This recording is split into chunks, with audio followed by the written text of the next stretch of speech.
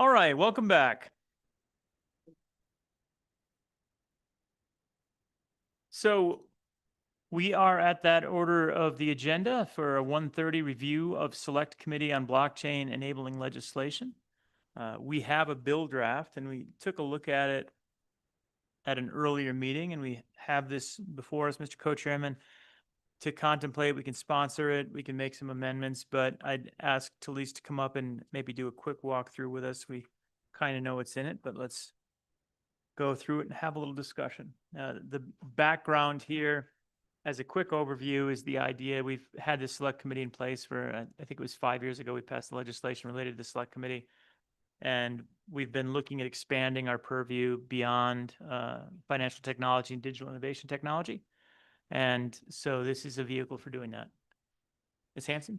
Mr. Chairman, members of the committee, Talise Hanson, Staff Attorney LSO, presenting Bill Draft 26, LSO 9, version 0.5, Select Committee on Blockchain and Emerging Technologies. This bill draft was considered at the committee's May meeting, and this is the same version with no changes from that May meeting. So a high-level overview. This bill draft changes the name of the Select Committee on Blockchain, Financial Technology, and Digital Innovation Technology to the Select Committee on Blockchain and Emerging Technologies. This bill draft changes the purpose of introducing legislation from promoting blockchain financial technology and digital innovation in Wyoming to promoting Wyoming's continued leadership in the digital economy by reducing impediments to economic opportunities for technology and technology companies within the state, developing policies that encourage technology companies to locate and remain in the state, and promoting further development of digital commercial activity in the state. This bill draft changes the sponsorship authority of the committee by providing that any legislation that relates to Title 13, which deals with banks, banking, and finance, shall not be sponsored by the Select Committee without first seeking the consent of the chairman of the Joint Minerals Committee. If consent for sponsorship of the legislation by the Select Committee is not obtained from the chairman of the Joint Minerals Committee, then the Select Committee may recommend the legislation to the Joint Minerals Committee for consideration. The staff comment highlights that while the new sponsorship authority is likely not impermissible, chairmen are typically not allowed to make a dispositive decision on the sponsorship of legislation on behalf of a committee. And I'll stand for any questions. All right, thanks. Any questions? Okay, seeing none. Yep, we're all familiar with this. We kind of know what it does. Thank you so much, please. All right.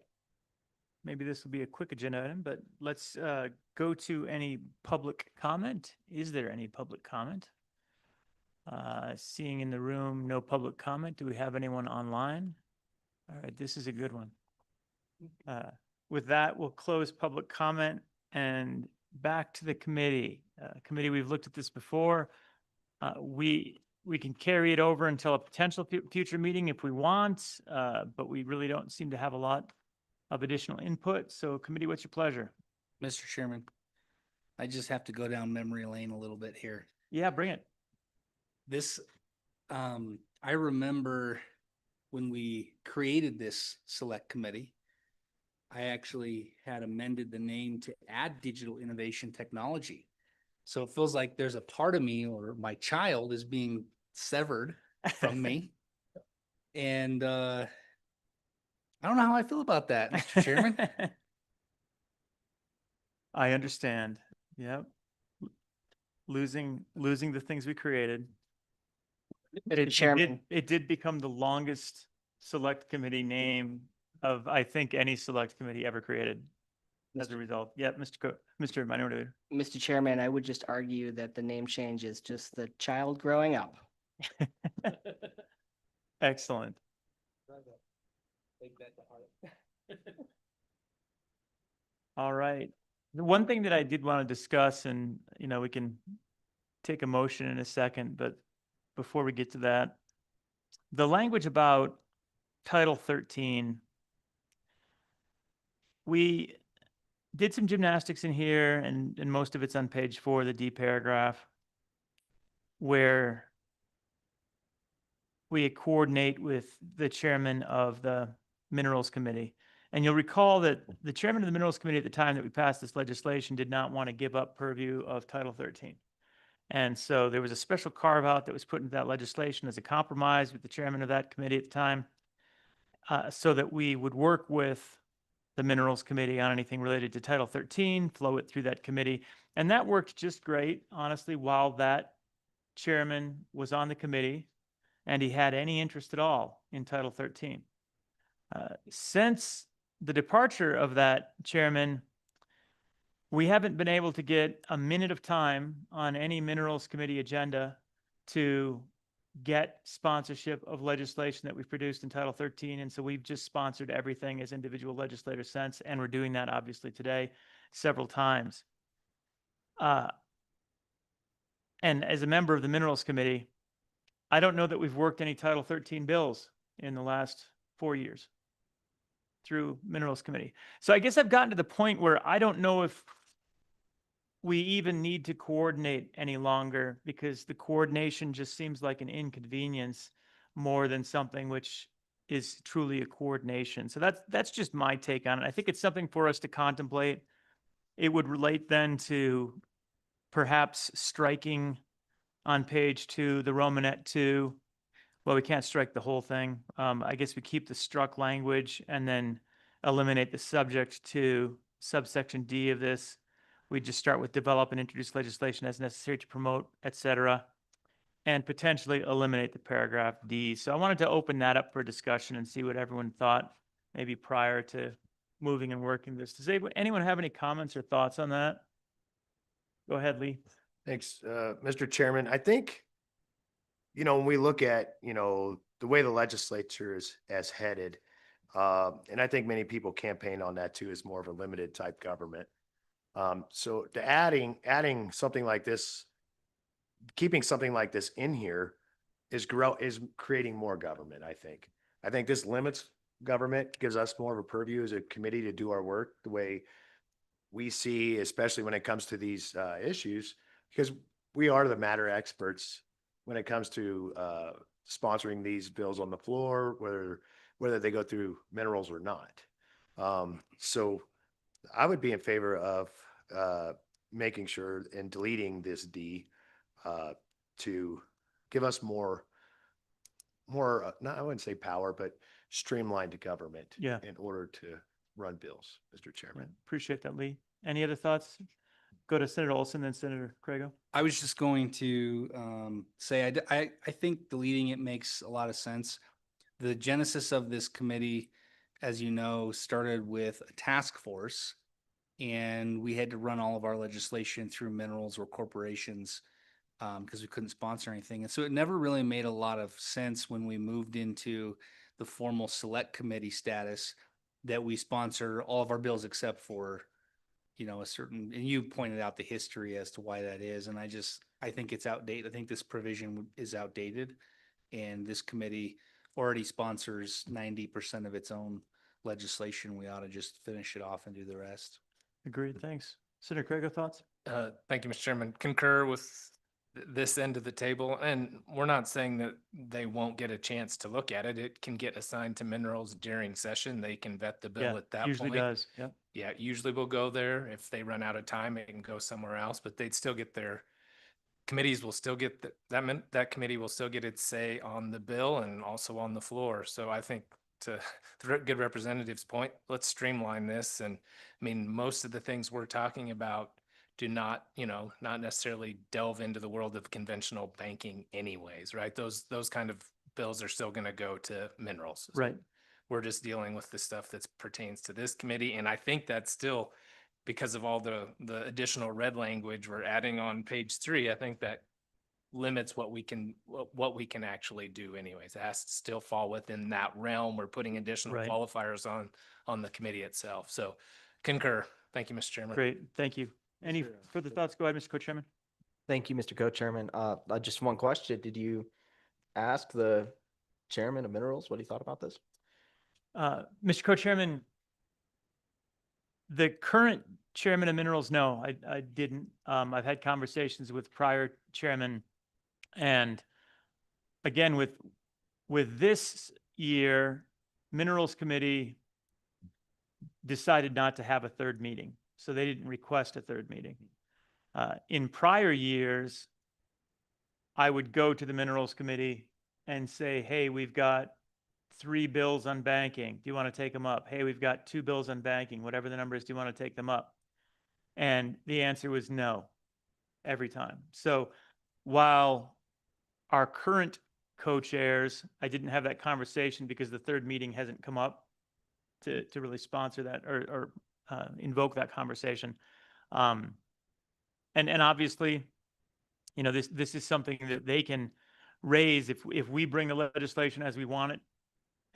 They'll certainly have the opportunity to debate that and justify why it needs to go to the Minerals Committee. I can say before right as we were passing this legislation, my first 8-10 years, whatever, on the Minerals Committee, we passed a lot of Title 13 legislation. We updated an awful lot, working with former Commissioner Faulkner, who was trying to modernize a lot of the provisions associated with regulated trusts and banking. And so we did a lot of work in Title 13. And then that ended. And then everything Title 13 related has come through this committee since, to my knowledge. I don't remember any changes probably in the past 5 years to Title 13 that didn't come through this committee. Go ahead, Mr. Co-Chairman. Thank you, Mr. Co-Chair.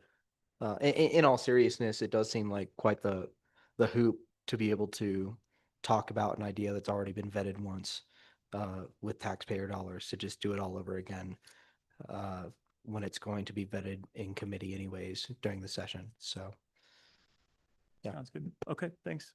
Representative, any thoughts? You good? I think that's valid. Okay. All right, with that, we've already taken public testimony. Is there a motion on the bill? Move the bill. Bill's been Second. moved. Second. We've got a motion and a second. I'd entertain amendments. Mr. Chairman, Yep, Representative. on page 4, I would strike lines 15 to 25. And on page 2, I would strike the new language on page 19 and 20, on lines 19 and 20.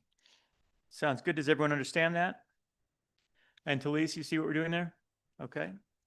Is there a second on that motion? Second. All right, we've got a motion and a second to amend. Any discussion on? Seeing none, all those in favor of the motion say aye. Those opposed, no. All right, that amendment has carried.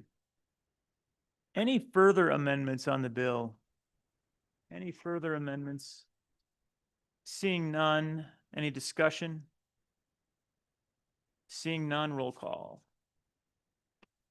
Mr. Chairman, this is a roll call vote for 26 LSO 9, Select Committee on Blockchain and Emerging Technologies as amended. Senator Crago? Aye. Senator Nethercott? Excused. Senator Olson? Reluctantly, aye. Representative Filer? Aye. Representative Wasserberger? Aye. Representative Yin? Aye. Co-Chairman Singh? Aye. Chairman Rothfuss? Aye. Mr. Chairman, we have 7 ayes, 1 excused. Excellent. Thanks, everyone. All right, on to our 2 o'clock. We're looking at automatic subscription renewal and cancellation. We do have a draft. Let me give just a moment of time, though, to, let's see, Minority Leader Yin, were you chairing that? I think you were chairing that group. Mr. Chairman, yes. Okay, then let me give you a little bit of time to give an overview and as Talise comes up to walk us through the draft. Mr. Chairman, yes. So automatic subscription renewal and cancellation. Basically, this came out of what is canonically referred to as click to cancel. The idea being that for a consumer, it should be just as simple to cancel a subscription as it is to sign up for a subscription. Or if your subscription is renewal, what the outline of that looks like. So having discussion with some stakeholders, this was the bill draft that we came up with. This is a pretty similar language to what we have in a couple of other states, but it's not exactly the same, right? So it's pretty focused on what we have here in Wyoming. And with that, happy to hand it over to Talise. All right, great. Ms. Hanson, walk us through. And we haven't seen this before, so a little bit of detail, please. Mr. Chairman, members of the committee, Talise Hanson, Staff Attorney LSO, presenting bill draft 26 LSO 60 version 0.6, automatic subscription renewal and cancellation. So I'll walk through the bill draft. The staff comment on page 1 highlights that the select committee may wish to consider whether to include provisions for trial period agreements. For example, Colorado requires sellers to include a clear and conspicuous explanation of the price that will be charged and any further purchase obligations that will be imposed on the consumer after the trial period ends, and requires a simple cancellation mechanism for trial period agreements. So moving through the bill, section 1 starts on page 2, lines 7 and 8 by creating statutes relating to automatic subscription renewals. The first statute on page 2 through the top of page 3 provides definitions, including agreement, automatic renewal, and clear and conspicuous. The second statute begins on page 3. Subsection A on page 3, lines 15 through 17 requires agreements with automatic renewal provisions to have the consumer's affirmative consent. It also requires the seller to present the terms of the automatic renewal in a clear and conspicuous manner before the consumer provides affirmative consent.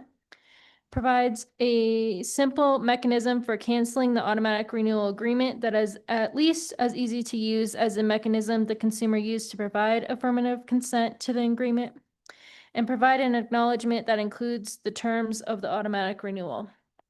Subsection B on page 4, lines 11 through 21, requires the seller to provide the consumer notice not later than 10 days after a material change is made in the terms of the automatic renewal agreement. The notice must be clear and conspicuous, identify the material change, and provide information regarding canceling the agreement, including the simple mechanism of cancellation. The cancellation mechanism must be made available to the consumer when the material change is made.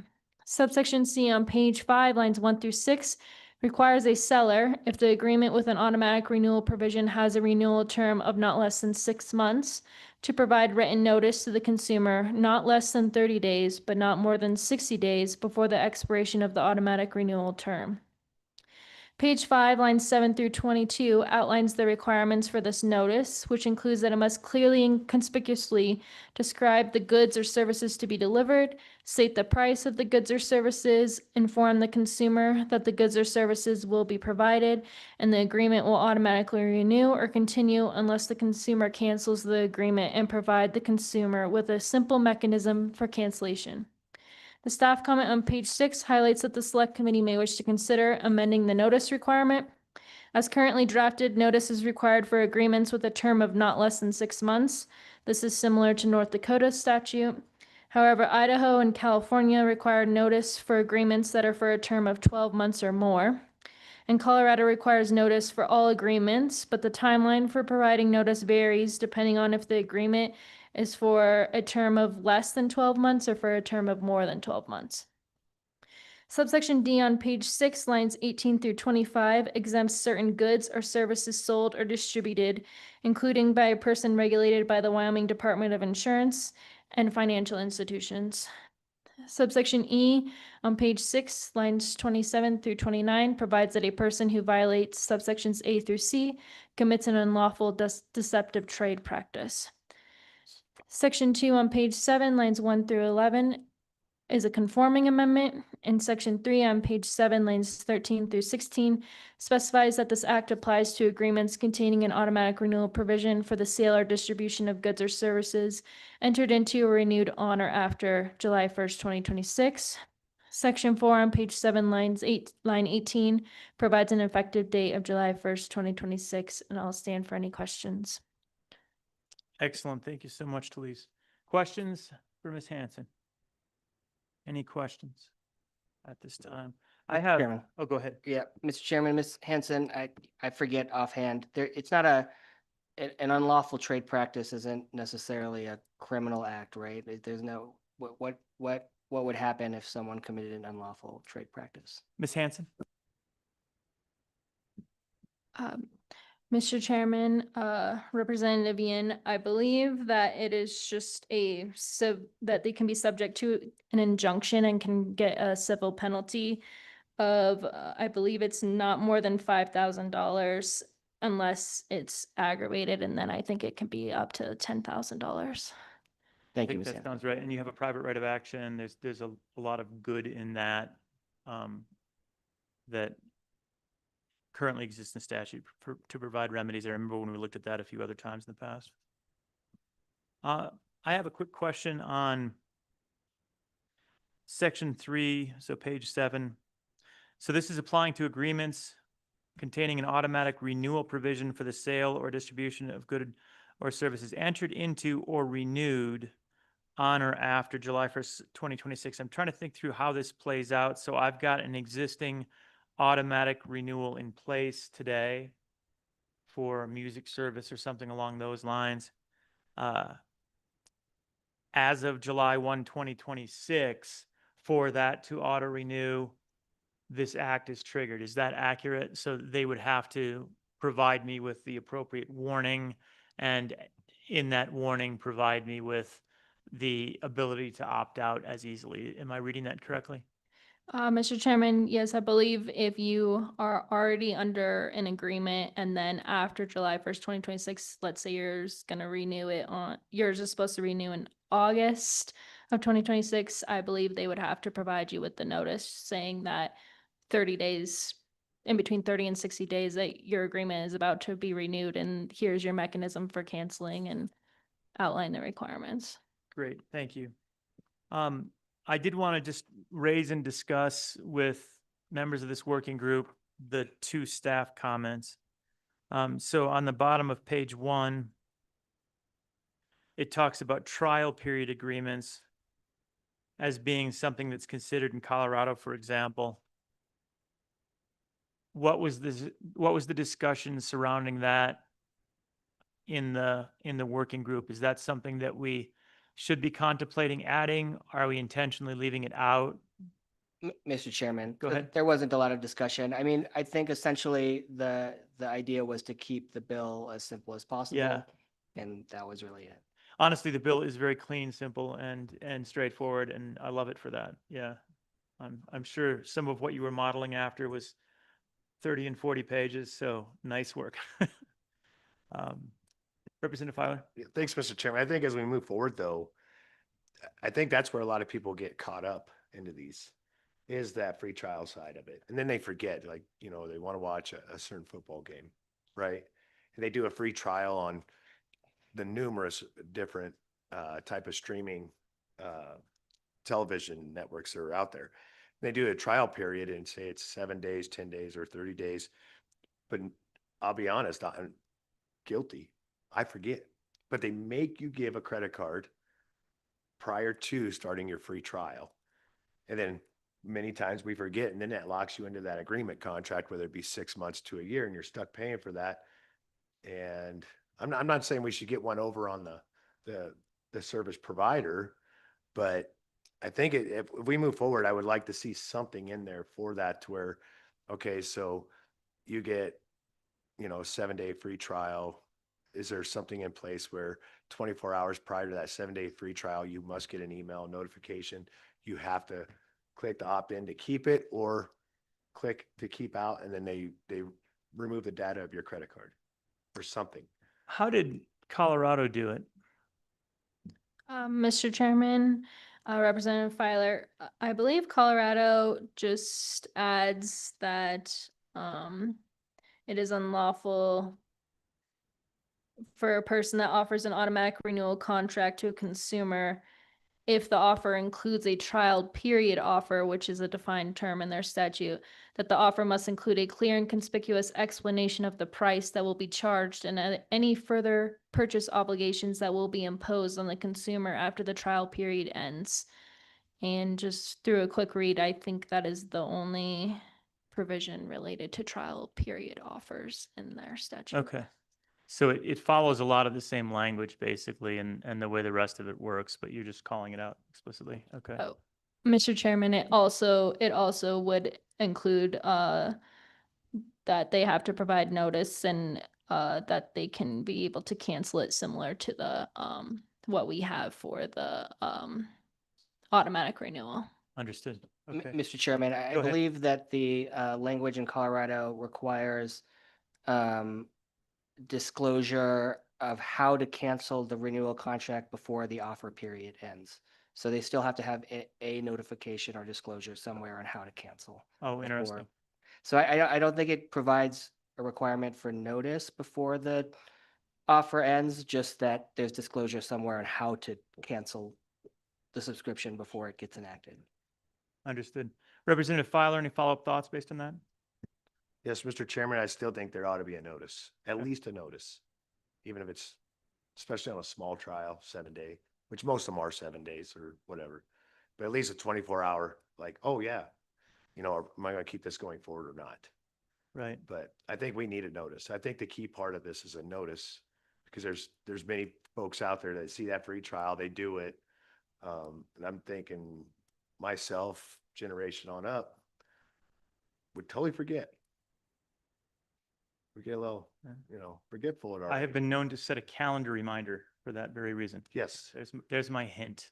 So I'd like to see- Calendar reminder. Yeah, so I mean, I think I'd like to make some type of an amendment to Okay. it if we move forward for that. All right. I know Any- we want to keep it clean, but Yeah, I think that's pretty clear and decisive to it. please. Representative Wasserberger. Okay, one, you know, an interesting thing about, Representative Filer mentioning that is, I know of quite a few people that, have, bank accounts where they've done all these subscriptions, they forget about them, and then they just end up stop using that bank altogether because they can't keep up with all the cancellations. So then they go and start a new bank and they go through that cycle more than once. So I mean, I agree. That's what I do, is put a calendar reminder, but there are definitely folks that are, known to do that. And I've done it a couple of times. I've never had to switch banks over it, but I do know a few folks that have had to switch banks a couple of times because they can't keep up. So Easier to surrender the account than Yeah. to figure out how to how to cancel remediate all the problem. accounts. Yeah. Yep, so. Wow. Thank you, Representative. Any further discussion on that point? All right, let's talk about on page 6, the 6-month provision, and we see some other states have 12 months or even further revisions. Representative Yin, can you talk us through the idea of the 6 months? Sure, Mr. Chairman. So the concept of the notice is really to remind people that they do have a subscription, right? So if you're being renewed every month, you would realize, because you would get that notice every month.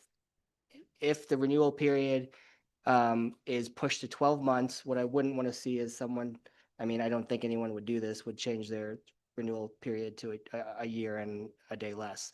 But it really just is a question of how much notice is appropriate for a specific length of subscription.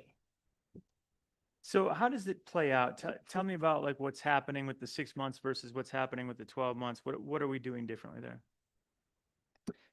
So if your subscription is renewed every 6 months, you would get a 30-day notice before your subscription renews. So every 6 months, so once in June and once in December. If your subscription is a 12-month subscription, so like a streaming service or ISP, you would get a notification the month before, 30 days before your renewal. So it's just number of, you get 2 instead of one notice.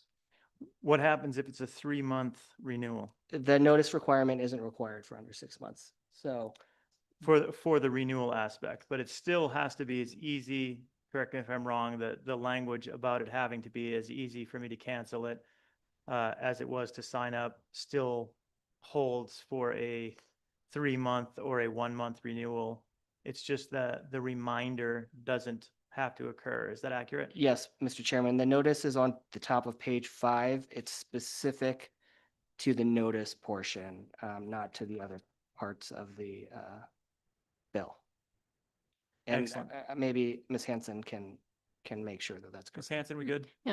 Mr. Chairman, Representative Ian, yet the notice is in subsection C, and it's basically if there's any agreement that contains an automatic renewal provision where the renewal term would be 6 months or more, so 6, 7, 8, 9, 10 to a year, then they have to provide written notice not less than 30 days before the expiration, but not more than 60. So they would get one notice in between 30 and 60 days saying, hey, your agreement is about to be renewed in 30 to 6, whatever, whenever they provide the notice. So they would not get it twice. It would just be once for every automatic renewal agreement that is going to be renewed for 6 months or longer. Understood. Was 6 months, I see that 6 months is what, I think it was North Dakota. Were there any states with less than 6 months, or 6 months, North Dakota, the shortest? Mr. Chairman, I'm not positive. I don't recall. Okay. I was just wondering if arbitrarily we could get away with 3 months, for example. Would that be something that we could do? I know that when we're working on legislation like this, it's hard for us to be pushing the boundary. These companies tend to be complying with larger state guidance, and we tend to work within the umbrella of that. But I'm curious whether there's the possibility of even shrinking that window further and having it be functional. Sounds like we don't know. Is that right? Mr. Chairman, the only thing that wouldn't really make sense is if you made it shorter than 60 days, because then you would have notifications Right. for your renewal before it even renews the second time, for the second renewal before it renewed the first time. right? Gotcha. So that wouldn't make much sense. Fair. Okay. How many other states? We have 3 listed here. How many other states have this?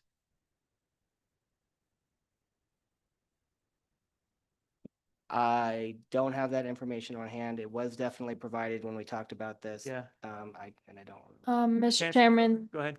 the ones that that had similar provisions to the ones that we were looking at were California, Colorado, Georgia, Illinois, New York, Oregon, Vermont, and Virginia.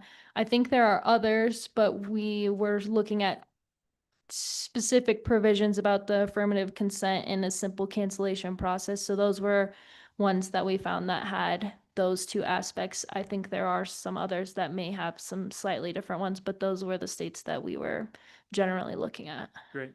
Okay. Committee, any other questions? Any other questions? All right. So, Mr. Chairman. Go ahead, please. Just to outline again for everyone, there's really 3 big parts to this. 1, you should be able to cancel as easy as you signed up. 2, you get a notification before your term renews. And 3, if the terms change, so let's say they're upping the price of your subscription, notification is required that your terms are changing, as well as within that notification, how to cancel if you would so choose. Excellent. Thank you so much. Appreciate that summary. All right. With that, if there's no more questions at this time, let's go into public comment on this. It looks like we have quite a few public comments. We'll start in the room and then we'll head to Zoom. Ms. Levin, welcome. With public comment, I know that you will be concise. You always are, but I'll just note to everyone else as well that we'll have limited time, so we'll probably have limited time on the public comment based on the number we have. Ms. Levin, welcome. Please introduce yourself. Thank you, Mr. Chairman. Jody Levin here on behalf of Verizon and Charter, and I will be as succinct as possible. So my clients have a concern about this bill in that it does not exempt communication services. In the 18 other states that have passed similar legislation, they have all included an exemption for communication services. You want to have a customer service representative have a conversation with the customer before they cancel their communication service. We want to make sure that people understand if they haven't ported their number, if they don't have another service provider, they're going to lose their phone number. So a lot of people, you might think that people would recognize that. Some people actually don't recognize that. So it's a consumer protection element to make sure that people understand exactly what they're doing. Another element, most customers have bundled service. So if you go to cancel a portion of the bundle, it may actually cause your overall price to increase. We want to make sure that people understand that as well, so that there's not a frustration on the consumer side of, wait a minute, how is my price now increased because I canceled this portion of my service? So, Mr. Chairman, on page 6, this is subsection D, beginning on line 18. This is the exemption section. My clients would request the addition of 2 subsections beginning on line 26. So insert a Romanet 3, and this should have been handed out to everyone, and I emailed the committee as well. So the exemption would read, a service provided by a business or its affiliate, where either the business or its affiliate is regulated by the Federal Communications Commission, the Federal Energy Regulatory Commission, or the Wyoming Public Service Commission, and then insert a Romanet 4, any service provided by a business or its affiliate, where either the business or its affiliate is doing business pursuant to a franchise issued by a political subdivision of the state, or a license, franchise, certificate, or other authorization issued by the Wyoming Public Service Commission.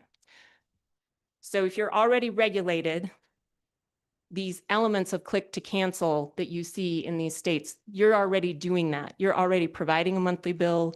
You're already detailing products, services, the prices. You provide a number for where to cancel the service. So a lot of the elements that these laws are trying to achieve, you already have built into the regulatory structure of the communications industry. Thank you, Ms. Levine. Any questions?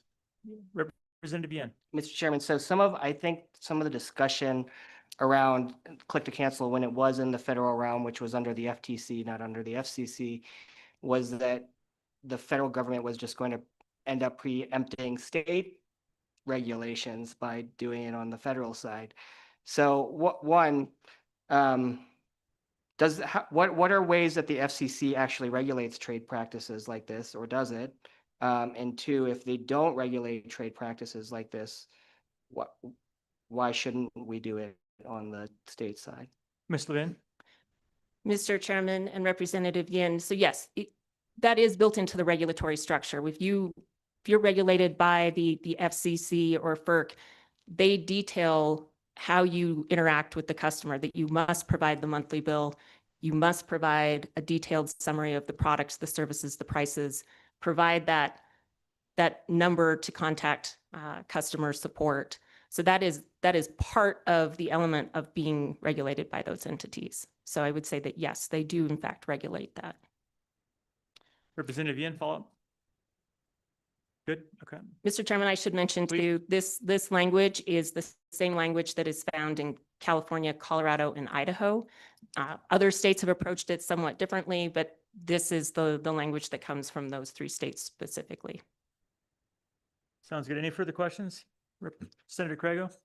Thank you, Mr. Chairman. Just looking at the language of the proposed amendment. So if we look at the exemption language, so D1 or D2 says this section shall not apply to goods or services sold or distributed by, and then it starts with a noun.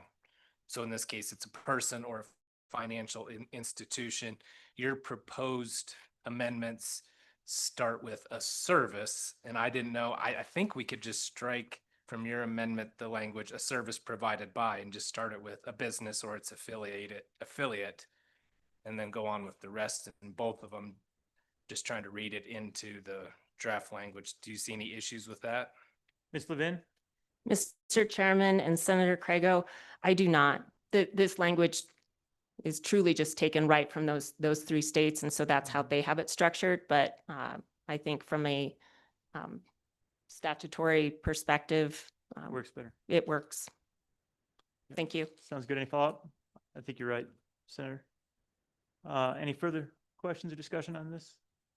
Okay. Thank you, Ms. Levin. Appreciate it. Thank you, Mr. Chairman. Okay. Anyone else in the room, please join us.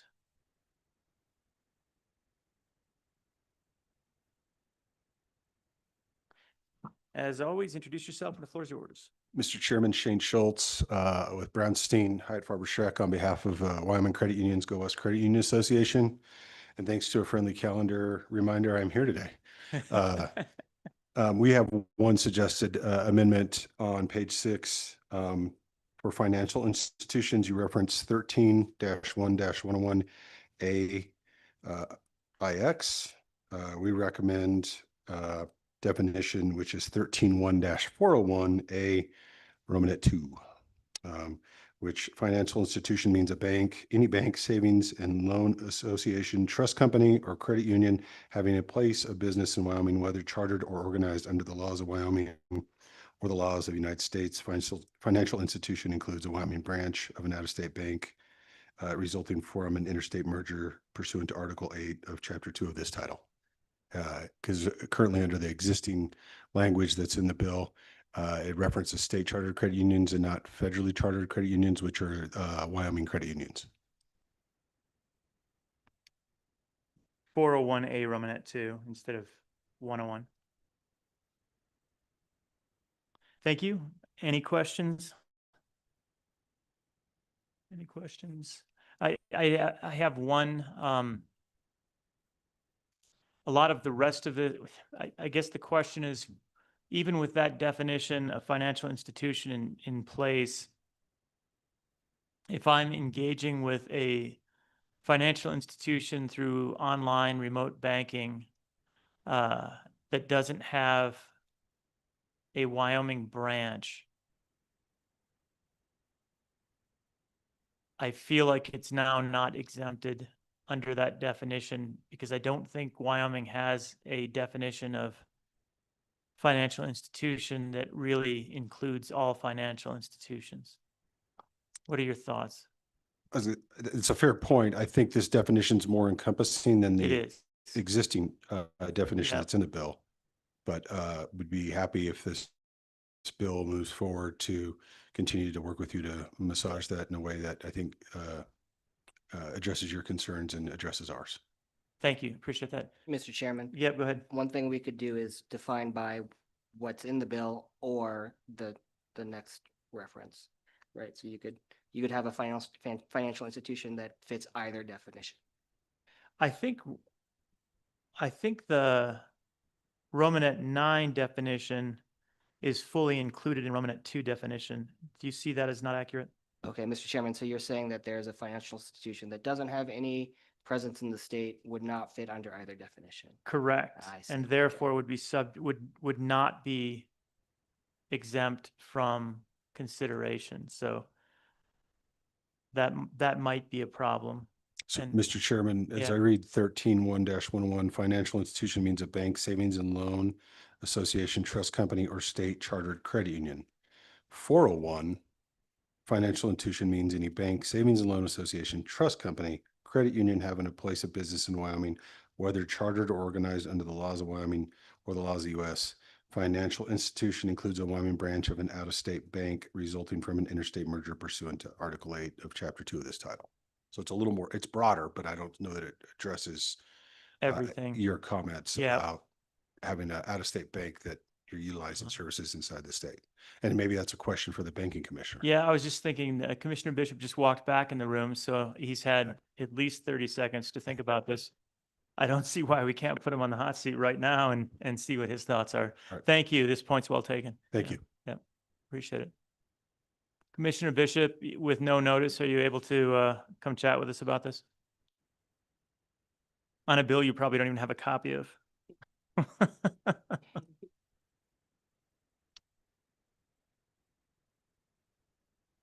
Yes, thank you. As you said, I just walked in, so maybe a little bit of background of Yep. uh, So we are on when the, I was not following today. I'm happy to help, but no worries. We are on the click to cancel legislation, which provides an opportunity for a consumer to have easy access to cancellation of services.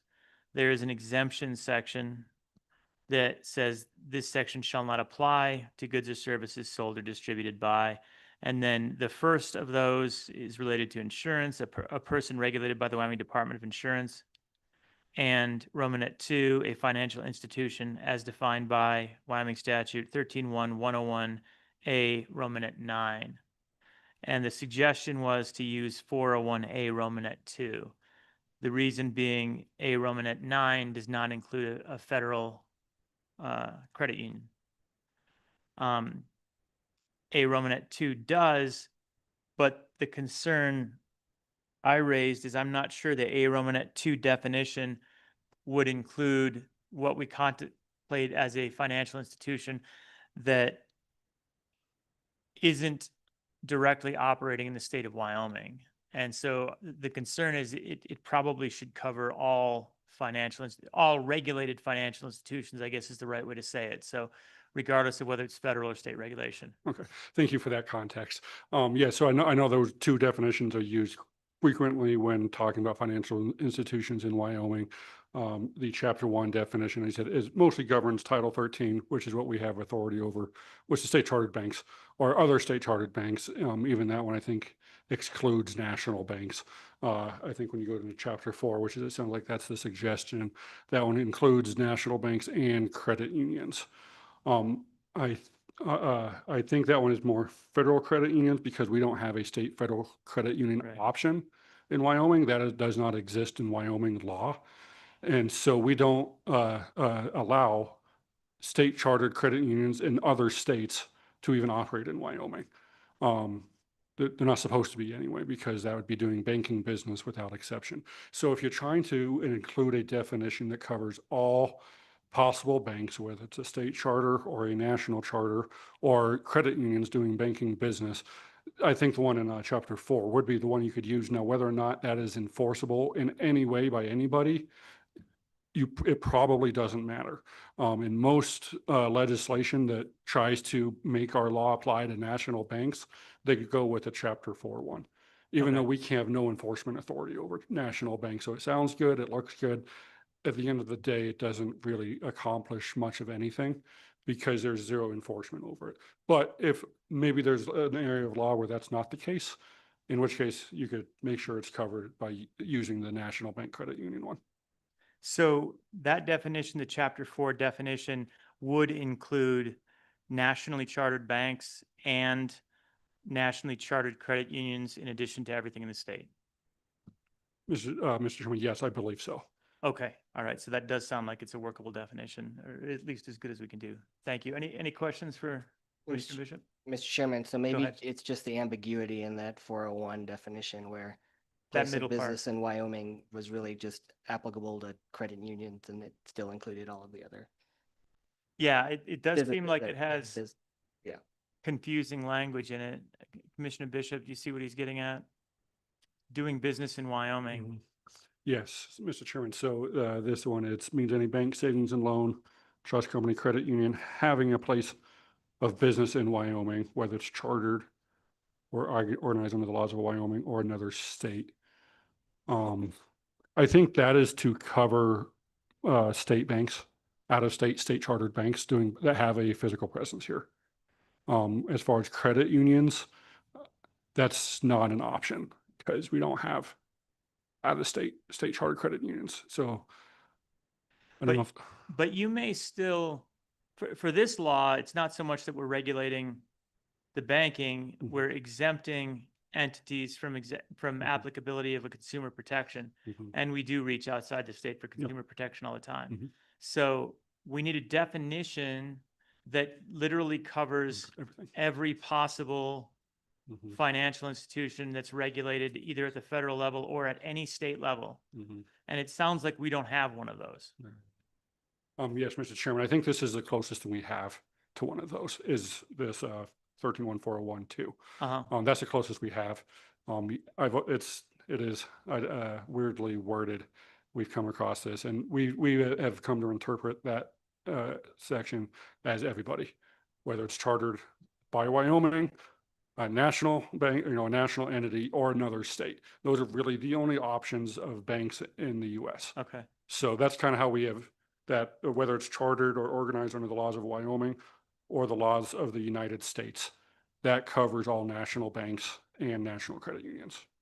Right. Okay. That's So, helpful. I think that's the closest you're going to get unless you want to make Make a new one, another new definition. which of I'm not financial excited about. institution. Senator Crago. Mr. Chairman, I was just going to suggest we come up with our own definition and not rely on any of those provisions within Title 13 and just declare which financial institutions we want to be exempt from the law, which is all of them, because I agree the language in 401 where it says place of business in Wyoming creates an issue. So why don't we just make our own definition using the language? Essentially, we can use 401, but take out the place of business because we can't change the definition in 401, but we can use essentially the same language, the same list. And if there's anything in 101 that we want to also add, we can. I mean, we could have any regulated financial or any financial institution regulated by the state of Wyoming or the United States government probably includes everything that we want, but maybe not. Yeah, Mr. Chairman, exactly. I think what Rawls is saying, or regulated by another state. So, for Right. example, you can be a state chartered institution and your charter is granted by, state of Colorado. Yeah. And you have a branch in Wyoming. We don't regulate that bank. Colorado does. So, chartered and regulated by the state of Wyoming, I think it's the United States or any other state. And I think that's why with this definition, they was used that way is we can only really control what happens in Wyoming. So that physical place of business in Wyoming, it kind of governs that. But you could put, if you live in Laramie or Cheyenne, you could be doing business with a bank in Colorado that has no location here. So do you want this to apply to that bank as well? That's where an area of law I know nothing about. So Yeah, well, I mean, we certainly do have citizens of the state of Wyoming that have an app, they're banking in their home bank across the country. You don't know anything about that bank and they're still engaging electronically with it, whether it's a bank or a credit union. That's happening. Okay. Thank you. Any further questions for Commissioner Bishop? Go ahead, Senator. Mr. Chairman, I don't know if we want to use the terminology financial institution because it has multiple meanings within the statute. I mean, I think we might want to just use the list and say a bank, savings and loan association, trust company, or credit union. Yeah. And leave it that simple. Uh-huh. Instead of trying to use the language financial institution and getting this, and then someone's asking, well, what's that mean? Are we talking about 101, 401, et cetera? That's a good idea. Senator Craigo, spend the next 2 minutes as we're talking about other things, developing the perfect Romanet 2. Yeah, Thank you, sir. Go ahead. Yeah, Mr. Chairman, I think that might be the best way to approach it because I just found out that there are banks chartered in U.S. territories as well that are not chartered by the federal government and not chartered by a state, but by a third entity now. So this, we could, we rather than make this infinite list of how they're chartered, I think Senator Craigo might be on the right All right. path. Let's work that out. That's a good solution. Thank you. Anything else, Commissioner? Thank you so much for hitting the hot seat with no notice. It's appreciated. All right. So that's our second key we have to change. It does raise the question, which nobody raised, and maybe somebody is going to, but on the Romanet 1, a person, which obviously includes corporations as well, regulated by the Wyoming Department of Insurance. I guess I now have the same question about that, where you have, and maybe we have somebody who's going to raise that, but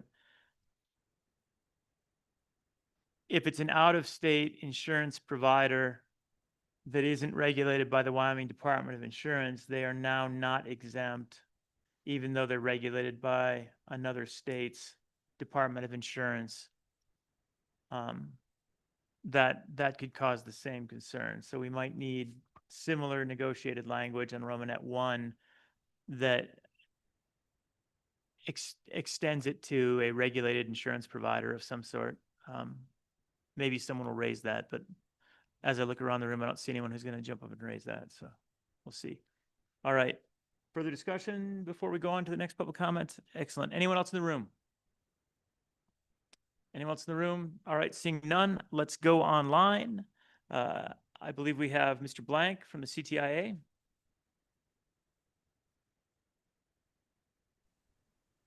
Thank you, Mr. Chairman and Blank, members. welcome.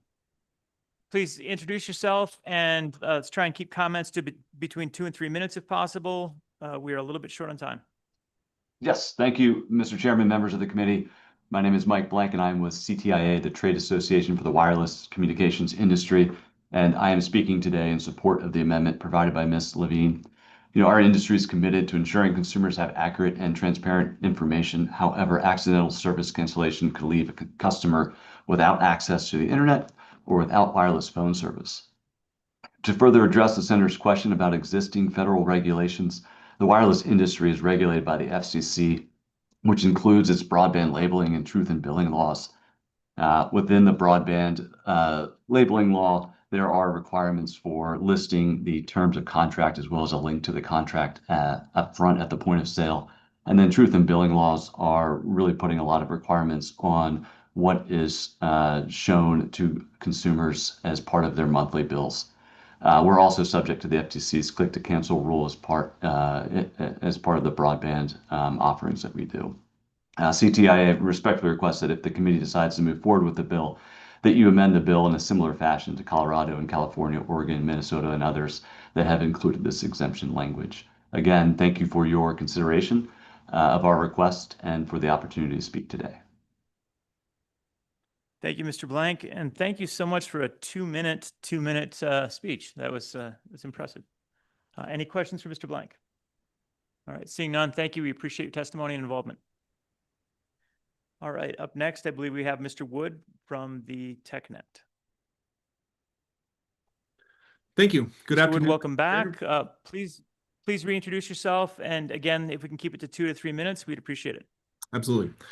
Thank you. Good afternoon, Mr. Chair and members of the Select Committee. My name is Andrew Wood, and I'm the Executive Director for TechNet Central Region. TechNet is the national bipartisan network of technology CEOs and senior executives that promotes the growth of the American innovation by advocating for a targeted policy agenda at the federal and 50-state level. Thank you for the opportunity to testify virtually on the automatic subscription renewal and cancellation bill draft under consideration. TechNet supports the goal of the bill, which is to prohibit cumbersome and confusing practices that prohibit customers from terminating or altering recurring subscription purchases or services. We support consumers having transparency and access to adjust their accounts to services that fit their individual needs as a customer. However, we want to ensure that the bill does not create confusion for various platforms as they attempt to comply, and that their existing streamlined cancellation processes might not be considered invalid under this bill.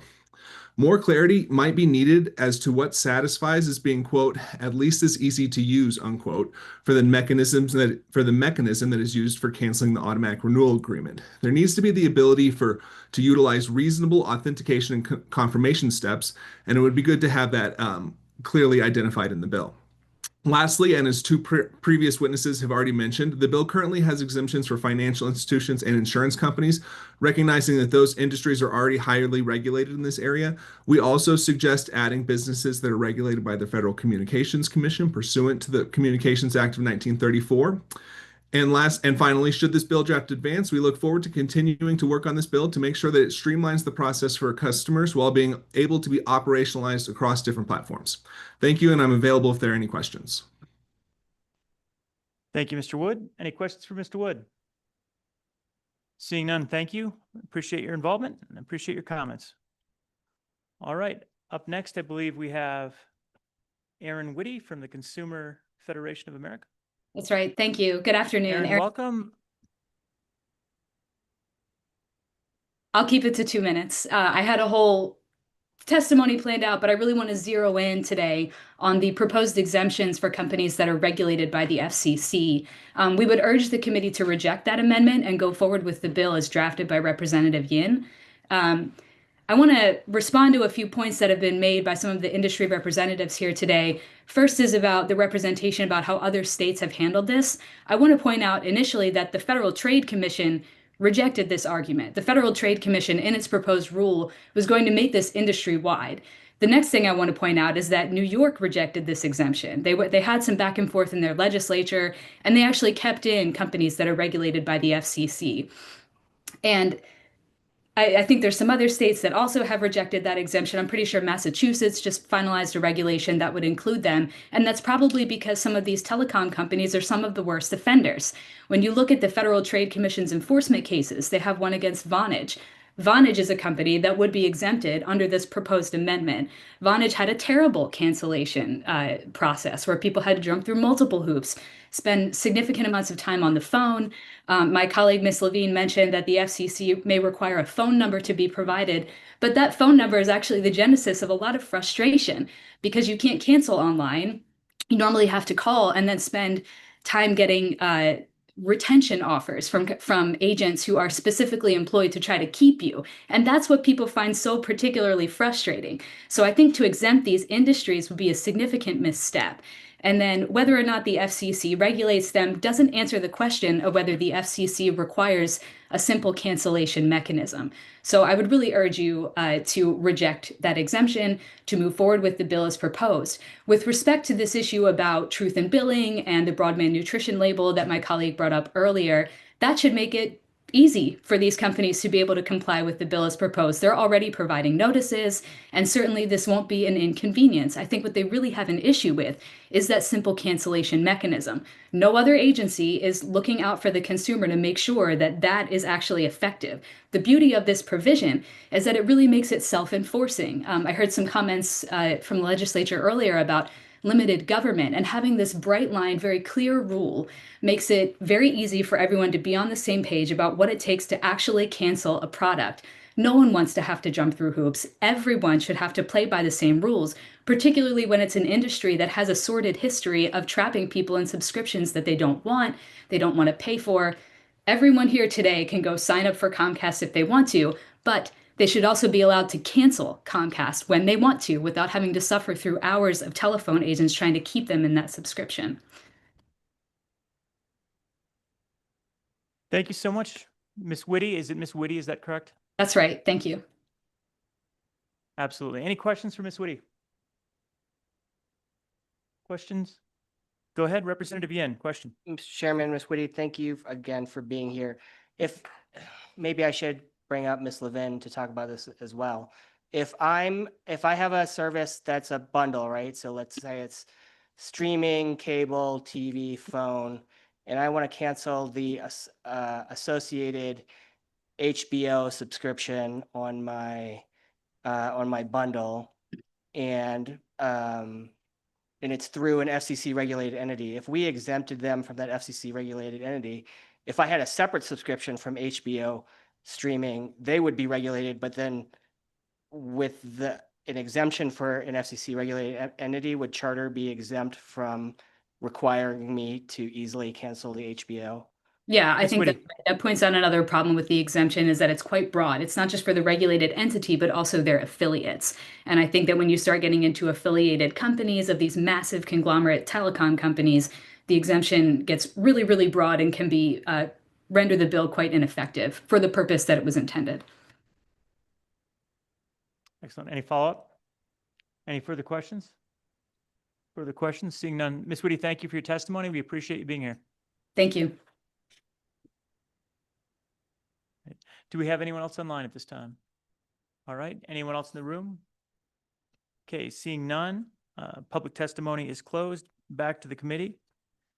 Committee, what's your pleasure? We can either discuss some things, we can have a motion, up to you at this point. Mr. Chairman. Go ahead. Thank you, Mr. Chairman. I guess I have a question for Representative Yin, and I'm just gonna pose a hypothetical here. Let's say that I am using the App Store on an operating system that has a marketplace, and I subscribe to some sort of service which is offered on that marketplace, but itself is a third party. And then I sign up for a free trial, and then the free trial is up. Whose responsibility is it to notify me? Is it the third party or the marketplace? Representative Yin, thoughts? Mr. Chairman, it is with whoever you have the agreement with. So and I'm not sure what that looks like on the App Store, what that language is that's presented to you is.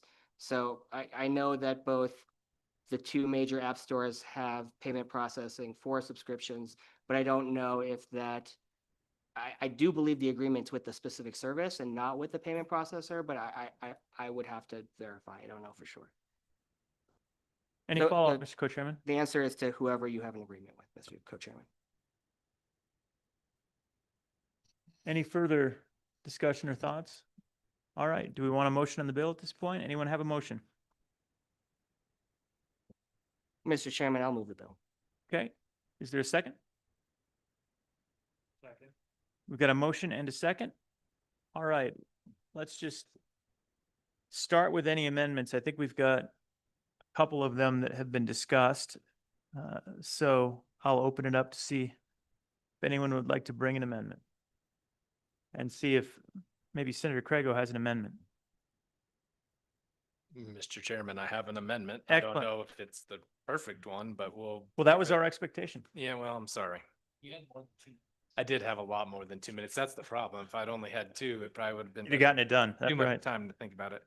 So I think we strike the language on 24 and 25 on page 6. And we just insert a bank, savings and loan association, trust company, or credit union providing services within the state of Wyoming. And I added the clause at the end, providing services within the state of Wyoming. I think we're trying to limit this. I think we run into probably some commerce clause issues if we're trying to regulate outside the state boundaries. As long as they have clients within the state of Wyoming, I think we can, or customers within the state of Wyoming, we have jurisdictional reach regardless of where the bank is located. But How about, I'm a little bit nervous without something like that in how there. about providing services to customers within the state of Wyoming? So that sort of captures that exact idea. I think that's fine, Mr. Chairman. Friendly amendment. Okay. Happy to accept. Do you want to read that back one more time so Talise has it? A bank, savings and loan association, trust company, or credit union, and then your language, Mr. Chairman, which was with providing services to customers within the state of Wyoming. All right. That's the motion. Is there a second? Got a motion and a second. Any discussion? Seeing none, I'll go ahead. My apologies. No worries. Thank you, Co-Chair.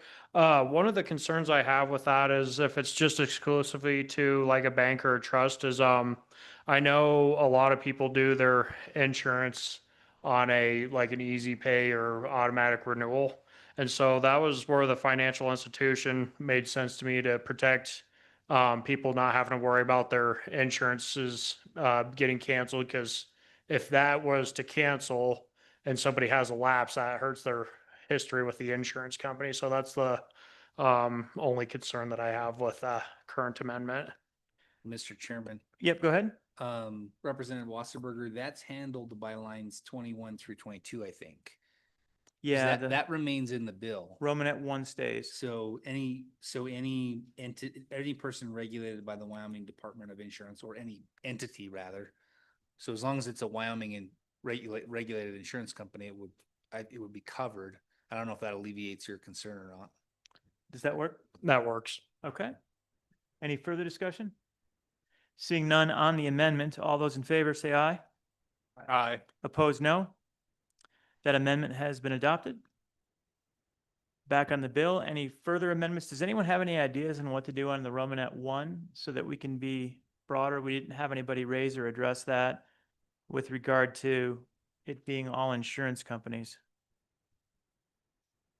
Mr. Chairman, Go ahead. I think that one's a bit tougher and we probably need the insurance commissioner to talk about it, because let's say it's something that we don't consider insurance and we don't regulate it as insurance. Should we still make sure that they're subject to these rules?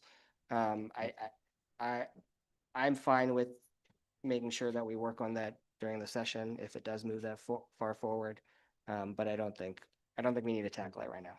Okay, make a mental note of that. Go ahead, Senator Kirk. Mr. Chairman, I was just going to add, I mean, insurance is less mobile than banking as well, right? So if we're insuring interest within the state of Wyoming, that should sort of create the nexus to the state of Wyoming, whether it's property or liability or whatever, automobiles, whatever we're talking about, it should I'm sure to Representative Yin's point, we might want to ask the commissioner, but I think that language should cover essentially what we just did in Romanet 2. It's just different language doing the same thing, but Mhm. I don't know for sure, but.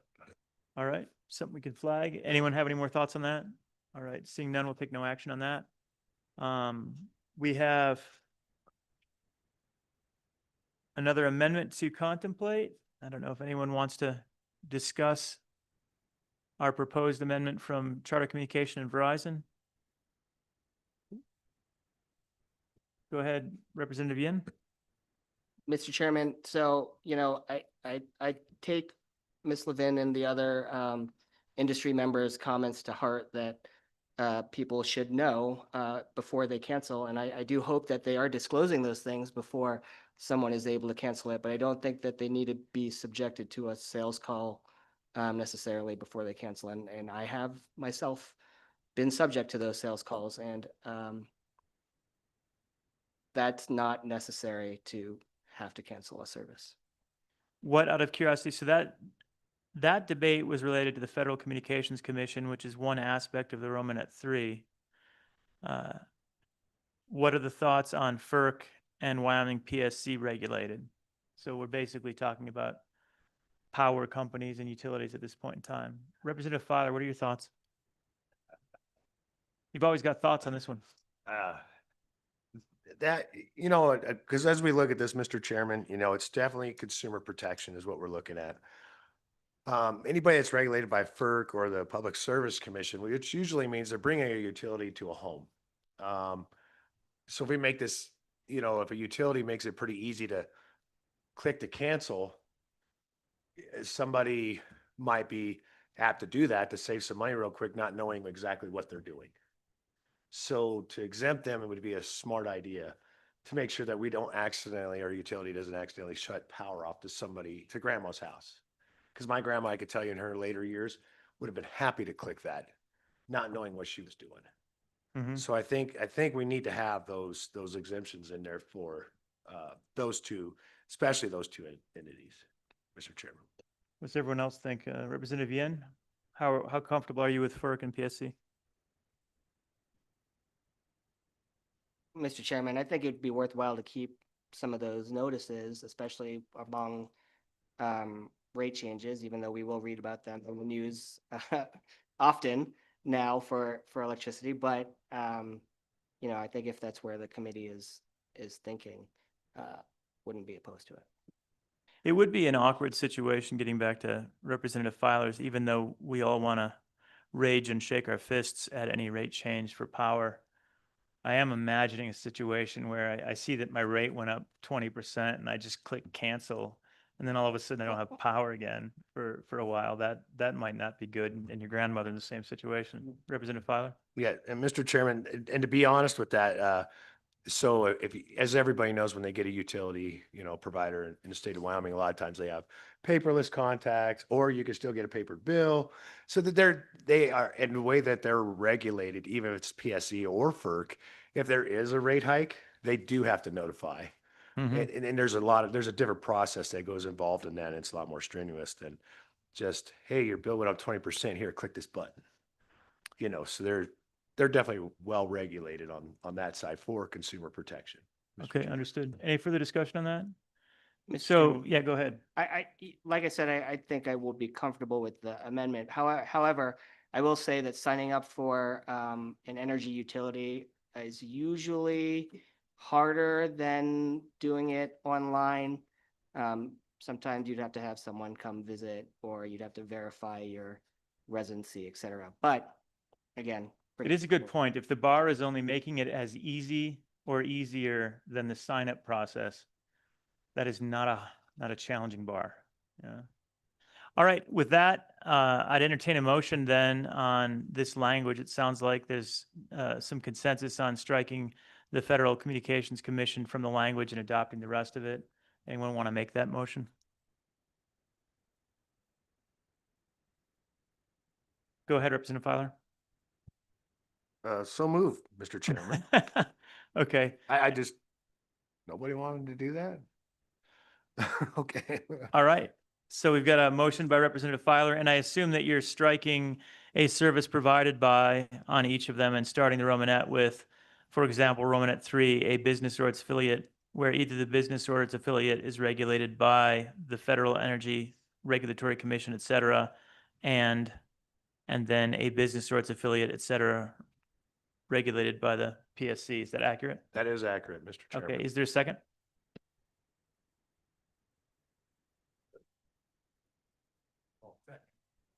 All right, Senator Crago went for a second. Okay, any discussion on the motion? Seeing none, all those in favor of the amendment, please say aye. A lot of enthusiasm. Those opposed, no? No. All right, It has carried. That amendment has enthusiastically passed. We're good. I heard more than 4. Actually, it was very quiet. Oh, we've got a division called. All right, let's see hands. By a show of hands, all those in favor of the amendment, please raise your hand. Like you said, yeah. He did. That's what I thought. Okay, my hand's going up. That's 4. Opposed? No. 2. Okay. Did you vote? It was pointless. You gave up. Wow. Okay. All right. You can do math. Good. All right. Well, that amendment has passed. Are there any further amendments? Any further amendments? Seeing none, is there any discussion on the bill? Mr. Chairman. Go ahead, Mr. Co-Chairman. Thank you, Mr. Chairman. I don't want to present any surprises. I'm a little cautious about this language right now, and some of my fears are how much this intervenes with how businesses in the free market interact with consumers. The intention of the bill is noble, and I appreciate all the work that's gone into it. But right now, I'm cautious about that, and so I will be a no vote. Thank you, Mr. Co-Chairman. Any other discussion? All right, seeing none, roll call.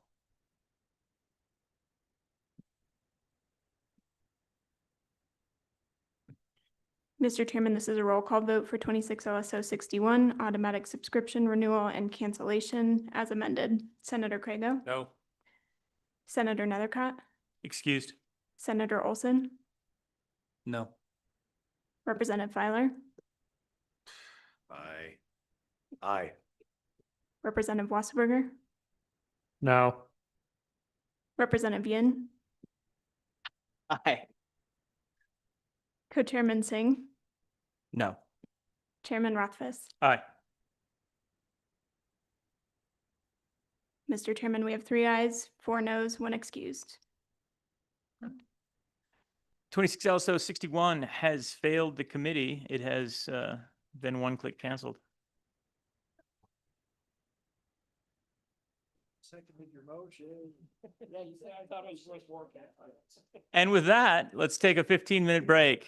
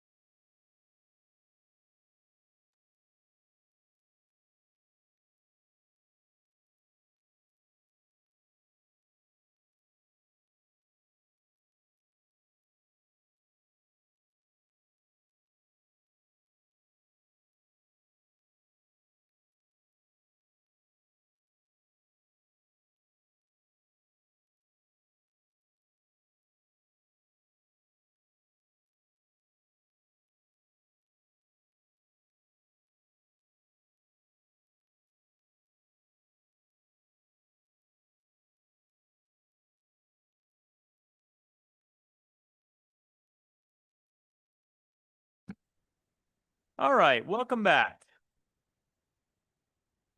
So we have a couple more pieces of legislation to consider today, a couple more topics. The next one on the agenda is right to repair legislation. So we have some legislation that we'll go through. Before we get started on that, maybe we get a quick overview from the working group that has spent some time on this, and I don't know who wants to lead on that. I think Representatives Yin and Craig. Okay, looks like Representative Yin and I know Representative Filer, I think was involved, but go ahead, Representative Yin. Mr. Chairman, again, right to repair. This is talking about ensuring that there is access to repairing your equipment. And so in talking with different stakeholders, the bill is slimmed down quite a bit. It doesn't, we specifically made sure that we didn't include the ag field just because we know that has been contentious in the past. So it is specifically this bill that you have in front of you. And with that, I'll let Talise present it, or if Representative Crago has any other thoughts before. Senator Crago, any thoughts? Senator Crago, thank you. That's Senator. right. Yeah, I do it from time to time too. No additional thoughts, Mr. Chairman. Okay, thank you. All right, with that, Ms. Hanson, the floor is yours. Mr. Chairman, members of the committee, Talise Hanson, staff attorney LSO, presenting Bill Draft 26 LSO 60 version 0.5, right to repair digital electronic equipment. This was the product of the right to repair working group that was formed at the committee's May meeting. Mr. Chairman, would you like a high level overview or more in depth? Probably more in depth. We haven't seen this bill before. All right, a more in depth walkthrough, Mr. Chairman. Section 1 on page 2, lines 1 and 2 creates new statutes relating to right to repair digital electronic equipment. The first statute starting on page 2, line 7 through page 8, line 2 is a definitions section providing definitions of authorized repair provider, digital electronic equipment, documentation, embedded software, fair and reasonable terms, independent repair provider, original equipment manufacturer, owner, parts, part pairing, tools, and trade secret. Staff comment on page 8 highlights that the select committee may wish to consider providing a definition of video game console, which is video game consoles are excluded under the statute. Examples from Oregon and Colorado are provided for the select committee's reference. The second statute begins on page 9, lines 1 and 2. The staff comment on page 9 highlights that the select committee may wish to consider that it is unlikely that this bill draft would apply to original equipment manufacturers who sell digital electronic equipment outside of the state of Wyoming, but it would likely be binding on original equipment manufacturers who sell digital electronic equipment within Wyoming, even if they do so remotely. Subsection A on page 9, lines 17 through 24 requires original equipment manufacturers with fair and reasonable terms to make available to an independent repair provider and owner any documentation, embedded software, parts, and tools required for diagnosing, maintaining, or repairing digital electronic equipment or any part of digital electronic equipment manufactured for the first time and first sold or used in Wyoming. The staff comment on the bottom of page 9 highlights that the committee may wish to consider the breadth of the language or used in subsection A. Subsection B on page 10, lines 7 through 22, and page 11, lines 1 through 9, prohibits original equipment manufacturers from using parts pairing or any other mechanism to prevent independent repair providers or owners from installing or enabling a function, inhibiting or reducing the functionality of any part, creating false, misleading, or deceptive alerts or warnings about parts, charging additional fees or increased prices for future repairs, and limiting who can purchase parts or perform repair services. Subsection C on page 11, lines 11 through 23, requires original equipment manufacturers to make available to independent repair providers or owners any documentation, embedded software, parts, or tools required to disable and reset an electronic security lock or other security-related function while diagnosing, maintaining, or repairing the digital electronic equipment.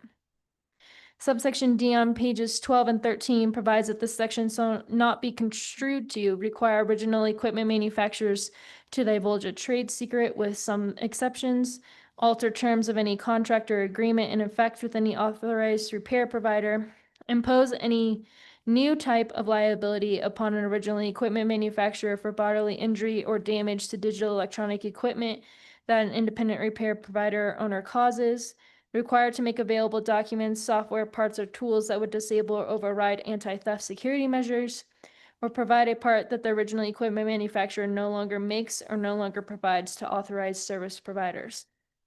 Subsection E on pages 14 through 16 provides a list of exemptions to the right to repair.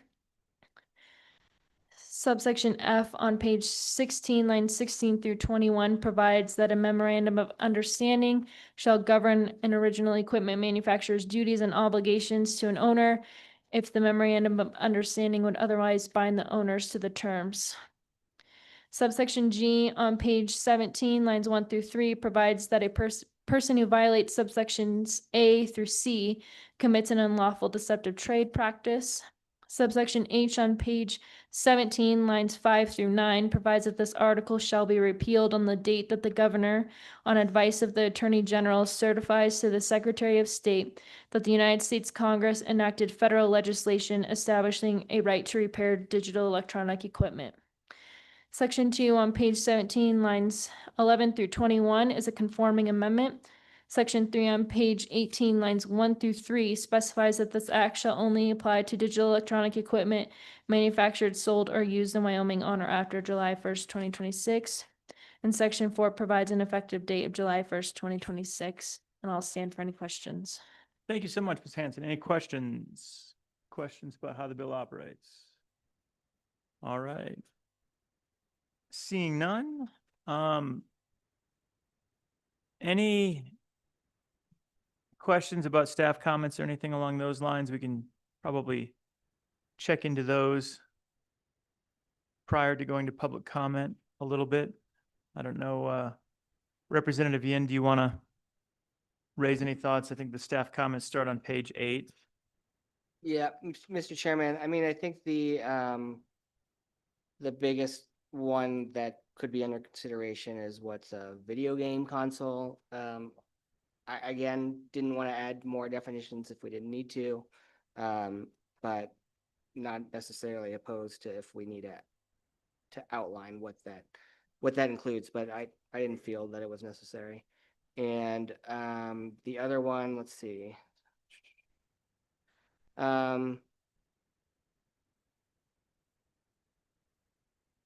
I don't have any thoughts. We can go. I mean, some of these are really just policy decisions that we can take each at a time. Okay. Sounds good. Do you want to talk a little bit more maybe about the exemptions and how, well, I'll back up. We haven't heard about this bill's existence in other states and what this is based on. I think that's important to maybe hear a little bit about how it was crafted. Representative Yin, do you have any insight there, or should I go to Talise? Go to Talise real quick, and I'm gonna look up the drafting instructions that we actually outlined, so I can read them back to you. Great. Talise, will you give us a little background on this? Mr. Chairman, my recollection is that most of this was based on Oregon's right to repair digital electronic equipment based on the direction from the working group. I think that's the majority of what the language comes from. And Oregon's is in statute, it's passed? Yes. Okay. How long ago did that pass? Do you remember?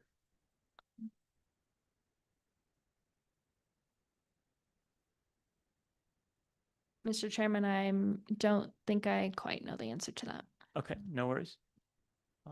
Mr. Chairman? Yep. Yes, so I think that theirs passed actually just in 2024. Okay. And we included some of their does not apply to their exception language. And then we also included some of the exception language from the ag industry from what they had recommended as well. Okay, so the exceptions are basically the Oregon exceptions plus the ag language exception? Correct. Okay. Great. Any other questions for Ms. Hanson or discussion on the bill before we go to public comment? Seeing none, thank you so much, Ms. Hanson. Appreciate it. All right. So I've got a relatively long list. Do we have a lot of them online right now? Okay. So let me make a statement. We've got somewhere on the order of 10 or perhaps more online? Oh my gosh. Or more? I will start with in the room and we'll go to public comment for those that are in the room, and then we'll go online. But I would like to note, please don't be redundant with what other speakers have said. If you've already introduced yourself in depth, we don't need a long introduction. We can probably just skip to the punchline and tell us your thoughts on the bill or whether you need any changes. And let's try and limit comments as strictly as we can to about 2 minutes so that we have time to ask some questions if needed. So with that, starting in the room with Ms. Levine. Thank you, Mr. Chairman. Again, Jody Levin here on behalf of Charter Communications.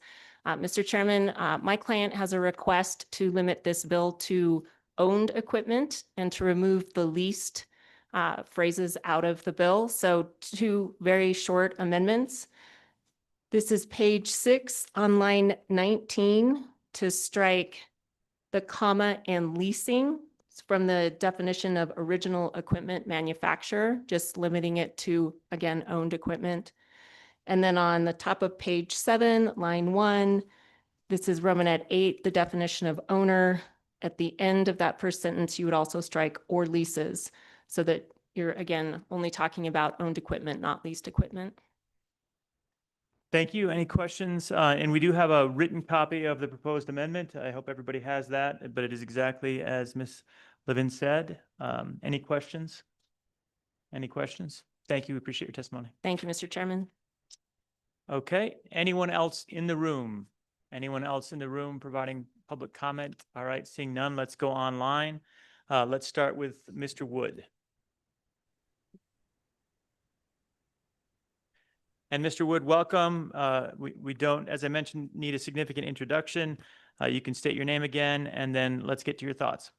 Third time today, so I'll be brief. Thank you. Good afternoon, Mr. Chair, members of the committee. My name is Andrew Wood, and I'm the Executive Director for TechNet Central Region. Thank you for the opportunity to testify virtually on the right to repair bill under consideration. We urge you not to advance this bill, which would mandate original equipment manufacturers, OEMs for short, provide unvetted third parties with sensitive diagnostic information, software, tools, and parts without requiring the critical consumer protections afforded by repair networks. Consumers, small and large businesses, public schools, hospitals, banks, and manufacturers all need reasonable assurance that those that they trust to repair their connected products will do so safely, securely, and correctly. Proposals that require OEMs to provide unaffiliated repair firms with access to proprietary schematics and repair, diagnostic, and security tools can create major risks to consumer safety and privacy and the security of connected infrastructure. OEMs and their authorized retail providers are uniquely qualified to ensure that safe and secure repair of electronic products. These firms use OEM-trained technicians and original parts that are backed by the OEM with their partners with warranties, with legally enforceable contracts, quality assurance requirements, and other mechanisms that provide strong protections for consumers. Additionally, consumers currently have a variety of professional repair options, including independent repair providers or an manufacturer's authorized repair network. By establishing relationships with authorized repair providers, which include small business throughout Wyoming, manufacturers can ensure that technicians receive appropriate training and have the relevant qualifications so that repairs are done properly and safely. For these reasons, we urge you on the Select Committee to not move forward with this draft bill. However, if the committee does move forward with this bill, at a minimum, exemption language should be added to say that the bill does not apply to an OEM that provides an equivalent or better readily available replacement equipment at no charge to the consumer. When a consumer has an issue with the device, often the fastest and most cost-efficient solution is providing a replacement that resolves the issue for the consumer quickly and allows any repair or refurbishment to be done properly and safely. Thank you, and I'm available if you have any questions. Thank you, Mr. Wood. Appreciate your comments. Any questions for Mr. Wood? Any questions? Seeing none. Thank you. Oh, I'm sorry. I missed the hand. It's okay. Okay. Representative Filer, my apologies. That's okay, Mr. Chairman. Mr. Woods, when you're speaking of, it's easier sometimes to replace something than it is to repair it with, whatever company, but that would all be considered when it's under warranty, correct? Mr. Wood? Yes. Okay, Mr. Chairman. Continue. Would you believe that's the same as if it's not under warranty? Mr. Wood? Mr. Chair and Representative, yes, I would believe. So I know that TechNet has certain member companies that when a customer has an issue, it's simply quicker and easier for them to send a replacement. And then they receive that product and they can assess whether it's a product that needs to be retired or whether it can be repaired and put back into service. And that just makes the issue resolved quicker for the consumer and allows, the safe and proper repair to be done on the back end if that's possible. So I just wanted to point that out that some of our member companies do employ that. And if this bill does move forward, I think that would be an appropriate exemption to consider. Thank you, Mr. Wood. Any follow-up? Yes, Mr. Chair. Go ahead. Yeah, and I believe, and I totally understand what you're getting at with that, because if it's under warranty, I don't think there's anybody in this room or everybody knows that they're going to send off that product. They're going to get it repaired or fixed, replaced, whatever it is by the persons or company that sold them that product. I'm more worried about after the warranty is up, and I'm still trying to think of a circumstance where it'd be cheaper for me as a consumer to not fix maybe a little chip inside of a board than to send it off, and then now I'm going to get charged for a whole brand new product instead of being able to repair it. Mr. Wood, thoughts? Mr. Chair and Representative, I can't speak exactly to the hypothetical here when the warranty is not in place. I think if a warranty was no longer in place, the manufacturer likely wouldn't offer this as an option, so then it wouldn't fall under that exemption that would potentially be in the bill. But, if a manufacturer wants to offer this to a consumer, it really resolves that issue quicker and better for the consumer. And then it just allows more, of the manufacturer to make sure the repair is done on the back end properly and safely. Thank you. Follow-up? Okay. Thank you. Thank you, Mr. Wood. Appreciate it. Thank you. All right. Up next, we have Mr. Moline.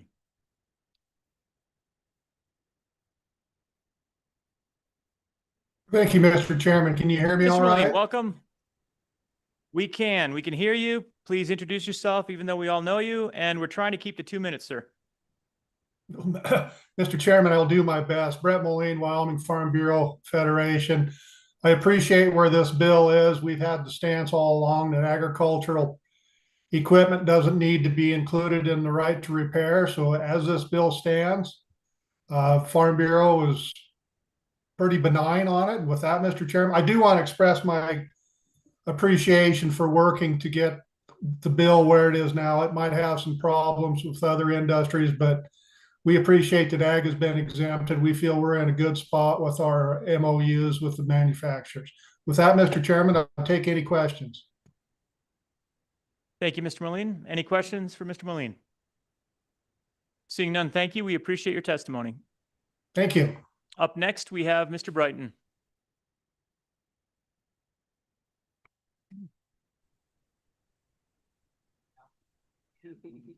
Hello, Chairs Ruffus and Singh. Good to see you today. Members of the committee, my name is Dustin Brighton and I represent the Repair Done Right Coalition. And thank you for allowing me to be here today to submit testimony in opposition to the current bill draft. The Repair Done Right Coalition consists of companies and organizations people who care deeply about ensuring that their innovative products are repaired and maintained in a safe, private, and authorized manner. We're opposed to the current bill draft, which would mandate OEMs of digital electronic equipment to make tools, parts, and documentation available to third-party repair providers. The effect of this could lead to both physical safety risk and threats to the security and privacy of the people of Wyoming. Currently, OEMs offer a wide range of safe, secure, and affordable repair options through their authorized networks. Mandating that companies outsource their repair service to a third-party network prevents them from being able to fully stand behind their product's safety and security. A 2021 study done recently by researchers at the University of Guelph in Ontario, Canada, found that personal data from computers was accessed at least 50% of the time when taken to third-party repair shops. These violations affect all customers, with their data being accessed more often than not, a lot of times. Concerningly, in some cases, the customer's data was not only accessed, but copied into another device.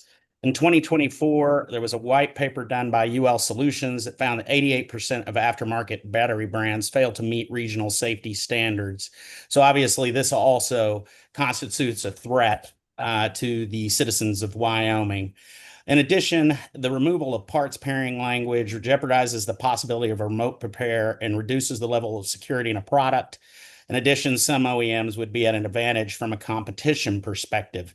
Any piece of legislation with regard to right to repair should be technology neutral. Our members are dedicated to working with you to promote digital safety while rejecting unwarranted intervention, which might put the cybersecurity of Wyoming citizens at risk. And again, thank you for allowing me to be here today. Thank you, Mr. Brighton. Any questions for Mr. Brighton? Any questions? Seeing none, thank you. We appreciate your testimony. Thank you. Up next, I believe we have Mr. Browninger. Although I see Mr. Eastwood on the screen, but is Mr. Browninger here? Yep. Okay, Yes. he was next on my list. Please introduce yourself, welcome, and try to keep comments to 2 minutes if you can. Certainly. Well, thank you very much for having me. I'm Jake Bronger. I'm the Director of Government Affairs for NRG. NRG is the parent company of Vivint Home Security. I sent an email and some information to all of you, I believe a couple weeks ago, so I won't go over all of it again, but just essentially our request is that we see an exemption for security and life safety systems added to this bill. You mentioned that most of the language was, or the exemption language was from the Oregon bill and for agricultural concerns. I'll mention that in May of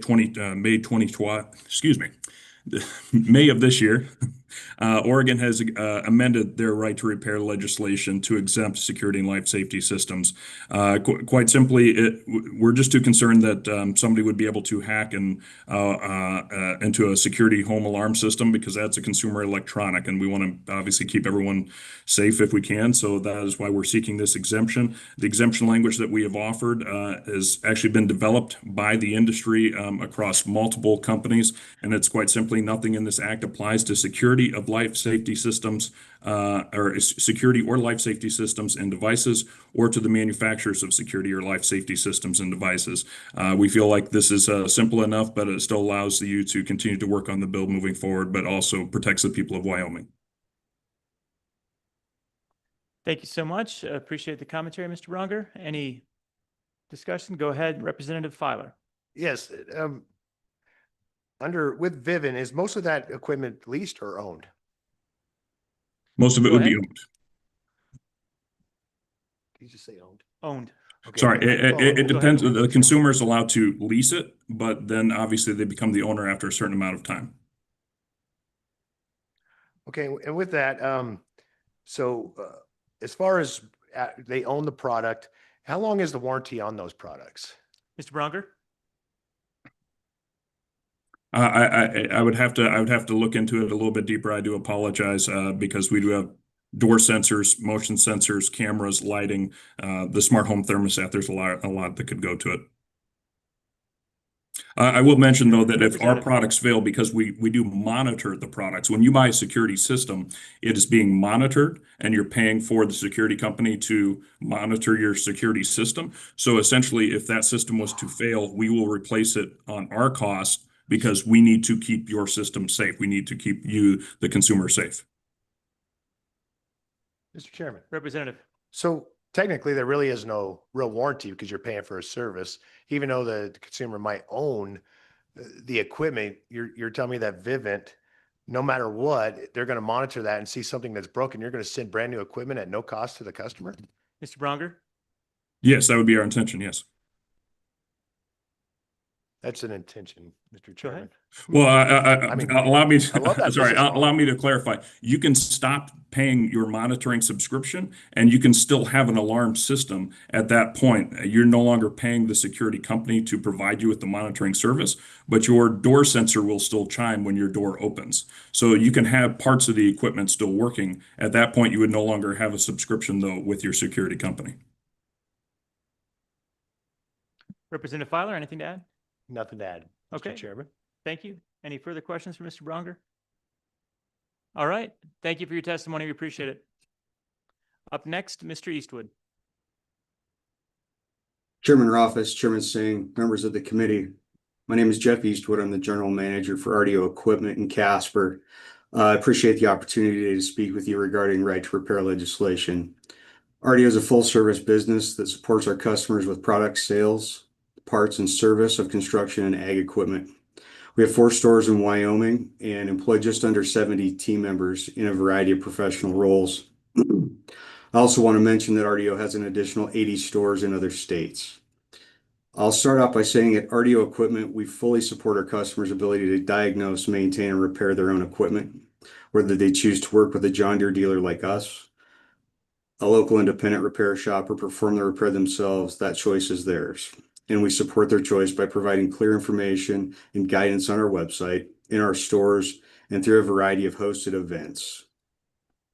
All the tools, software, parts, and manuals needed to repair equipment are available in the market today. In fact, John Deere recently introduced a new comprehensive tool called Pro Service, which makes it possible for our customers not only to diagnose their equipment, but also access the same dealer solutions that we have access to. Service goes beyond previous offerings. It's integrated directly into Deere Operations Center, and it's now offered at a lower price point to our customers. As you might know, Deere signed a memorandum of understanding with the American Farm Bureau back in January of 23, pledging to continue providing tools and capabilities to our customers. As our industry evolves with automation and artificial intelligence, the industry's ability to adapt is critical. The release of Pro Service is a clear example of how manufacturers are striving to meet that pledge. I also wanted to mention that our industry is built on a dealer-distributor model. The manufacturers that we work with do not have the ability or the capability to sell equipment or parts to individual consumers. As dealers, we stock millions of dollars in parts at every one of our locations, and have that way our customers have access to them immediately when they need them. This model allows parts close to our customers and allows us, quite frankly, to keep our doors open, as parts are a key revenue source for us. These are a few of the reasons why the current bill language exempting industrial, construction, and farming equipment should remain in the bill. As discussed earlier, similar language has been signed into law in 6 other states. This kind of consistency across states is vital for dealers, especially like RDO, where we operate in multiple jurisdictions. We're grateful to have the legislators here in Wyoming for their support and willingness to engage with our industry and to learn how we support our customers' ability to repair their equipment. Quite frankly, as long as the exemption remains in place, we're going to remain neutral on the bill going forward. So thank you for your time and your consideration. I appreciate it. Thank you so much, Mr. Eastwood. Any questions? Any questions? Seeing none, we appreciate your testimony. Thank you. Up next, we have Mr. Prendergast. Mr. Prendergast, please introduce yourself, and let's try to keep comments to 2 minutes if possible. Thank you, Mr. Chairman and members of the Select Committee.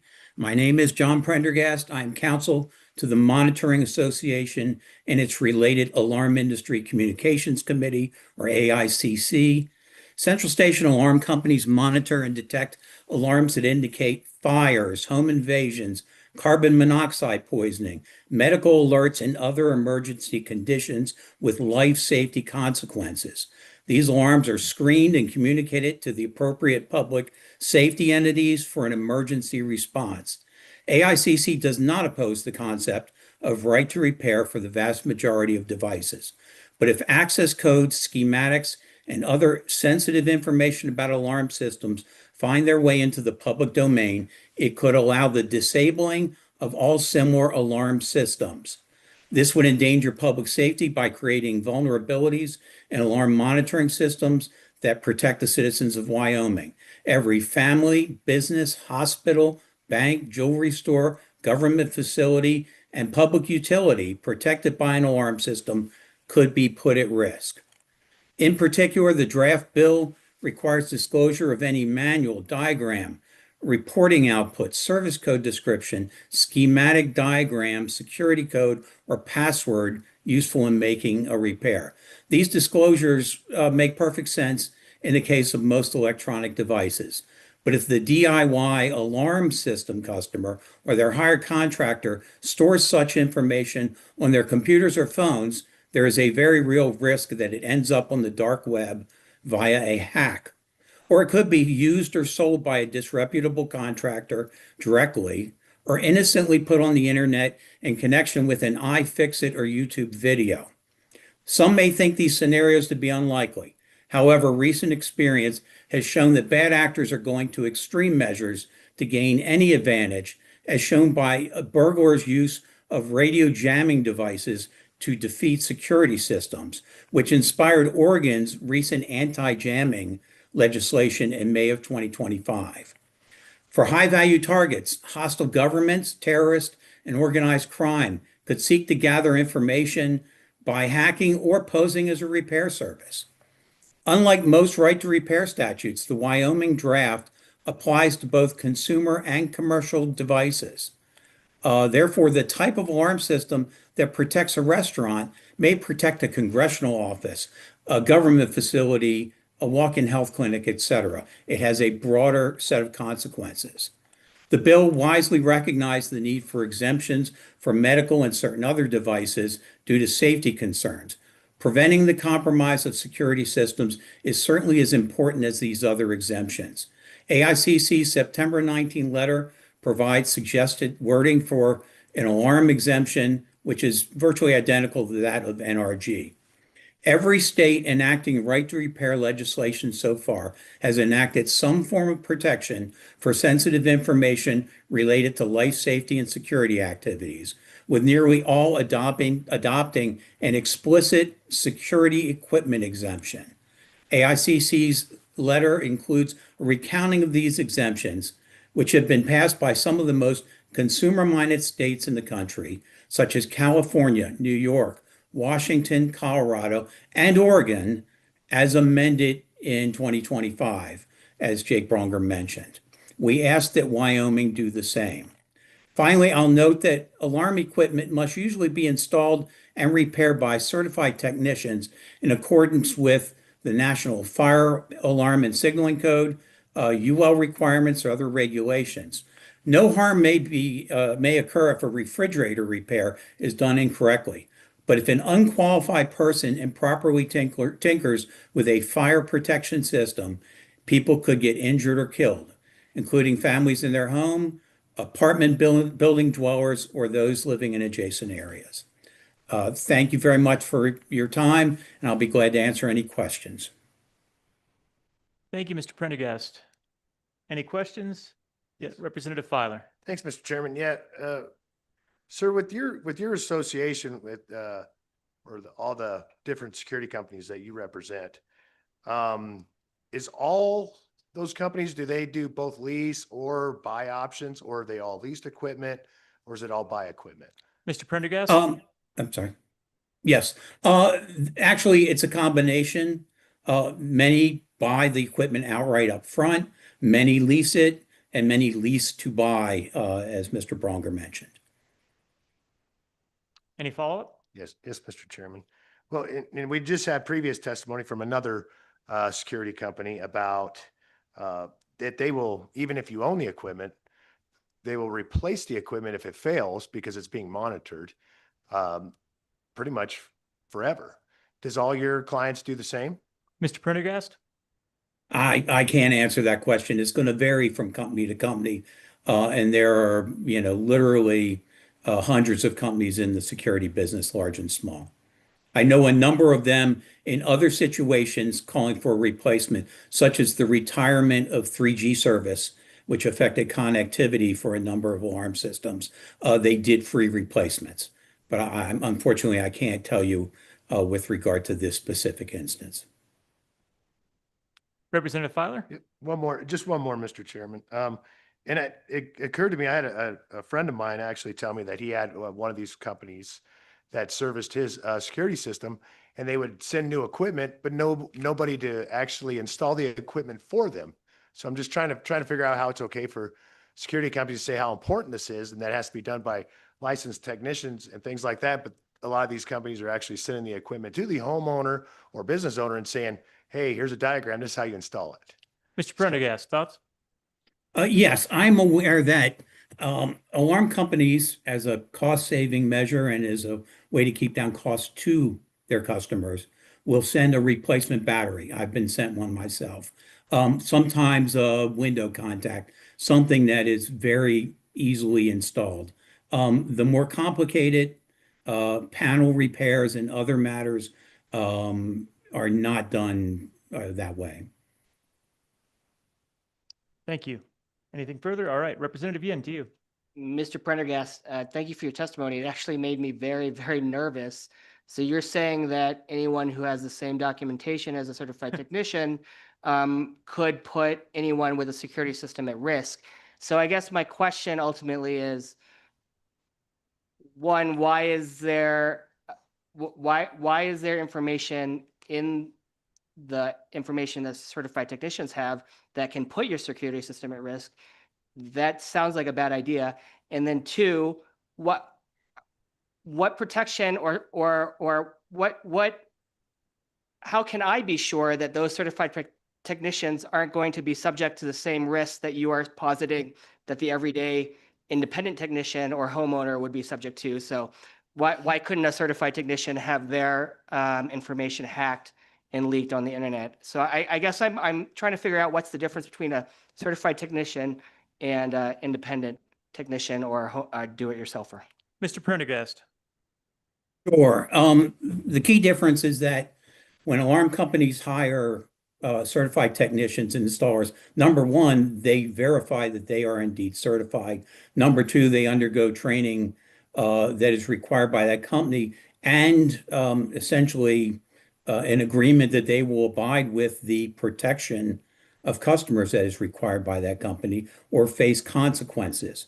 So the other thing is this, basically certified technicians gain access only through the alarm company to, for instance, access codes and other things.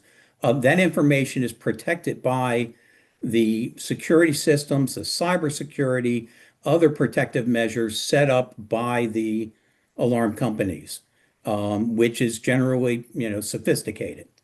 Could a certified technician go rogue? Sure. Just as, a nuclear power plant employee could go rogue if they really wanted to.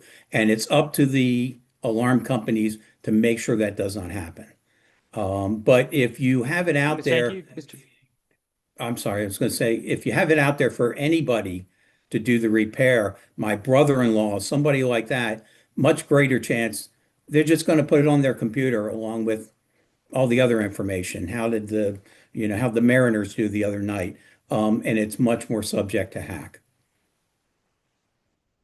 Well, I think you underestimate your brother-in-law, perhaps. We've got to watch out for him. But Representative, go ahead. Mr. Chairman, I guess my only follow-up is that, in the bill, we specifically make it to be on similar terms or equivalent terms, actually, to what an OEM offers to an authorized repair provider. So I guess I'm still curious on why you think that if an OEM authorizes, a small business somewhere, that's any different than authorizing another independent technician, as long as they're keeping to the same terms of saying, you have to keep it secure in one way or another. If companies are even doing that, because I frankly, I'm not convinced that they are.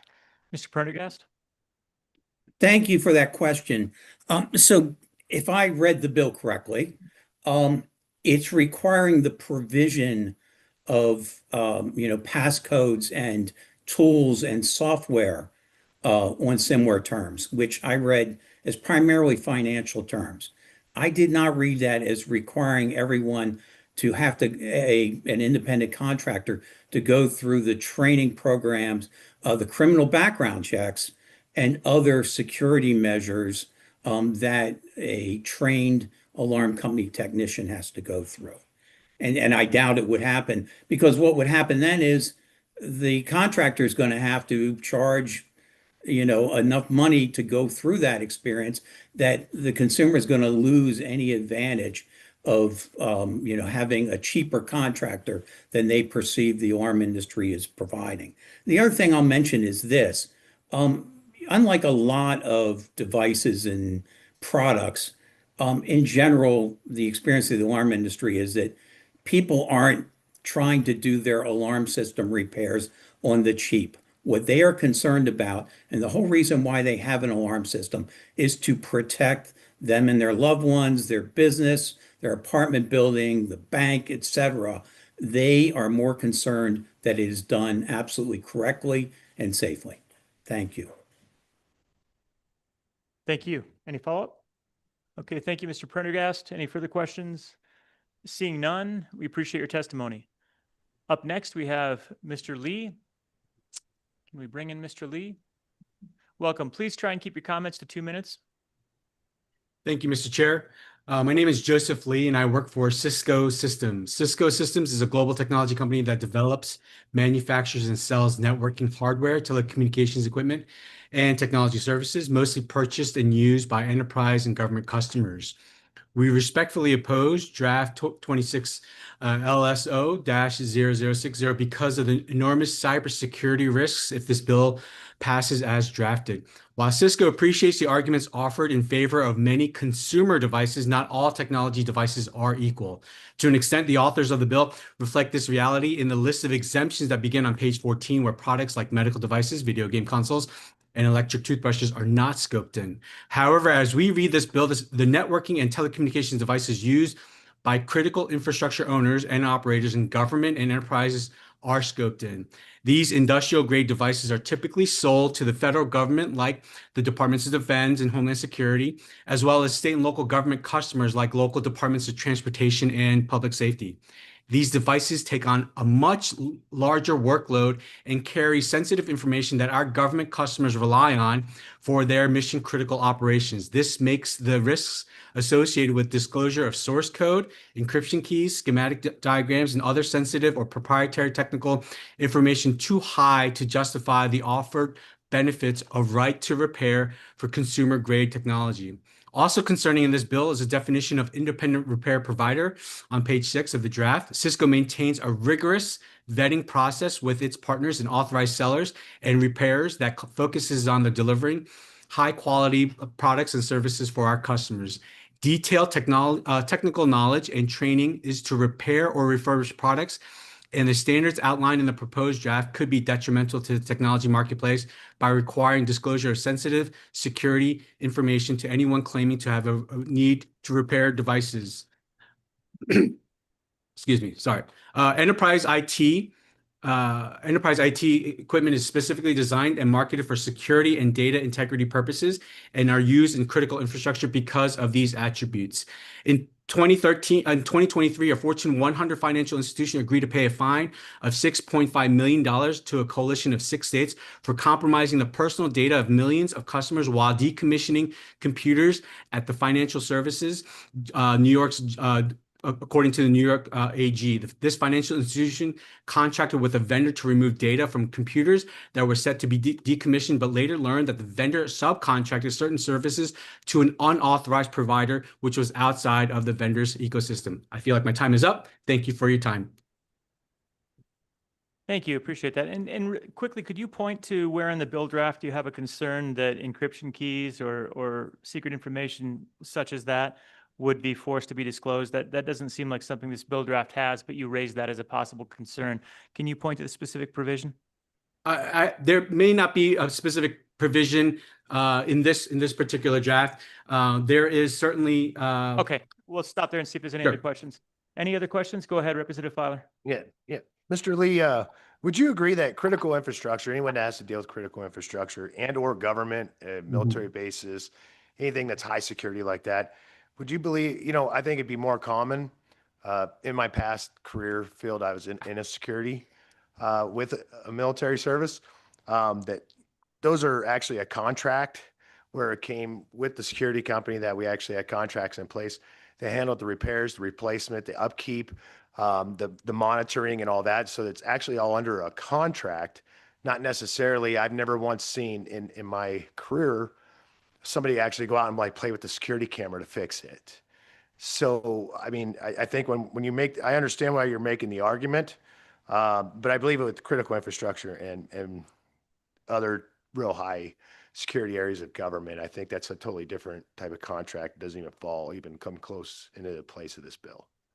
Yeah, Mr. Lee, any thoughts on that? And I'll just follow up on that. It does seem like we're blurring some things here by creating fear through talking about critical infrastructure, when in reality, you're probably not just simply selling a consumer good that is then going to support critical infrastructure. At least I certainly hope not, but I just can't imagine that taking place. And it seems like that's fear-induced testimony as opposed to real-world testimony. So can you provide a little light there? Sure. There is a state neighboring you all that has passed a right to repair bill. And the law will go into effect in January 2026. That does not delineate between a consumer product and a government product. So the products that we sell, let's say we sell an access point or a device to the DoD, is the same thing that we sell to Bank of America, is the same thing that we sell to anywhere else. And therefore, if there was a clear delineation between a consumer product and or an enterprise or a government product, I think that would really help alleviate some of the burdens or pressure of within this bill. Mr. Chairman. Thank you. Follow-up, Representative Yin? Yeah, Mr. Chairman, on page 14, we have this section shall not apply to a product, service, or equipment that has never been made available for retail sale to a consumer. So I guess is a contract for service considered a retail sale to a consumer, so a contract to a government? Yeah, it's a good question. And do you sell directly or do you contract? I mean, I'm not deeply familiar with Cisco, but I'm semi-familiar with Cisco. And it would be my expectation that when you're dealing with government or any enterprise, that they don't come to the Cisco store, pick up 7 boxes, run their credit card and walk away. That's not my expectation. That is correct, sir. There is not a Cisco.com where you can pick up a device. However, we have seen some of our devices end up as a Walmart.com that we do not purposely put there directly. Okay, thanks. Any follow-up? All right. Thank you, Mr. Lee. Any further questions? Seeing none, we appreciate your testimony. Thanks for being here today. Up next, we have Ms. Riley. Can we bring her on? Okay, Ms. Riley, can you please introduce yourself and hold your comments to 2 minutes? Thank you for the opportunity to testify today, Chair and members of the Select Committee. My name is Katie Riley, and I represent the Consumer Technology Association. We go by the acronym CTA. CTA is the trade association representing the U.S. consumer technology industry. Our members include manufacturers of the devices subject to the provisions of the right to repair draft legislation presented here today.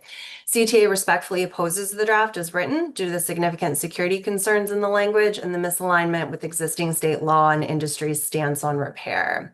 To start, we are concerned with the patchwork of varying repair requirements emerging across the U.S. We encourage Wyoming not to move forward with this draft, given its differences with existing laws in 8 other states, which creates compliance challenges for companies and could be a field day for attorneys, and it moves the center of energy away from expanding repair for consumers and potentially into prolonged court battles.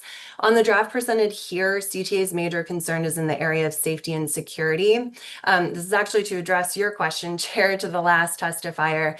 The language on page 11, lines 11 to 23, requires manufacturers to provide security lock bypass. Manufacturers cannot and should not be required to hand over the documentation, embedded software, parts or tools to enable anyone to override consumer set security locks or passwords and access secure and restricted information on a device. That right and responsibility is for the device owner and user, not the manufacturers. What would be required to be handed over could be used not only by an independent repair provider to hack a consumer device, but could allow individual consumers to hack into other people's devices. Not trying to sound alarmist, but this does create concerns in issues like domestic violence or other sensitive situations. We don't want anyone being able to access someone's private data. Obviously, there's also a concern if critical infrastructure devices are captured. I think we need more clarity on whether critical infrastructure devices, networking, telecommunications equipment is or isn't captured in this law. Maybe some additional language there we could look into. But this provision specifically puts Wyoming residents at risk, and it's why we haven't seen the other 8 states adopt this language, and we would discourage Wyoming from moving forward with this language. CTA has several other concerns around enforcement and definitions, implementation dates, fair and reasonable terms, and lack of some consumer protections. It's all detailed in the written testimony we submitted. We strongly encourage Wyoming not to move forward on this draft as written. If Wyoming does move forward, CTA does have model repair legislation that we developed in conjunction with TechNet. I actually emailed all members of the committee a copy of that language along with my testimony yesterday. Happy to discuss that language as a path forward for repair in Wyoming. So thank you for the opportunity to testify, and I'm happy to take any questions. Thank you, Ms. Riley. Any questions for Ms. Riley? Yep, Representative Yen. Thank you, Mr. Chairman. Ms. Riley, I just want to apologize because you did reach out last week when you saw the draft and you wanted to connect. And my apologies for not being able to do that. I was in the middle of a conference, and so I wasn't able to make time. So I just wanted to apologize for that. Thank you. Thank you. Anything else? All right, seeing none, thank you, Ms. Riley, for your testimony. We appreciate it. Up next, we have Mr. Weens, perhaps, or Vines? Weens. Let's see how we say it. Please introduce yourself. Weens, I said it right the first time and then second guessed. All right, please limit your comments to 2 minutes and introduce yourself. Welcome. Thank you very much. I'm Kyle Weens. I'm the chair of Repair.org, the Repair Association. I appreciate the opportunity to engage in dialogue around this. I've been involved in advocating for individuals and consumers who want to fix things for a long time. I run iFixit. We're the online repair community, and we're the ones who hear from people when they can't fix their things. There's a broad spectrum of ways that people need to be able to fix their things. And I mean, the bottom line here is that repair is pretty simple. We need the parts, tools, and information to be able to fix our things. Sometimes that involves security for manufacturers to put up obstacles, but it's the same kind of security information that is needed by anyone at retail for the manufacturer authorized network fixing their things. So I'm available to answer any questions that you have, but I would say we're appreciative and supportive of the language as it stands. Thank you very much. Any questions for Mr. Weens? Go ahead, Representative Yen. Mr. Chairman, thank you, Mr. Weens. Do you have any thoughts on the testimony from Ms. Riley from just now that talked about consumer set security locks and having an independent repair technician be able or required to reset that lock? Mr. Weens? Great question. I've reviewed the language, and I don't think that your language requires that. I think that the key here is that the consumer, the owner of the device, should have access and the ability to decide who they're providing those keys to. But the way that I read your language, I don't think it opens that concern. Oh, no, thank you. Thank you, Mr. Weens. Any further questions for Mr. Weens? Seeing none, thank you. We appreciate you being here and providing your testimony. Up next, Mr. Blank. Thank you, Mr. Chair and members of Mr. the Blank, committee. welcome. Please introduce yourself and try and keep your comments to 2 minutes. Thank you. Thank you, Mr. Chair, members of the committee. Again, my name is Mike Blank with CTIA, the Trade Association for the Wireless Communications Industry, speaking in opposition to the bill. The marketplace already provides a wide range of consumer choice for repair with varying levels of quality, price, and convenience without the mandates imposed by this legislation. The market continues to evolve, and manufacturers continue to make changes to address consumer demand while offering consumers safe and reliable repair options. Many manufacturers have expanded repair options. They've grown the number of authorized repair providers. They've increased access to tools, parts, and manuals directly to consumers. It's important that with more repair options available, consumers continue to have access to professional repair providers that can demonstrate the competence to provide a safe and reliable repair. In response to this need, CTIA launched 2 programs, the WISE Technician Program and the WISE Authorized Service Provider Program. These programs educate and test device repair technicians and certify those that meet the highest standards. They provide consumers with a predictable, high-quality repair experience. OEMs have existing business relationships with repair shops that are WISE certified. Wireless companies individually and through industry associations have taken proactive steps to provide consumers with more device repair options while accounting for the need to maintain device integrity and security and to protect intellectual property rights. These include the expansion of CTIA's WISE program to include over 24,000 certified technicians nationally, continued growth of manufacturers' authorized repair networks, and the availability of access to tools, parts, and manuals directly to consumers.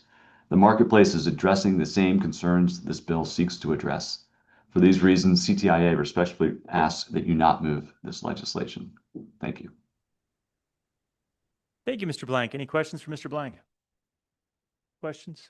Seeing none, we appreciate your testimony and for you joining us today. Up next, Mr. Wemhoff. We'll see if I did that one correctly. Mr. Wemhoff, welcome. Please introduce yourself and limit your comments to 2 minutes. Thank you for the opportunity to testify, Mr. Chairman and members of the committee. My name is Mike Wemhoff. I'm the Vice President of Precision Ag Technology for 21st Century Equipment. We have 2 locations in Wyoming and 23 locations in eastern Colorado and western Nebraska, serving agricultural customer needs. We appreciate the committee taking the time to learn how our industry supports our customers' right to repair their equipment. As you are aware, when John Deere entered into a memorandum of understanding with the American Farm Bureau in January of 2023, there was a commitment made to provide tools, software, parts, etc., necessary for our customers to diagnose and repair their equipment. John Deere and us as a dealer continue to honor this commitment, not only through our current solutions, but also by introducing new offerings such as the John Deere Operations Center Pro Service, which was released on July 31st of this year. John Deere Operations Center Pro Service is available to all customers for an annual license fee of $195 per machine, or a fleet license for larger operations for $4,995 annually to meet the ever-evolving needs of today's producers. With Op Center Pro Service, customers can expand their ability to diagnose, repair, and reprogram their equipment independently, even though these are very complex systems based on the size and technology on the equipment. As an extension of the John Deere Operations Center, Op Center Pro Service, along with tools like Equipment Mobile, delivers significant value to both customers and us as a dealer. Through the Operations Center, customers' equipment is visible in real time. When equipment is connected and the proper permissions are granted, both the customer and us as a dealer can instantly view diagnostic codes through the mobile apps. The John Deere Operations Center is available at no cost to customers and can include data from non-John Deere equipment to support a fleet of all makes and models. Using expert alerts, dealers can proactively reach out to schedule service or order parts completely based on the customer's preference. This ensures customers know immediately whether they can continue operating their equipment, depending on the severity of the error code, while allowing dealers to provide timely, proactive support. Op Center Pro Service also equips customers with advanced capabilities such as controller reprogramming, firmware updates, and in-depth diagnostics. Backed by John Deere devices and support, customers have the tools needed to handle even the most advanced service tasks with confidence. In summary, our industry has responded well to our customers' desire to choose where and how they fix their equipment. Working alongside John Deere, we are continually adding new repair offerings as the industry evolves with technology and automation. We thank you for excluding ag products from the proposed language, and as long as the exemption language remains, we will remain neutral on the bill. Thank you for allowing me to testify today. Thank you, Mr. Wemhoff. Appreciate it. Any questions, committee? Seeing none, we appreciate you joining us today, and thanks for your comments. Up next, we have Ms. Tevnin.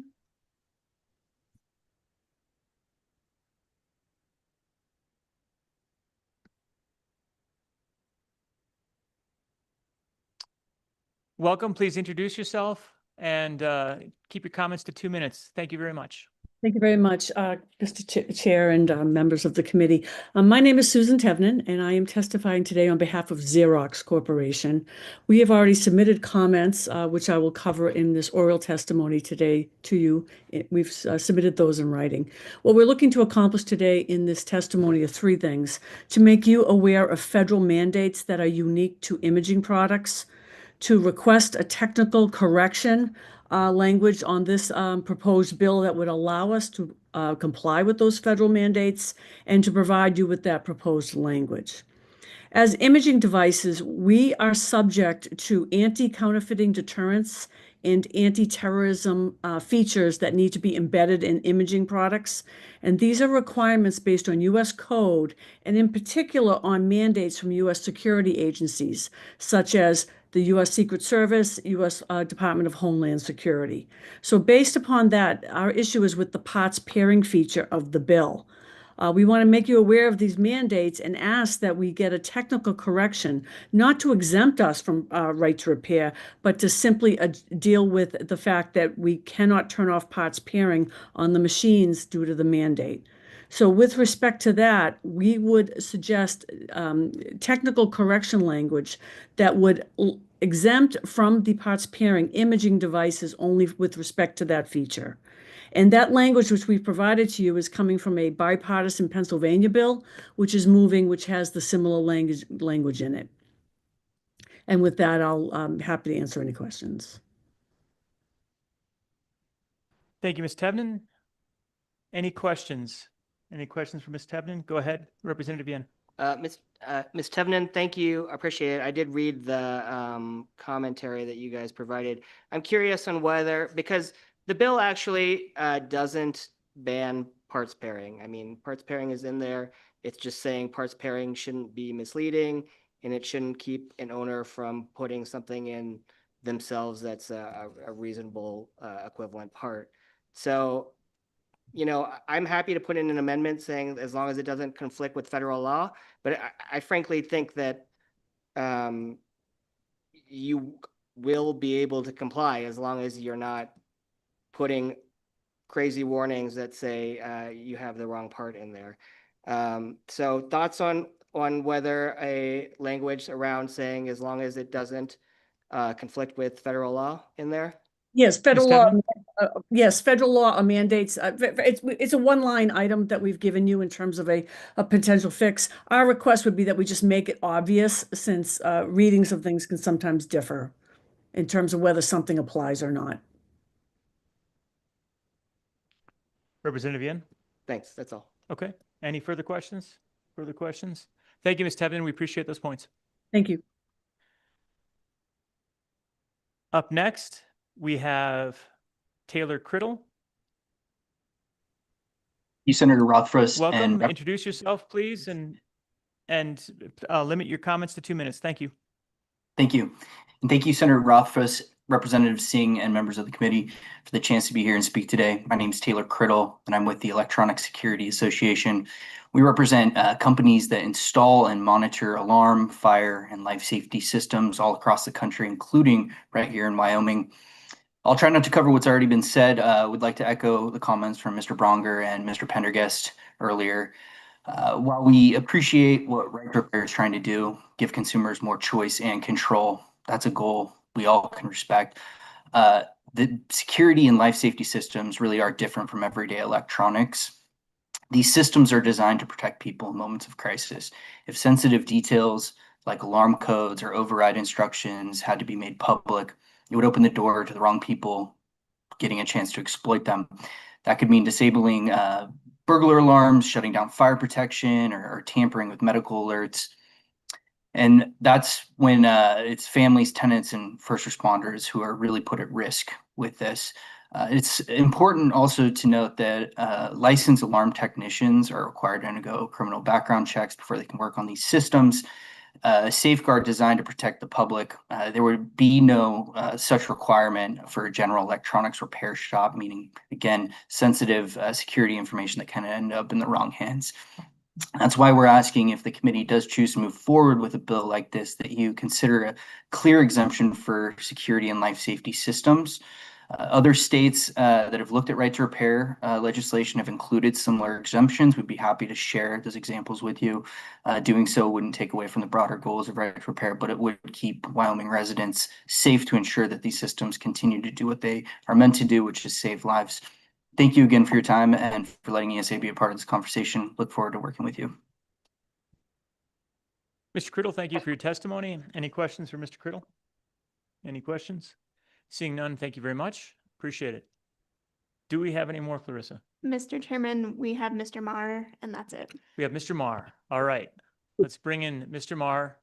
Batting cleanup. Mr. Maher, let's try and keep it 2 minutes and share your thoughts. Good to see him. Go for 1 minute. The statement I would like to make, my name is Brendan Maher, as you know, MIT Media Laboratory alumnus. Co-Chair Rothfuss, I would like to add to the conversation this simple fact that one way to think about this, you had mentioned blurring the line regarding contracts and vendors specifically for security systems. The way to think about this, which I think is very, very important, is that you have certain companies, for example, like Ubiquiti, which is a networking company. They have a camera division. They do all manner of industrial camera and alarm systems that you see on and around all sorts of buildings, Costco's or whatever. And the cameras are used now for residential application. They have that as a offering, but it's also used for commercial endeavors. And you can't really delineate one for the other because you have cameras, and then the cameras are used with their software, and that same software is used for industrial applications. So it gets to be very, very difficult to draw a line between consumer and non-consumer applications. So that's what I wanted to impart to the conversation. I would exempt it, in my opinion. I hope that's helpful. Thank you, Mr. Marr. Appreciate that. Any questions for Brendan? Questions? Seeing none, thank you once again for your testimony and participation, and we appreciate it throughout our last couple of days and all the work that you've done during the interim. Anything further? All right. That is it for public comment. We are closing, mercifully, public comment at this point. Thanks to everybody that took the time to participate. Back to the committee. Committee discussion or motions. What is your pleasure? Mr. Chairman. Go ahead, Mr. Co-Chairman. Thank you, Mr. Chairman. We heard a lot of testimony about this bill. I remain optimistic about this right to repair legislation, and I would personally like to see us move it forward. I don't know if there's any other discussion that we'd like to have today, but yes, I would like to move this at the appropriate time, Mr. Chairman. Thank you. I think if we adopt all of the proposed amendments, there's probably like one electrical object somewhere that that this legislation would apply to. So we have to be a little bit thoughtful on that, Mr. Chairman, in how we move forward. But I appreciate that.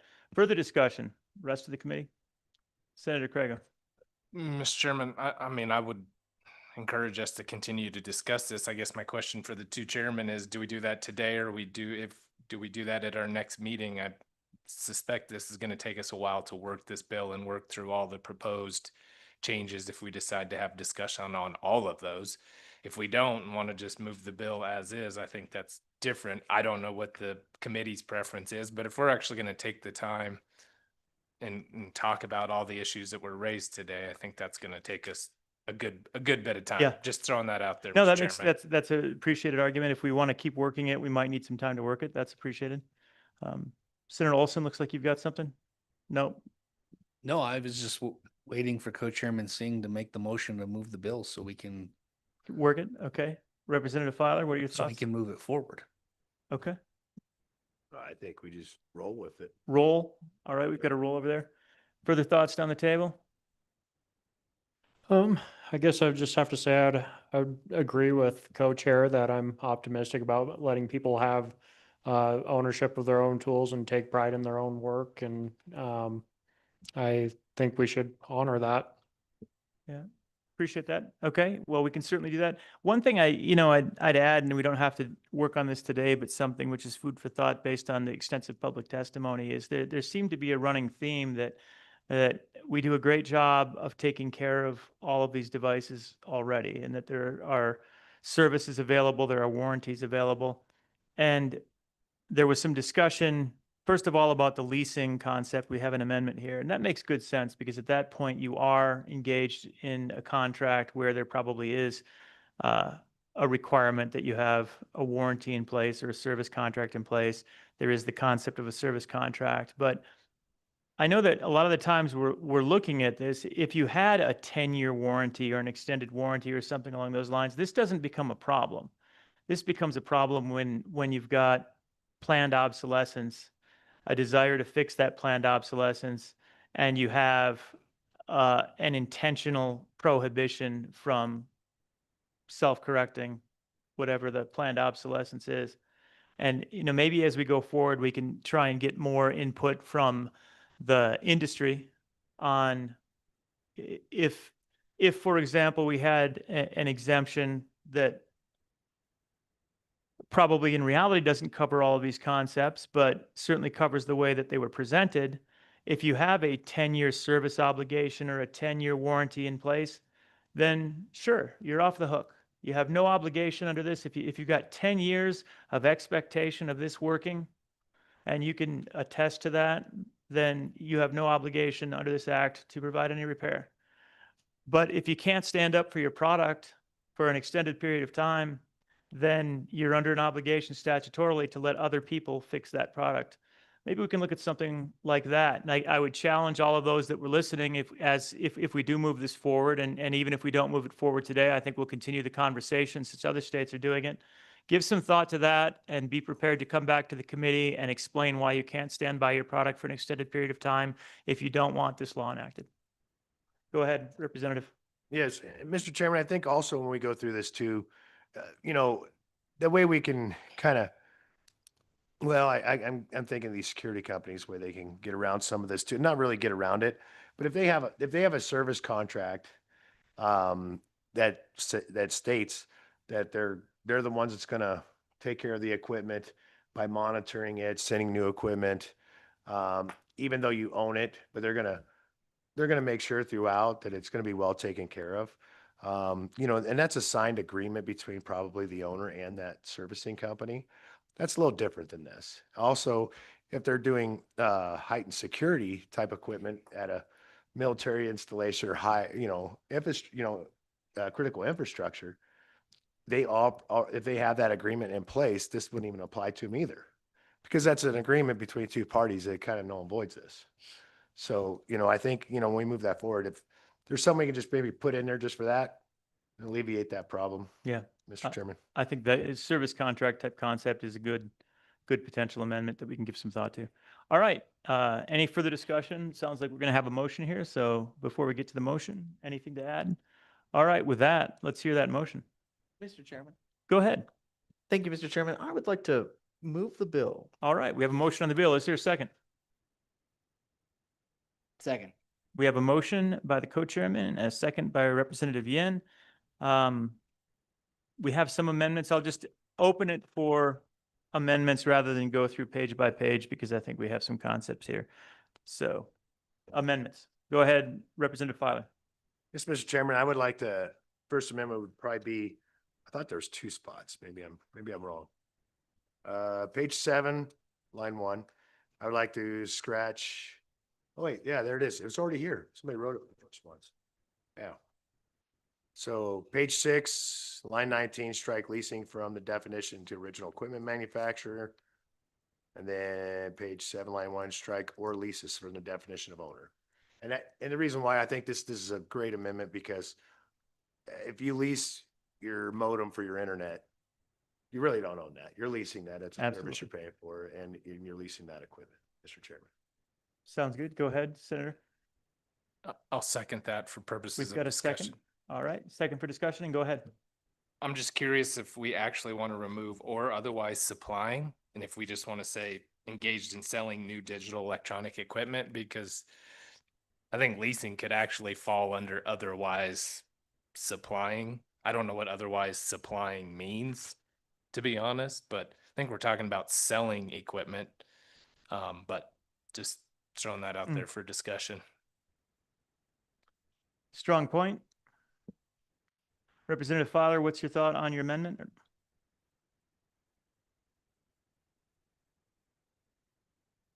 I kind of agree with that too. I like Is that friendly? That's a friendly amendment. All right. Talise, do you see what we're talking about there? Okay. Friendly with a second, it sounds like, since it was his idea. All right. No discussion. Question on the amendment. All those in favor of the amendment, say aye. Aye. Opposed, no. That amendment has passed. Other amendments. Go ahead, Mr. Chairman. Representative. On page 11, line 16, I'll give people a second to get down there. So this is the part about providing parts or tools required to disable or reset a lock. I'm fine with an owner having that, right? So if I bought a device from Representative Singh, Co-Chairman Singh, and it still has a lock on it, but I own the device now. I should be able to unlock it, but I don't think I necessarily need to provide that access to any independent repair provider. So I would move to delete independent repair provider and on line 16 of page 11. Okay, so line 16, page 11, delete delete independent repair provider and. That's correct. Mr. That's the motion. Is there a second? I'll second. All right, second by the co-chair. Any discussion? Discussion, seeing none. All those in favor of the amendment, say aye. Aye. Opposed, no. That amendment has been adopted. Anything else? Representative Yen. Mr. Chairman, so maybe this is conceptual, or maybe it could just be this, police, maybe I could ask for your help. So a new subsection at the end of section 1 that is, where this article conflicts with federal law, this article shall not apply. Just so if there's a situation, when we make it very clear, federal law is supreme over this right now. You're killing me. That's already going to be the case because federal law is going to trump state law. Preemption. Yeah, Mr. Chairman, that is. Go ahead. Mr. Chairman, I also believe in the supremacy clause of the United States Constitution, but I think that there are industry folks who felt like it would make them more comfortable to remind everybody of the supremacy clause. Okay, so reflecting that we respect the supremacy clause as a new paragraph, maybe that'd be a J, I think is probably where we end up. One thing I would recommend is that's written, it's to the extent that it conflicts, right? Sometimes we have a broad exemption. Sometimes we write it narrow. This is time for narrow, only to the extent that it conflicts. That is what my intention was, All Mr. right. Chairman. Thank you. That's a motion. Is there a second? All right, we've got a motion and a second. Any discussion? Questions called. All those in favor of the amendment say aye. Aye. Those opposed, no. I think that carries. Any further amendments? Further amendments? Going once, going twice, seeing, caught Senator Crago. Go ahead. Mr. Chairman, and I don't know where to put this. I mean, I do think we should clarify it applies to consumer products. I mean, we've talked a lot about that. I don't exactly know where we put that or how that gets structured in there, but I do think that's a good addition. And I think it clears up a lot of the concerns that we heard from multiple, people today visiting with us. So I don't know where to put that or how to put that into the bill, but I think it is a good addition to just clarify. I know Representative Yin talked about there is language to sort of to that effect, but it's not crystal clear that we're talking about consumer products here, not we're not talking about contracts or service contracts with the military or other state governments, etc. So I don't know where to put that, and maybe that's something we can think about, and work on as it goes forward too. It doesn't have to be today, but Yeah. I do think that's a good amendment at some point going forward. Agreed. I think we probably have to work on it going forward because I don't know that we can define consumer product very easily. So we'd have to be able to do that. Go ahead, Representative. I do have a suggestion for an amendment and we can puzzle on it to see if that is sufficient. Yeah. On page 14, this is lines 13 and 14. So this is again what I referenced during testimony: a product, service, or equipment that has never been made available for retail sale to a consumer. That we could change this to has never been intended to be made available for retail sale to a consumer. And that way, I think that resolves the eBay question of someone poached a government product and sold it on eBay. And it makes it very intentional that this is about consumer products as well. Second. All right. So we've got, why don't you if we've got a motion and a second, let's restate the specific language for Talise. Yeah, Mr. Chairman, it would be to rephrase lines 13 and 14 to a product, service, or equipment that has never intended to be made for sale, for retail sale to a consumer. That has never been intended to be made available. Yes. Okay, that has never been intended to be made available for retail sale to a customer, or excuse me, consumer. Do you need us to define consumer? Yeah, I think Senator that Craigo? that becomes a problem. I think it becomes problematical also. The intent is good, but we probably need to work on it more. Okay. Senator Craigo? Mr. Chairman, I mean, I think the easy solution, just looking at this and after listening to Representative Yin, is to define consumer in the definitions section, you know, however we deem fit. But I think that's the easy solution to that. And then this would protect what we're all trying to protect. We just define consumer. I'm not sure that ends up being sufficient because I think we then still have to change some of Romanet 2 a little bit better, and then never intended to be made available for retail sale. You know, whose intent is it at that point in time? So we have to go back and restructure it to talk about the manufacturer has not intended this particular model to be made available, those kinds of things. I feel like it might need a little bit more, but I'd be interested. Yep, Representative Yin? Mr. Chairman, so then maybe we task our private sector to come up with language that is sufficient for that particular. Yeah. So we'll kick it down the road a little bit and work with private sector to come up with that. Good plan. Any further amendments? Any further amendments? Seeing none, any discussion before we vote? Senator Craigo? Mr. Chairman, I know we're going to vote on the bill for sponsorship today, but if for some reason, and I cannot remember the rules, but if for some reason we do end up with an additional meeting day and we want to go back in and work on this again, is that an option? Mr. Chairman, Representative? I do believe, I mean, we can double check, but I do believe that's possible, but we do have to notice it. So as long as we notice it, I believe that's the case. Mr. Chairman, yes, the rule is for a motion to reconsider a bill, even if you've sponsored it, you have to provide notice at least 15 days before, which could just be an email from the chairman saying, we're going to reconsider this bill to the committee, and then we'll notice it on the agenda and post the material again. Okay, excellent. So let's make an announcement at this point, though, that is something we're considering, that if we have another meeting, that we'll probably bring this back up. We could even probably make formal notice at this point. Well, I guess we don't have a meeting yet, so we can't make formal notice, but just so that the public is aware that we will likely bring this bill back if we have another meeting, but we'll take a vote on it today in case we don't. Okay. Yeah, we'll repair the bill as we get to it. Everyone comfortable? Any further comment or discussion? All right, seeing none, roll call, please. Mr. Chairman, this is a roll call vote for 26 LSO 60, right to repair digital electronic equipment as amended. Senator Craigo? Aye. Senator Nethercott? Excused. Senator Olson? Aye. Representative Filer? Aye. Representative Wasserberger? Representative Yin? Aye. Co-Chairman Singh? Aye. Chairman Rothfuss? Aye.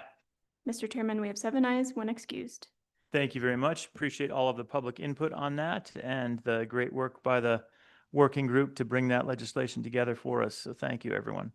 Okay, our next and last agenda item, ahead of our final directives, we're getting into virtual currency kiosks. Sorry, we're a bit late on this one, but we knew we'd run over since we had so much public comment. Virtual currency kiosks. This is a late addition. There was some interest in trying to address this. There's a lot of ongoing fraud associated with virtual currency kiosks. We have draft legislation that is relatively simple and straightforward on that. We'll go over this first, but then we'll take public comment, and I think we'll hear a little bit of background, but we'll try and keep that short on the background and then some alternatives to consider. With that, let's start with going through the bill draft. If we can get Talise to come up.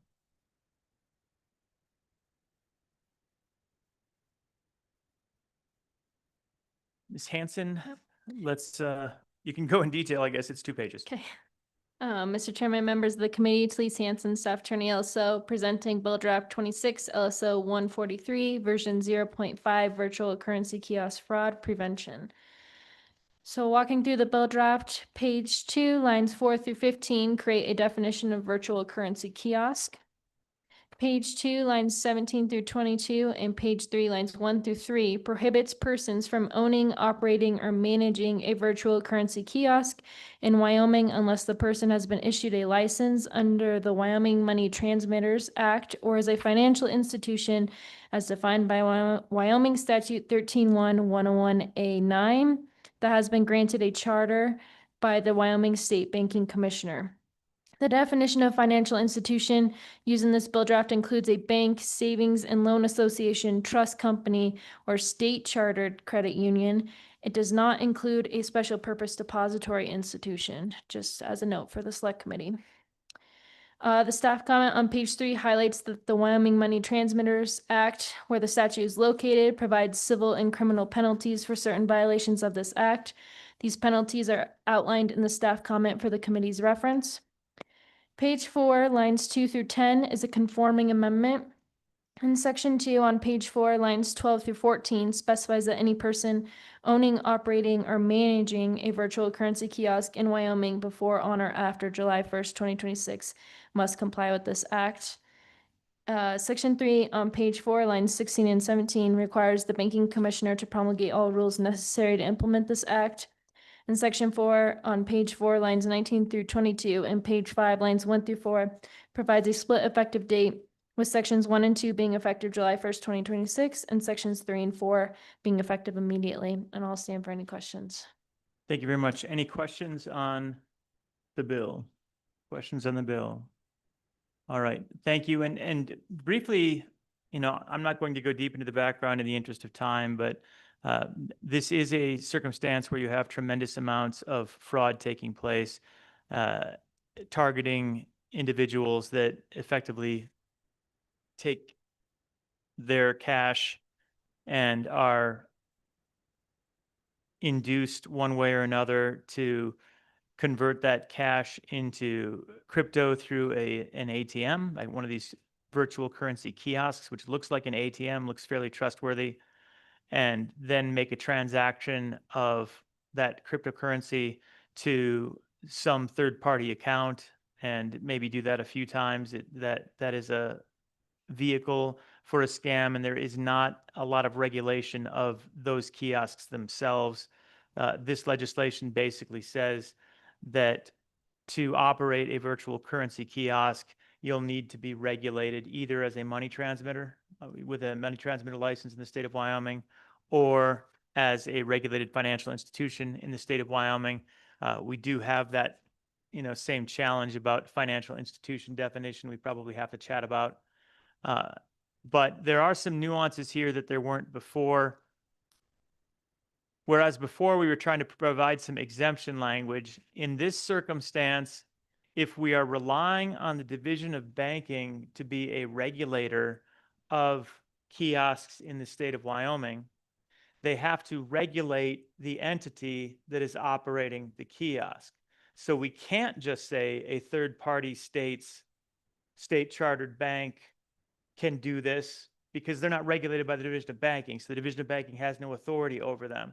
So in that circumstance, unlike previously, we would need them to effectively have a money transmitter license in the state of Wyoming.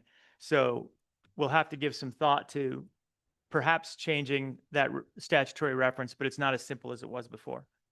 I'll stop there. Any further questions or discussion before we bring up? Go ahead. Mr. Co-Chairman, this, I guess, is a question for you based on your explanation of the kind of the background. I'm a little confused on the direction of the legislation because the issue seems to be a third party inducing somebody to use the kiosk, but this bill appears to just regulate the company who owns the kiosk, but that company, I'm failing to see the nexus between the third party who shows up at the kiosk committing the fraud, right, and the company itself. So, and we'll hear more proposal of concerns on the consumer protection, trying to regulate the third party. It's already fraud, right? If I'm trying to get you to give me your money, you're committing fraud. We have statutes against that. What we don't have, though, is kind of any consumer protection so that this machine, this kiosk, can allow a rather incredible transaction to take place very quickly and nobody has any oversight over it. So we can't provide consumer protection on the initiator of fraud. That's a bit of a challenge. So as you're trying to get at the problem, having regulation over the vehicle for transactions such that legitimate entities are operating it, and we'll talk to Commissioner Bishop, we can have potentially in rules and regulations requirements for how those can be operated. Maybe there can be, appropriate, as we do individual banks, individual credit unions have daily limits, for example, that they put in place on transactions. They do that themselves. There are a lot of possibilities for an appropriately regulated entity to make good choices about what this can do, as they do right now as financial institutions. So this is not a complete solution, right? This does not block fraud. I don't know of any way to block fraud, but it does ensure that anybody that's operating one of these virtual currency kiosks has to be, as a regulated financial institution or a money transmitter licensee, a respected business that is going to be sensible about how they conduct and transact business. So the hope is that responsible practices by the intermediary lead to a reduction in that fraud. And you think about how, a lot of previous fraud was just, all right, I'm going to call somebody up on the phone and pretend to be their grandson and say, I need $25,000 in cash. At this point in time, our financial institutions, when you walk into that financial institution and say, hey, I need $25,000 in cash, they pause now and they say, why do you need $25,000 in cash? Is it because somebody pretending to be your grandson called you up and said they need it? If yes, maybe we should have a conversation that you've got fraud going on. That's taking place now. We know our financial institutions are being thoughtful about it. So this is drafted as the simplest possible bill of just saying, all right, we're going to regulate these as money transmitters or regulated financial institutions to ensure that we have good, high quality, credible financial institutions engaged. And the idea being that that's going to lead to less fraud, even though we're not eliminating the fraud. So that's the concept here. Very simple bill, not necessarily a complete solution, but going in that direction. I hope that provides a little context. Yep, let's learn some more. All right, sounds good. And with that, let's bring up Commissioner Bishop. Mr. Chairman? Oh, I'm sorry. Mr. Pope, I didn't see you out there. I see your hand up now. Go ahead.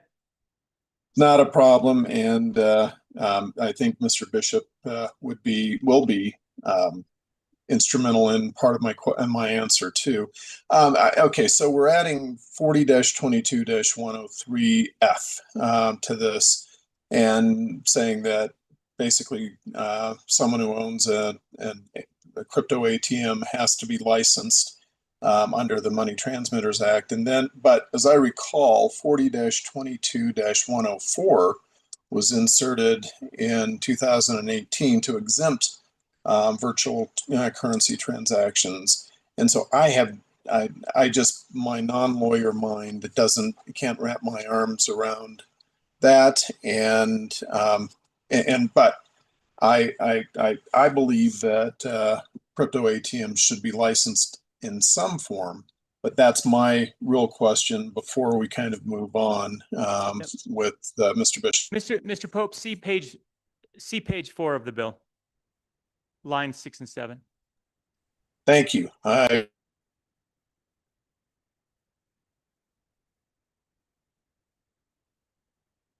can't hear you right now. You have muted yourself, Mr. Pope. Well, I am, all I was going to say is that I will review that, and then if the question remains or any questions remained, I will ask them in a moment. Great, thank you. Mr. Bishop, Commissioner. Thank you, Mr. Chairman. Again, Jeremiah Bishop, Banking Commissioner, and the Commissioner as is defined in the Money Transmitter Act. So a little bit of a short background, and then I'll go through why it's worded the way it is. Operators are these virtual currency kiosks. I like kiosks. They're not ATMs. ATMs are tied to banks, so they're not ATMs. But these kiosks are considered money service businesses, MSBs, under FinCEN, and they do have to comply with the Bank Secrecy Act currently. What this does is it puts us as a regulator. Currently, as Mr. Pope did just say, virtual currency is exempt from our money transmission law. And so this just clearly defines what a kiosk is, makes it clear you do need a license to operate one of these, and that this exemption for virtual currency does not apply if you're operating these kiosks. So they, like I said, they have to comply with FinCEN requirements already. This just allows us to regulate them to make sure that they're actually doing that. Like Senator Olson's question was, these are not, the operators are not the ones committing the fraud, but this industry, banks and money transmitters, are heavily regulated in this space because they are commonly used for fraud and money laundering. That's why FinCEN has already determined that BSA requirements apply. And so what this allows us to do is then, one, they have to be licensed, but then we can do regular examinations of them for compliance with BSA and any other thing we want to put in law or rule on the operation of these kiosks. So I agree. I think this was the simplest way to say, okay, we can regulate them. They have to have know your customer rules. They have to identify suspicious activity and report that to FinCEN or other law enforcement if necessary. They need to have a whole BSA program in place, among other things. And then we're the ones overseeing that to make sure they're actually doing it. A lot of BSA is just to identify suspicious activity, illegal activity, and either stop it, hopefully stop it, but also notify law enforcement through suspicious activity reports, things like that. So I think there was some other things that I will probably hear some testimony on that you might want to include in this. Things like transaction limits, things like that. I think it's up to you all on whether or not you want to introduce that as a, in the bill or put it to rule. This is something that I think we can, we're very familiar with this. I'm happy to do rulemaking in whatever way or whatever level we need to. So one of the things I wanted to make sure of, if that's we'll see how today goes. If you want a lot of these other requirements to be put in rule, that I think it's section 3, just making sure that that gives me the authority needed to make implement rules and regulations on the operation of these kiosks. I think it already does that, but I just want to make sure that's the intent, is that it's not just, that yes, these are licenses.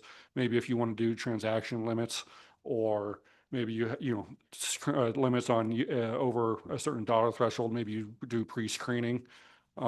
Maybe you use blockchain analytics, things like that, that I'm allowed to put that in rules. So that's more of a legal question. I think we already have that, but I do want to make sure if that's the intent, that it's clear. So that was literally what I was going to ask you was, do we need to be more explicit so that you feel comfortable with that? How would we write that? Because I think we do want the capacity for you through rule to be ensuring that we have appropriate practices in place. I don't think we need to call those out in statute. I think that having them through a rulemaking process where daily limits and the way to proceed with daily limits and exceptions and everything along those lines can go through rule is exactly the right response. That gets us consumer protection through this. What language should we add to affect that? Great, thank you, Mr. Chairman. I'll ask for maybe some input for some of the lawyers in the room, but on page 4, this is section 3. The current language, this is 1617. The banking commissioner shall promulgate all rules necessary to implement this act. I don't know if putting something in to implement this act and to govern the operation of these kiosks might give me, I think, clear authority to implement whatever is necessary to operate these kiosks. But I might let maybe some of the attorneys in the room determine if that's needed. We did an initial review. I think it is good, but I think that would make it clearer.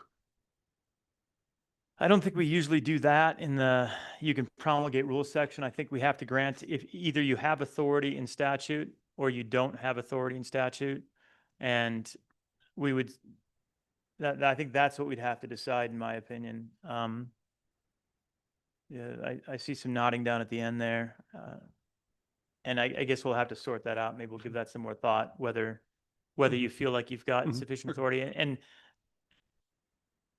I guess the question I have with money transmitter licenses, do you have the capacity through rule right now to put a limit? If I wanted a single transmission of $1 million through my MTL, I assume that you already have regulatory authority over the terms and conditions of money transmitter license. Mr. Chairman, yeah, I think you're right. I don't know if we, our council looked at this and he thinks we're fine. Okay. I just want to make sure verbally that is actually your intent to give us that authority. So I think we're okay. Good. I definitely think you're okay too. Yeah. And then I wanted to circle back on the top of page 3, lines 1 through 3, this financial institution definition. Yeah. So let me pull up the actual statute. We have certain exemptions for money transmission licenses already in the Money Transmitter Act. This is a 4022-104, a 1 through I think 8, and the U.S. government, the post office, political divisions, and then 4022-104A4 includes banks, bank holding companies, credit unions, building and loan associations, savings and loans associations, savings banks, mutual banks, organized under the laws of this state or the United States. It's a very broad definition. So maybe reference that statute here if needed. I don't even know if you need to reference this because these institutions are already exempt from needing a money transmitter business. So you might be able to just delete item F2 here because I think it's redundant, because if you're already exempt through these other then you're exempt for operating these kiosks already because you already don't need a money transmitter license. But if you wanted to make sure that the banks, credit unions, SPDIs, other banks can operate these without an MTL, then I would replace lines 1 through 3 and just reference Wyoming statute 4022-104A4. Gotcha. If I said that right. That does trigger the concern I had, though, which is that for cases of any nationally chartered entity, you really wouldn't have direct oversight, and they're not going to, the federal oversight is not going to be looking at this. Is that accurate? Yes, Mr. Chairman. They would already have to have a very well-regulated BSA program that would be reviewed by their regulatory authority, in this case, the OCC. Now, it may not be so specific as maybe what we might put in rule. That's what I was going to say. And so that would not apply. It's a question whether or not that would apply either way, of how much regulatory authority do we have over national banks. It's not very much. Right. In this case, I think we'd have to do a pretty good search of federal law to see if there is a federal rule or regulation on this that would preempt state law or rule. So that I don't have a good answer for that, because I think it generally federal preemption I think would preempt us either way. Okay. But if you wanted to, I think just reference that exemption clearly, then I think it covers everybody. Okay. So if just to make sure if that's your intent, this is any financial institution regulated by the Division of Banking or not, then just use the 4022-104A4 instead of what's in the draft currently. Repeat it again. 4022. 4022-104A4. 104A4. So I think that the language you could do is on page 3, lines 1 through 3, just delete that and then just reference that section. So that it would be your no person shall own, operate, or manage a virtual currency kiosk in this state unless the person has been issued a license, or unless they are a bank holding company, credit union, long list organized under the laws of this state or the United States, provided, Would those all be considered financial institutions? they're if all we said- fine. Not under the definition. So we don't want to say financial institution because I think we want to get rid of that. or any, if we said any institution referenced, we could say institution probably. Yeah, we could say any institution falling under 4022 104A4. Okay. Thank you. So But hopefully you that don't, does you don't that. even think you need that. You think we could strike Romanet 2 because it is already exempted. Yes, they are already exempted. The benefit of keeping this is it could create a circular exemption of virtual currency is already exempt in this list of exemptions. And I we're see. changing that. So I guess, yeah. For I clarity. don't personally, I don't think we need it, but Okay. Thank you. if you want to keep it, that's it. Senator Craigo? Thank you, Mr. Chairman. Just a question for the commissioner. How would, let's imagine a scenario where an out-of-state bank, chartered wherever, comes in and sets up a kiosk, right? They don't have any other brick and mortar in the state, but they decide to set up a kiosk over here at the student union. How do we regulate that? How do you regulate that? I'm not sure you can under current statute, but by using that exemption, which I agree with you, says exactly what you just said it says. How do we regulate that, or do we, with the current language in the bill draft? Mr. Chairman, Senator Craigo, so if it depends on the exact institution. If it's a state chartered institution, but chartered in another state, so a surrounding state, we have a little bit more authority over those institutions because, we could maybe, is that a branch now? We could look at that possibly. If they do a current ATM, we can license those. We would mostly rely on their home state regulator though, to regulate that activity. And so if we have Wyoming specific rules on transaction limits or disclosure requirements, that other state likely would not ensure that they're following that. If it's a state bank, we'd have some authority over that, even though we don't do examinations though of those institutions. So it would probably be on a case by case basis. Now, if it's a national chartered bank, we have even less authority. So even if you make this apply, we do have very little authority to actually regulate these. We could maybe contact the OCC or those other states saying, hey, here's our requirements, please review this during your examinations. Or we could actually go to that institution like, hey, you're operating in Wyoming. We're only going to examine you just for these things. If it's a state chartered bank, we have more authority over that. If it's a national bank, that's what I was getting to. It's very limited. Go ahead, follow up. So, Mr. Chairman, I'm just a little concerned Yeah. that we're making it easier for out-of-state Yep, institutions we are. to do this versus our own in-state institutions, which the current language, although maybe needs some work, just says you have to be essentially a chartered institution in Wyoming, which I understand we have some credit unions and we'll hear from them. And maybe we can figure out language where we talk about in-state credit unions, even though they're not chartered by the state. I guess that's my concern, and I don't know how we work around that, Commissioner, but that's what I'm worried about. Could a federal credit union, and I realize they're exempted, so maybe this is something we just can't even figure out, but could a federal credit union apply for and receive a money transmitter license in the state of Wyoming? Mr. Chairman, they could, they don't need to though. That's why this exemption exists. Right. Is because they are already heavily regulated institutions that are already having know your customer rules in place, no matter who they are. And so that's why this is exempt, is part of a banking is sending money. Right. The concern though is that we want anyone operating one of these these kiosks to have to obey the rules and regulations that you put forward and be regulated by you, because no other state is going to regulate this and the feds aren't going to regulate this. So if you're not regulating it, no one is going to. So it gets to what Senator Craigo was saying, where we create a great regulatory structure. If for some reason you're actually chartered in the state of Wyoming or have a Wyoming MTL, but if you had, you made the decision to go with a nationally chartered bank, which we don't really want to be favoring relative to our state chartered banks, then you're off the hook. You do whatever you want. Mr. Chairman, that's a common issue with banking in general. A lot of things we've done in banking is we have to do a whole study on national preemption at that point.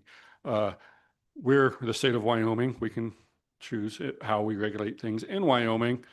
We're pretty limited on how that crosses over state lines, especially with national entities that preempt our laws. That's one of my duties, is to help fight that. But yeah, that's the issue. Anytime we pass any law in Wyoming, whether it's, prohibition on discrimination against firearms, anything else, that really only applies to our institution. Yeah. Because there's nothing we can do about it But if we were to say that if you wanted to operate a virtual currency kiosk in the state of Wyoming, you had to be either you had to have a Wyoming money transmitter's license, and that I assume is not equivalent to you're exempt from it. If we said you have to have a Wyoming money transmitter's license, then you have to have a money transmitter license, or you are a Wyoming regulated financial institution. That gets at, I think, what we're looking for, Senator.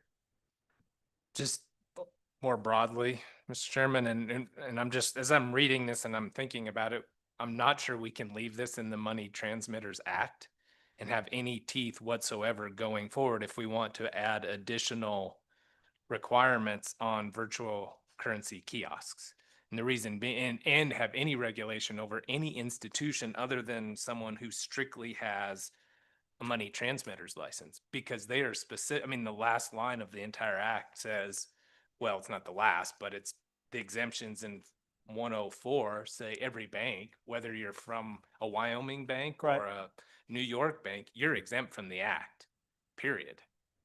And so we may have, I'm just thinking out loud here, but as we move forward, that's something for us all to keep in mind. We may actually have to move this legislation out of 4022 because we've already created an exemption for some of the very people we want to regulate. Agreed. And the structure of this was supposed to allow for it easily to insert into our existing regulatory structure. And it's pretty clear we don't get to do that. Go ahead. Yes, Mr. Chairman. And I will say, when we were looking into who's currently operating these kiosks, none of these are banks. Right. Yeah, I've never heard of a bank actually sponsoring one of these. So right now, that's not the issue. I do understand that could very well be an issue in the future. I'm definitely open to having that research of where we should put this going forward. That's a big project though. Yeah. So I think if you want to do something for now, having it under a licensed money transmitter or a bank automatically makes it heavily regulated by somebody. It's better than it is now, even if it doesn't solve a problem. Yeah, exactly. I see. And then maybe if you want to look at that as a topic next year, hey, is there a better way we can do this to add more teeth? Okay. Happy to. I think that'd be a great idea. But in the interest of, I know you're running up on, the next sessions. Sure. This gives us the authority to put things in place that will directly impact, from what we understand, everybody who's actually operating these today. If you want to tackle banks in the future, great conversation. But okay. Any follow-up, Senator? We'll have more conversation. Nothing helpful, Mr. Chairman. Yeah, right. Fair enough. Representative Yin. Mr. Chairman, thank you. Sorry, it's getting late in the day. I'm curious on whether we have any, and I know this is different, but for privately owned ATMs that aren't owned by a bank, are there any regulations that we have surrounding them? Commissioner? Mr. Chairman, Representative Yin, so I make sure I understand the question. Do we have any regulations over privately owned? Are you talking bank ATMs or these crypto kiosks? ATMs, not crypto kiosks, that are not owned by banks. Great. Thank you, Mr. Chairman. Yep. Thank you, Representative Lynn. So we got rid of a lot of what we do with ATMs 10 years ago. We used to issue annual licenses to every ATM in the state. I think that was repealed. My understanding is if you want to be a privately owned ATM, you need to give us just an application to be a sponsor.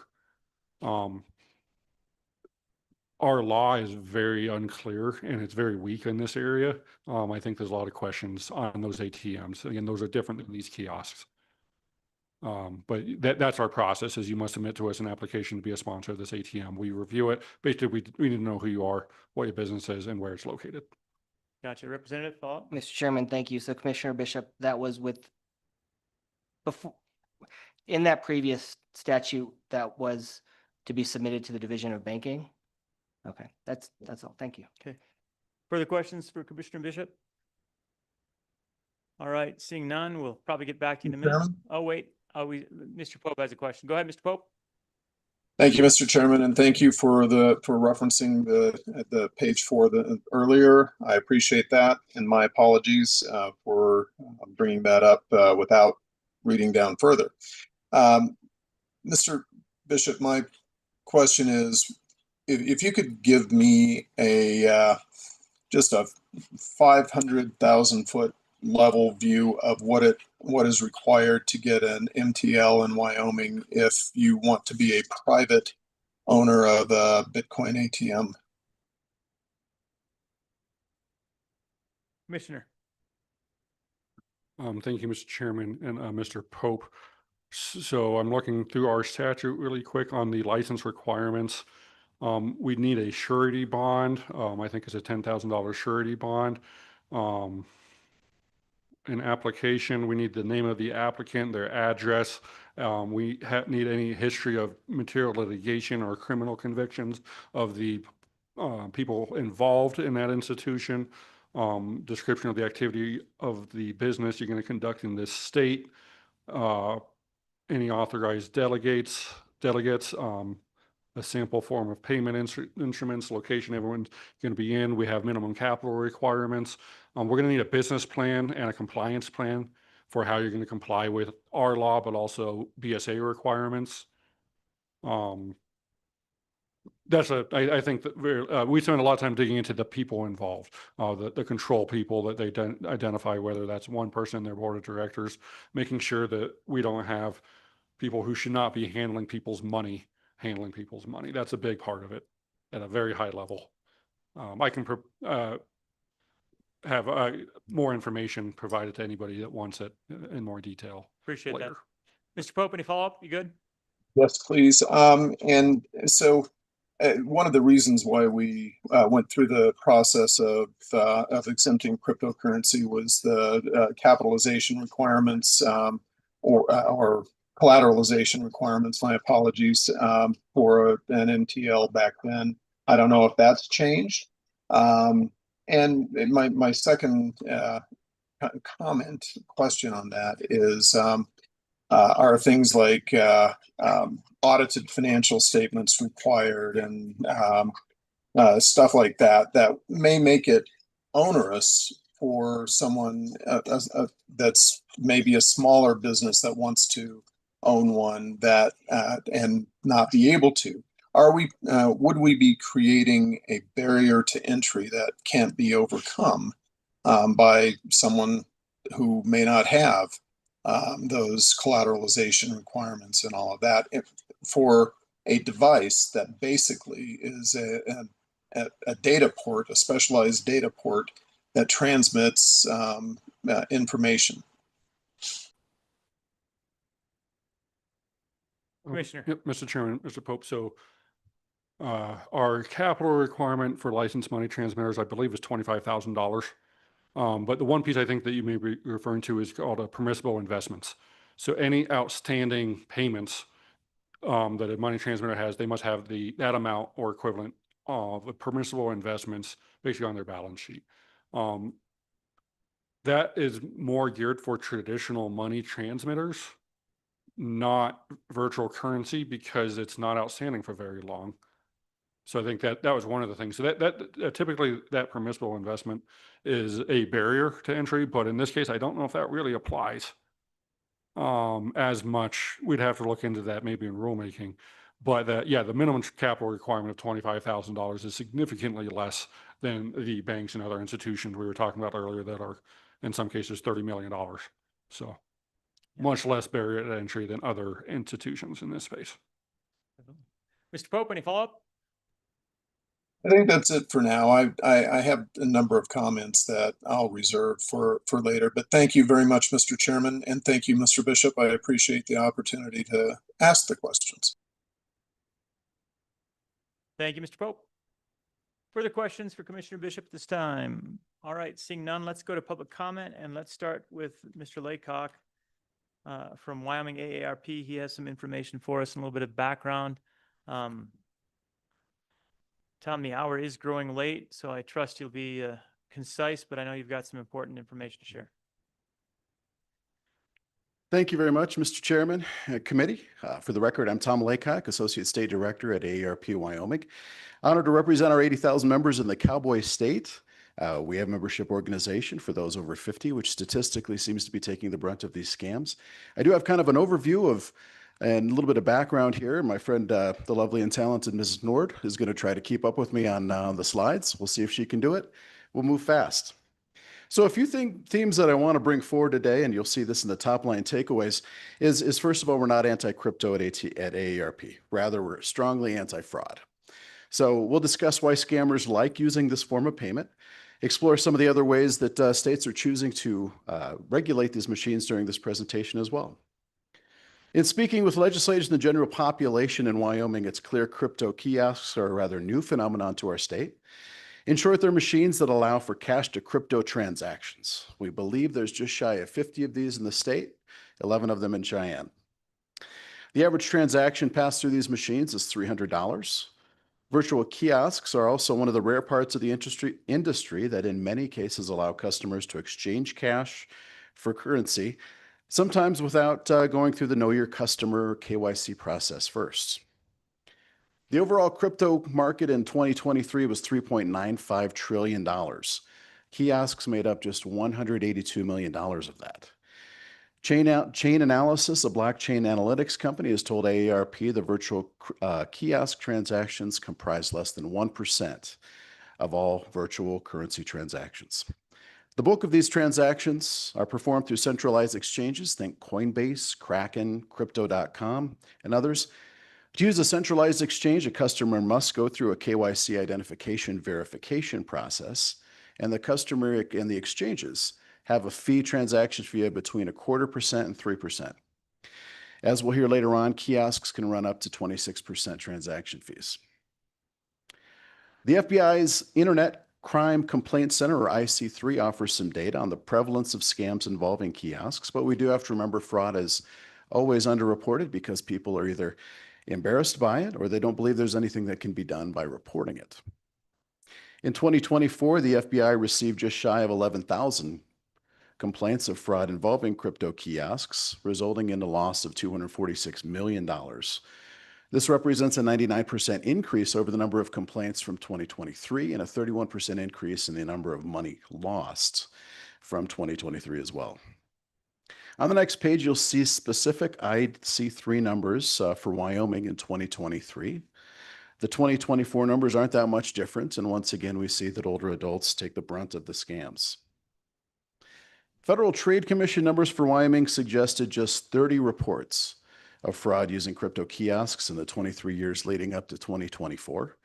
Then in 2024 alone, the number jumped up to 30 reports with a total loss of $364,000. Now, we spoke about fraud being difficult to quantify and being underreported. This is a great example. The Cheyenne PD told me last month they've actually got 50 reported cases involving crypto kiosks in the last 16 months with losses of over $650,000 to Cheyenne residents. So let's talk about the scams. They're really not new.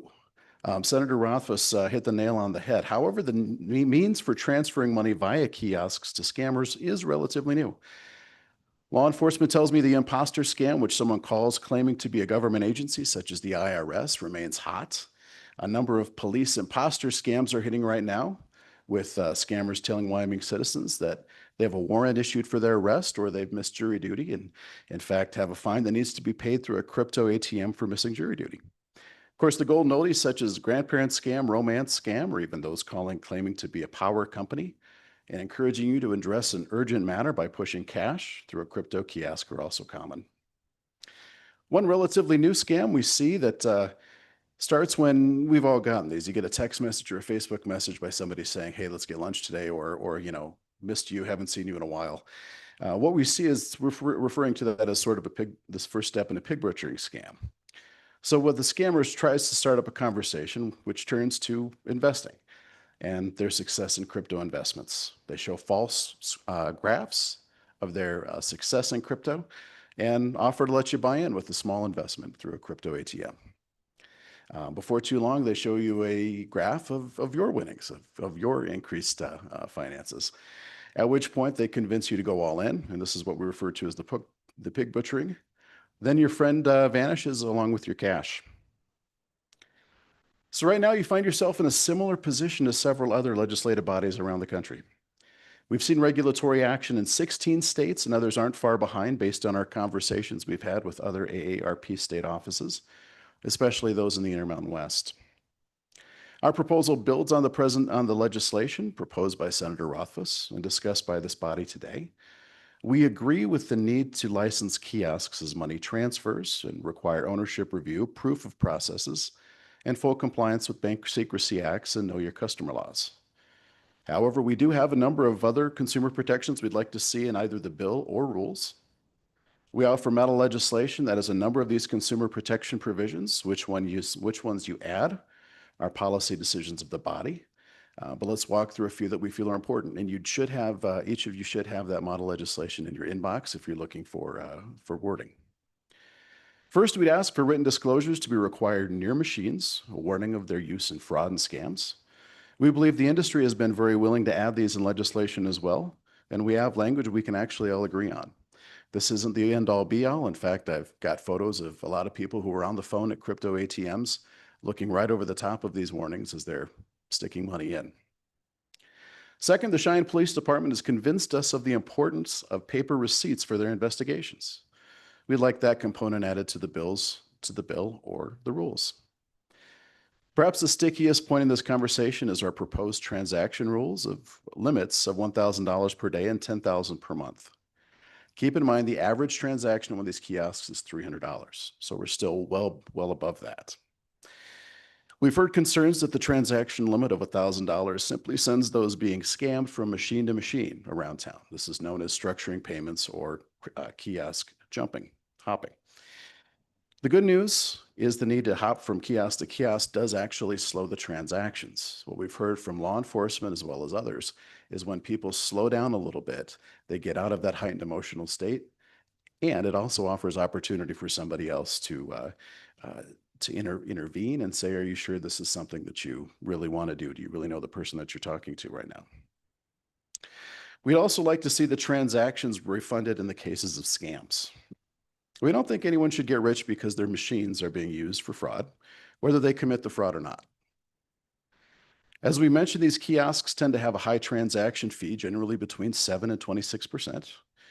As an example, if a victim stuck $50,000 into a kiosk on a 20% transaction fee, the fees to the kiosk operator would be $10,000. We also know from a lot of other states that have implemented daily transaction limits for virtual kiosks. They do work. Law enforcement has testified that they've seen a reduction in virtual currency kiosk scams and fraud since daily transaction limits became effective. We also know, and they've testified to the fact they've seen a reduction in the use of virtual kiosks for escort services known to be used in human trafficking. While this model legislation may seem like overregulation to some, the reality is we've actually seen other states get more aggressive with their stances towards kiosks. 2 weeks ago, the District of Columbia's Attorney General filed a lawsuit against a crypto ATM company, accusing the company of financially exploiting district residents. The lawsuit alleges 93% of deposits made into Athena's Bitcoin teller machines were linked to scams, many of which targeted seniors and vulnerable residents. The AG also claimed Athena charges fees of up to 26% without disclosing them. Bitcoin purchased through other apps and exchanges, as we mentioned before, typically has a transaction fee of between 1/4 and 3%. Meanwhile, in Iowa, the Attorney General is suing 2 crypto ATM companies under the Iowa Consumer Fraud Act. It's the AG's claim Iowans have lost at least $20 million in transactions to 2 companies, CoinFlip and Bitcoin Depot. The investigation began in October of 2023 when the office subpoenaed 14 crypto ATM companies. The subpoenas requested the information on Iowans' transactions through crypto ATM kiosks over a near 3-year period. Investigators then called and emailed hundreds of Iowans who had made the transactions through the crypto ATMs. The office also collected data using consumer complaints, police reports, and self-reported scams. The investigation found that 98% of money Iowans reported sending through Bitcoin Depot and 94% through CoinFlip were scam transactions. Finally, you may be shocked to know there's an election coming up. As you start to consider your platform as well as your support of this bill, I'll let you know 2 summers ago, AARP's Vital Voices survey surveyed 700 older adults in Wyoming and asked the question, quote, "For each of the following statements, tell me if you would be more likely or less likely to vote for a candidate that advocated for this position," end quote. 83% of those surveyed said they would be more likely to vote for a candidate who advocates for protecting Wyoming citizens from scams and fraud. This ranks above even lowering property taxes. Supporting this measure gets you that talking point. It gets you that line on your campaign mailer. So once again, I'd like to thank you for your time. We appreciate the consideration of the issue. I'd be happy to stand for any questions. Any questions? Questions? All right. Seeing none. Thank you, Tom. Appreciate it. Thank you. Okay. Additional public comment in the room. Come on up.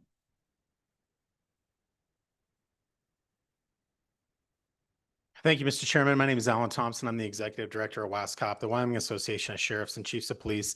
And this concept is coming on the radar of law enforcement across the state as a bill proposal just in the last couple of months. We don't have a lot of data on this, but I just wanted to say that our members that did respond to my question about how pervasive this is in the communities, of the communities that have crypto ATMs, and we're just shy of about 50, this seems to be the leading emerging device used by fraudsters and scammers to get people to get that money into the virtual world and out of the pockets of Wyoming residents.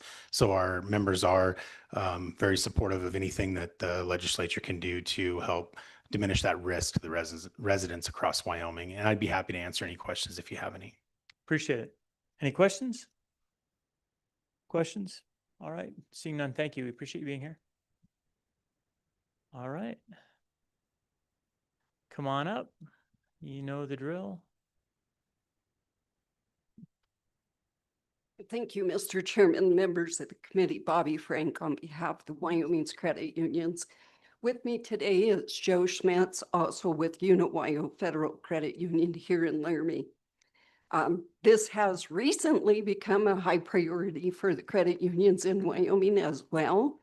I was going to speak to some of the language in the bill, but you've already hashed through that somewhat. Sounds like there's more work to be done there. But I'd like to turn it over to Joe to share with you why this has become such a big issue for us. Absolutely. Introduce yourself once again, please. Mr. Chairman, co-chairman. Thank you for the opportunity to provide the testimony today. I'm Joe Schmitz, staff attorney and compliance manager for Unit Credit Union. Unit serves over 59,000 members across the state. We have branches in Laramie, Cheyenne, Glen Rock, Douglas, Cody, and Casper. I'd like to extend my appreciation for the committee taking up this issue.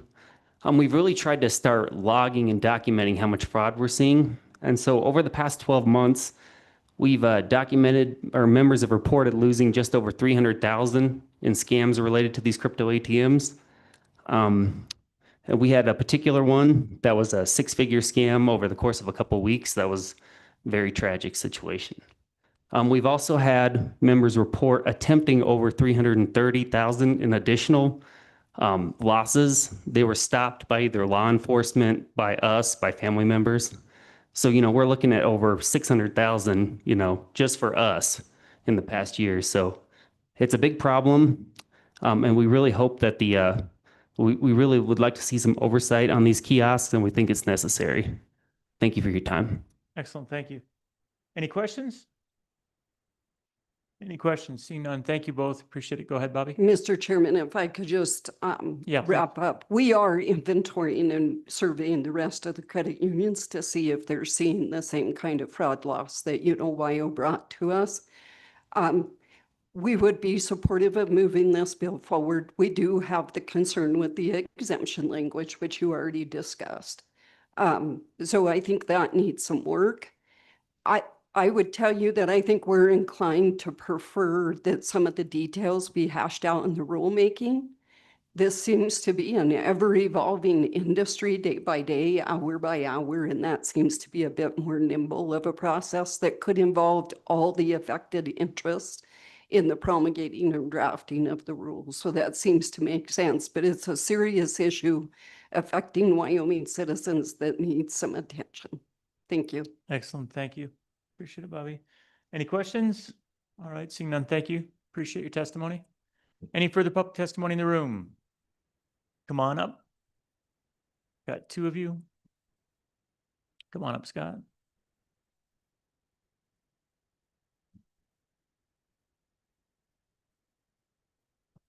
Thank you, Mr. Chairman, members of the committee. Scott Meyer on behalf of the Wyoming Bankers Association. We do stand in support of this. I think with one of the comments, hearing some of the comments, but this is not our financial institutions having these kiosks. These are people that are not being regulated at all. And so I appreciate Senator Grego's comment. Maybe we need to put this someplace else, but right now I think this is the best spot to put it in, at least for the time being. And I do appreciate the commissioner's comment about maybe we're trying to do some stuff with rulemaking, but my members really want to see some real teeth in this. And so they look at it and they think, what we ought to have is probably have some kind of a limit on what first-time users can use. I know that AARP talks a little bit about maybe $1,000, but I've seen in Oklahoma now they passed a bill that said, if you're a first-time user, you can only take out $2,000 within a 72-hour period, something like that. The other thing to keep in mind is that these kiosks that are out there, that's not where the serious cryptocurrency people are dealing with. They're using their phones, they're using their computers. Those are the folks that actually know what they're doing. These are people that have no idea of what's going on. And so one of the things that we'd like to see in there is not only a refund of maybe the fees that they got paid, but also maybe have these kiosks reimburse people that have actually gotten funds stolen from them. We just had a member of ours that had a customer came in and they lost $40,000. Boy, if they got reported that and you had a limit of, make sure that they notify somebody within 14 days, maybe that would help a lot because they come to the banks, they go to the credit unions, they go everybody and say, hey, I just lost some money. Can we have that back? So I think that those are issues that we'd like to see some stuff in the rulemaking, but we would like to see some real teeth in this. We worked very hard with you folks and with the legislature and with AARP trying to do our vulnerable adults bill. I think this goes right down that same line, that there are people out there that just don't know, but we're losing money to the most vulnerable of our society. With that, Mr. Chairman, I'd stand for any questions. Appreciate it, Mr. Meyer. Any questions? Go ahead, Lee. Thanks, Mr. Chairman. Mr. Meyer, with the banks owning, a lot of banks owning their own ATMs and have a bunch of regulation on them, do the banks, if somebody steals somebody's credit or debit card, does the banks that own those ATMs reimburse those people if they got money stolen from them? Scott? Mr. Chairman, Representative Filer, I don't know how that actually works if somebody else uses your debit card, but that would probably be one of those areas of fraud that somebody else is misusing your assets. Any follow-up? Go ahead. Yeah, Mr. Chairman, so it would be more of a criminal. Yeah. Go ahead. Mr. Chairman, Representative Filer, yes, that would be a criminal act. Okay. Anything further? All right. Further questions? All right. Seeing none, thank you. Appreciate your testimony. Thanks for being here. All right. Additional public comment in the room? How many do we have online? Nobody online? Okay. Hello, Welcome. members of the committee, Mr. Chairman. My name is Clara Wolfson. I work for a cryptocurrency kiosk company called CoinFlip. And first of all, I just have to say this is my first time in Laramie, so thank you for the opportunity to be here and present to you. A little bit about CoinFlip. We have been operating these cryptocurrency kiosks for a decade. We're in 49 states, 10 countries, have incredibly robust compliance programs. And, there's been some words thrown around up here, KYC, know your customer requirements, things like that. So I would like to take the opportunity to just provide a little bit of color to the way that these businesses are regulated. So because they are transmitting money, FinCEN considers them service business. And that just means that FinCEN has the authority to examine us and regulate us, just like we were talking about at the state level, how the Wyoming Division of Banking would regulate the money transmission license piece of this legislation, which, by the way, I would like to add, we fully support in an exciting moment of unity. There's some differences when we get down to transaction limits and things like that, but we really do support being licensed in the state. And in fact, CoinFlip does have a license here in Wyoming already. So going back to a little bit of the regulatory piece, we actually have been through a few Title 31 exams. They're actually administered by the IRS, but they're administered by the IRS on behalf of FinCEN. And that is for compliance with the Bank Secrecy Act, or excuse me, Bank Security Act. So that includes things like know your customer requirements, filing reports like SARs and CTRs and things of that nature. So there's definitely some regulation, even though some states do require licenses and others don't. Anyone who operates a machine like this in the United States is subject to that regulation. I think I hit all my high points. Happy to answer any questions. Right. Any questions for Ms. Wolfson? Go ahead, Representative Yen. Mr. Chairman, thank you. Ms. Wolfson, help me explain CoinFlip's business model. So when are you leasing space within these businesses where CoinFlip machines are, or do they own it? So, I mean, like the question I asked for the commissioner, some of those private ATMs are owned by and operated by those businesses that own it. So do you guys as a company own the kiosk and then just lease? I'll give it to you to explain the model. Thank you. Yeah. Thank you for the question. So we own the machines. CoinFlip, I should say, owns the machines. There might be other operators out there that do not have that same business model. We own the machines. We lease space from local businesses, specifically here in Wyoming. We have 9 machines. We pay a monthly fee to those businesses to stay in the business. And then, whoever wants to come in, and we usually like to call them the crypto curious. It's kind of our target market, and maybe buy $50 worth of Bitcoin, they can come in the gas station or something like that. Traditional spaces where these things are located are really similar to third-party ATMs that we talked about earlier. And then complete that transaction and buy that Bitcoin. Follow up. Thank you, Mr. Chairman. Ms. Wolfson, appreciate that clarification. I think it's good for me to have it in my head when we talk about who we're regulating, who has the responsibility, et cetera. The one thing that kind of perked my ear was the thought about requiring receipts, because that provides, a paper trail, physical paper trail. Any thoughts on that requirement? Ms. Wilson. Yeah, we are happy to comply with the receipt requirement in model legislation that CoinFlip is supportive of. There is receipt requirement, such as what the information that's listed on the receipt, and actually just the requirement to give a receipt. Different states do it differently. We get a little hesitant to put personally identifiable information on a paper receipt just because that's a security risk, but happy to abide by any receipt requirements that you're interested in.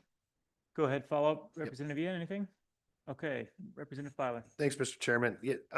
Would follow on along the lines of Representative Yen with the paper receipt. So you don't want to give away too much information. I totally understand that. I mean, this is why we get into Bitcoin sometimes. But with that paper receipt, would it show possibly the wallet that you actually purchased the Bitcoin from or gave money to?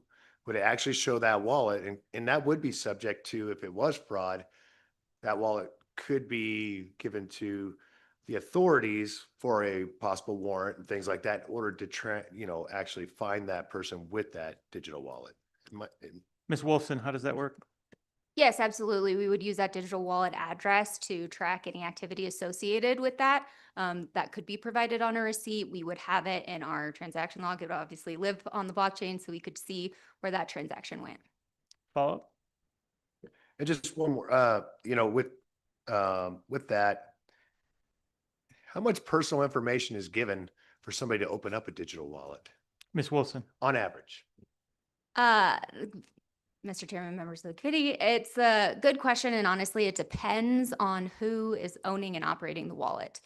CoinFlip does operate our own custodial wallet. It's not used very widely. Usually you're going to be using something like a Kraken wallet, or other even exchanges have their own wallets. It all depends. They have their own know your customer requirements that they also have to follow, just like we do.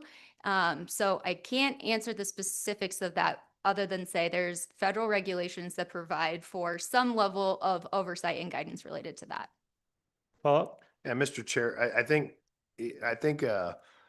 what I'm alluding to onto this is when somebody does open up a digital wallet, absolutely right. Because of the IRS, and there's a lot of different rules when it comes into that, there's a lot of personal information that you must give, including up to a picture of your photo ID. So when we're looking at this piece of legislation and trying to cut down on fraud, because we need to, but if the industry is willing to give that paper receipt where it actually has that trail of that identifiable digital wallet, the warrant can be issued. The investigation can continue, and most of them are going to be able to find out enough information to find a perpetrator. Well, if I want to create a wallet alone, if I want to create my own ID, I don't need permission from anybody to create my wallet, only if I want to put fiat currency in it. So, and that's where the KYC comes into effect. So if I can create 100 wallets, in about 20 minutes, and it wouldn't take me 20 minutes, with no identification, no personally identifiable anything, and they're fully anonymous, but obviously public identifiers on the blockchain. So you can see what's going in and out of my account, but you have no way to trace it to me unless you use independent tracing capabilities. So it does seem like it would be, and again, it depends on which cryptocurrency, I can even get more anonymous than that, but with Bitcoin that we're talking about, it's pseudo-anonymous at that point. So I don't see how just having the public identifier, I can know anything, and I can honestly, launder it about 5 times, and starts to become pretty hard to track. Representative? Yeah, Mr. Chair, but once you need to make that transfer in order to get USD, well, you have to have identifiers. So, somebody, unless they're just going to strictly use Bitcoin for everything. No, I mean, most people are going to do this in order to gain cash in USD. Well, again, I know. Everyone publicly close your ears on how you do this, but I start with Bitcoin, and then I take it to Zcash, Monero, or whatever. I do a transaction cross-chain, so I need no KYC at that point in time. And then once I have it in that alternative system, then I have fully anonymous transactions, and then I transfer it to another wallet, and then I take it back into whatever the heck I feel like, and take it back to my wallet, and then take it to USD. And I'm fully KYC'd on my end, and so absolutely no problem. I don't think it's a traceable event once I go into one of the anonymous. Again, Monero and Zcash, you can't follow me, and others, you can't follow me. You can't follow my transactions once I go into those chains. That's the feature of the chain. Looks like Mr. Pope. Mr. Pope. Thank you, Mr. Chairman. Ms. We can't hear Wilson, you. welcome. You cannot hear me. I am unmuted on my end. We can now. Okay. You're back Awesome. now. Sorry, don't know what was up. It's okay. Thank you, Mr. Chairman. Ms. Wolfson, thank you for coming to Wyoming. Welcome. And I certainly appreciate your testimony. A couple of things. On a little more narrow of a look at this. You mentioned SARS reports, suspicious activity reports. What's the floor limit for a SARS report to be filed? Do you know that offhand? Ms. Oh, Wolfson?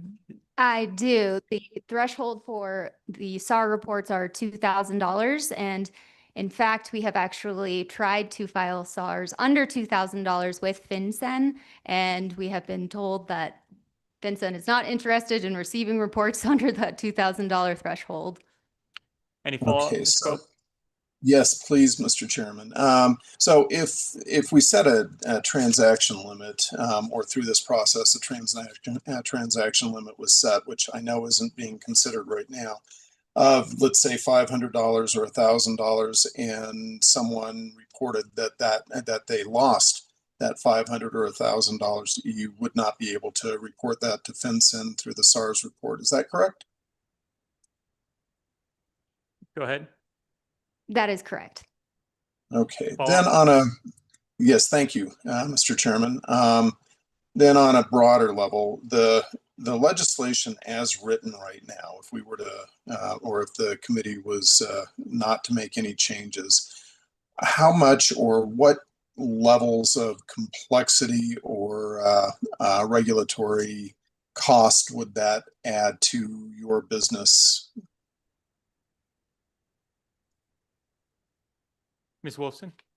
I cannot speak to the exact dollar amount that it would cost us, but I can tell you compliance is overwhelmingly one of our largest costs as a company, in part because there's such a patchwork of regulation in the states and that level of federal compliance as well. So we are talking well into the tens of thousands of dollars for compliance, which we are happy to do as long as all of the players are treated equally in this space. Mr. Pope? Thank you for that. I guess did you mention earlier on that you were licensed in Wyoming already? Do you already have your money transmitter license or some other type of license? Ms. Wolfson? Yes, thank you for the opportunity to follow up on that. As the committee has referenced, these kiosks are actually exempt right now under Wyoming law, but one of the things our company does to try and be proactive in terms of compliance is applying for these MTL licenses in any state that will give it to us, regardless of whether the banking division thinks we fall under their regulatory schema or not. So we have been incredibly proactive and apply for licenses in every single state that we can, including Wyoming, and have been granted one. Any follow-up? Yep, go ahead, Mr. Co-Chairman. Thank you, Mr. Chairman. Ms. Wolfson, can you share your thoughts on what we had discussed about a minimum time frame for first-time users for your guys' service? Ms. Wolfson? Yeah, that has been discussed in other states. There's some laws that were referenced that had passed that include a new user limit. And I can say at least CoinFlip would be supportive of new user limits as long as they are relatively short in time frame. Just because if you get out into the, I don't know, let's say a 30-day range, which has also been proposed in other states, that puts us into capital and liquidity issues because we have to hold transactions for such a long time. But we support new user limits for something like 72 hours was referenced earlier, as long as it is over that SAR transaction reporting threshold of $2,000. So $2,500 is a number that we have been supportive of in other states, but that those two thresholds, the time being relatively shorter in part because, or I should say 72 hours, let's start there. There is internal data that we've analyzed that shows most of the people who fall victim to some sort of fraud using these machines usually finds out that they've been scammed within 48 hours. We built in another 24-hour cushion, and that's where that 72-hour new user period comes in. So hopefully that relatively lower new user threshold actually stops scams before they're able to start. Any follow-up? Go ahead. Thank you, Mr. Chairman. Just as follow-up, can you talk to us a little bit about the usage patterns of the folks that will use your kiosks? So are most of the people that use these things go in there one time and then they never use it again, or do you have returning customers that are integrating that into their normal lives? And Ms. Wolfson, I'm going to tack onto that. We heard a statistic of 94% of fraudulent transactions. So as you're answering that, tell us where that number comes from. Mr. Chairman, Representative, that 94% number was cited from an Iowa lawsuit. No hometown love because I'm from Iowa. But because that number is in an ongoing lawsuit, I will respectfully decline to guess where that number came from.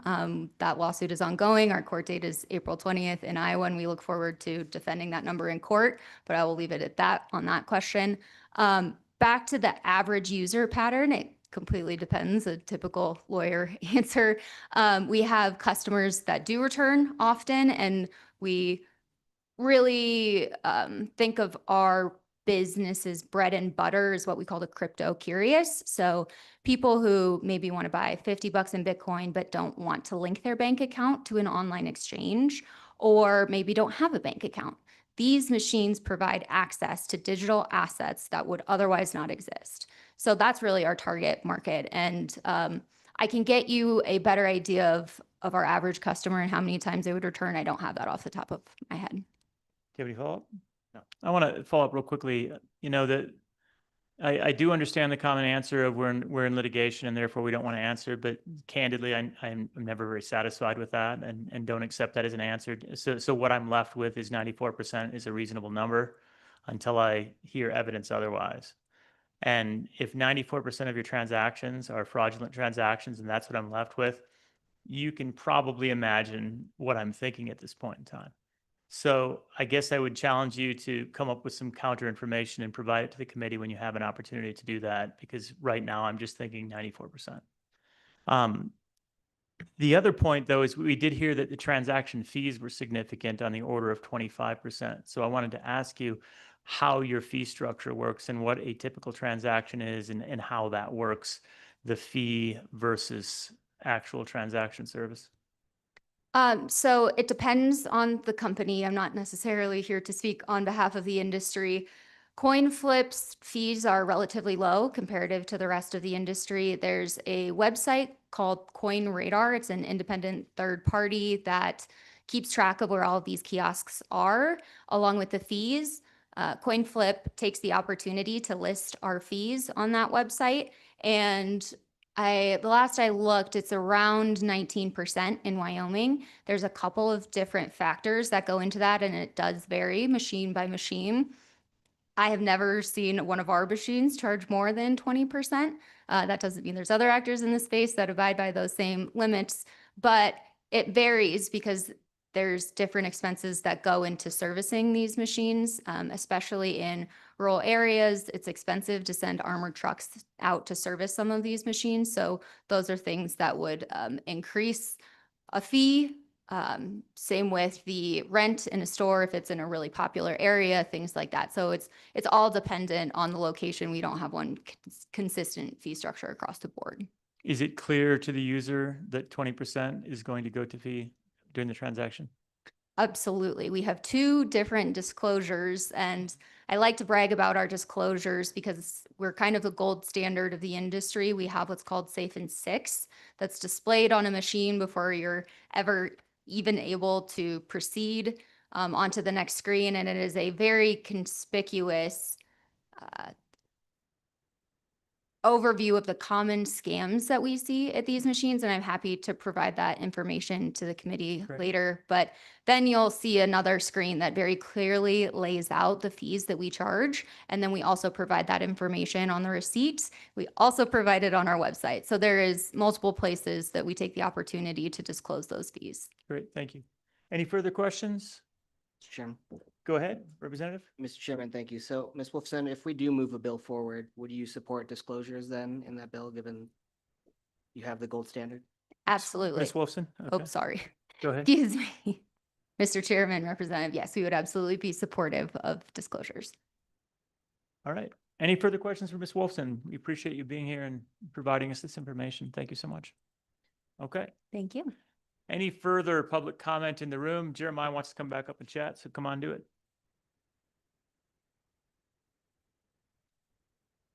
Welcome back. Thank you, Mr. Chairman. Again, Jeremiah. Sorry, I'm coming back a second time. I did not follow my notes. No worries. No, I think that I like the discussion here, and I think this goes to my original comment that it's up to you all what you put in law versus the rules. If you want us to do the rules, my intention is to get input from everybody. The industry itself, law enforcement, banking association, credit union association, but also the industry, to make sure we thread that needle as best we can for some of these things. But one thing I did forget to mention my first time, I apologize, is something to consider, and that's kind of the effective date of it's section 2. We put this in, I think this is put in with the intention of making it very clear that there's no grandfather clause. If you are currently operating one of these kiosks, if this passes, you have to get a money transmitter license. But the thing for you all to consider is when should that happen? I don't know the exact, I'd have to ask our licensing staff on the average time it takes to approve a money transmitter license. Once we get a full one, I want to say it's less than 3 months, but that's after we get all the information. And so my question is July, do we want to give a longer period of time for existing operators to get the required license before we have to give them cease and desist letters? I think I think the common date is October 1st. If this is signed into law in, I don't know, March, that gives them a good runway to work with us and get the required license without being in non-compliance. But that's something for you all to consider. So because the effective date in section 4 is July 1, 2026, your suggestion is compliance date in section 2 maybe is October 1, 2026? Yes, Or- Mr. Chairman, or just split it out further. Maybe something to say that, yes, the effective date of the law is this date, but if you're just put something in there that if you're an existing entity, this is how long you have to get the required license. I think that makes sense. I don't know if there's a better way to do that. I think you all know better on that, Okay. but That's helpful. Thank you. something like that. Any questions? Go ahead, Senator Craigo. Thank you, Mr. Chairman. And this is not exactly on the topic Go that ahead. the commissioner came back up for, but so let's assume an existing operator comes and gets the transmitter's license. How, I assume you're going to have to create rules to deal with that. But my question really is how do those rules prevent all the fraud, et cetera, that we're talking about? I mean, ultimately, my question is, does requiring them to get a money transmitter's license solve any of the problems we've talked about today? Commissioner. Thank you, Mr. Chairman. Great question, Senator Craigo. It helps. It doesn't prevent. My intention is, if this goes to rulemaking, to put a lot more than just you need a license. I would put the disclosure requirements for maybe it's common fraud, disclosure requirements of your fees. We'd work with the industry, but some of the other things that have it, maybe you have to use blockchain analytics prior to sending transactions over a certain dollar threshold. Something like that. Maybe putting again, working with the industry and the associations on kind of this extending the amount of time from when somebody who's being taken advantage of gets to the kiosk to when the transaction is sent over certain dollar thresholds. There's various ways you can do that, but putting something like that in rule would be our full intention if it doesn't make it into the bill. So those things I think we could put in rule upon passing that would definitely help try to get that 94% down to the traditional 2% that is commonly accepted. Great. Senator, go ahead. Follow up, Mr. Chairman. So do we need to put a little bit additional language in here that says essentially the commissioner can create additional requirements for kiosks? Because that's not really in here. I mean, that type of language is not in here. And I don't know if there's statutory authority for regulating the kiosk itself. We're just saying you have to get a money transmitter's license.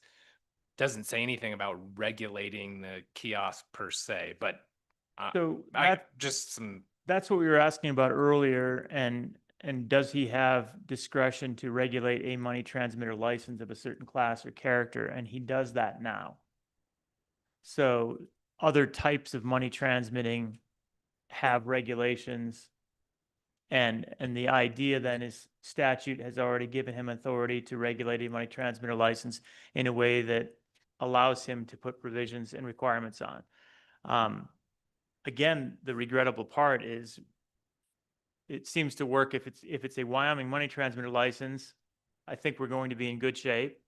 If it's not, if you're a financial institution, then we're not going to have any say over you. But at the same time, if you're a regulated financial institution, your regulation level is pretty high, even if it's not a Wyoming regulatory system. So, you know, you've got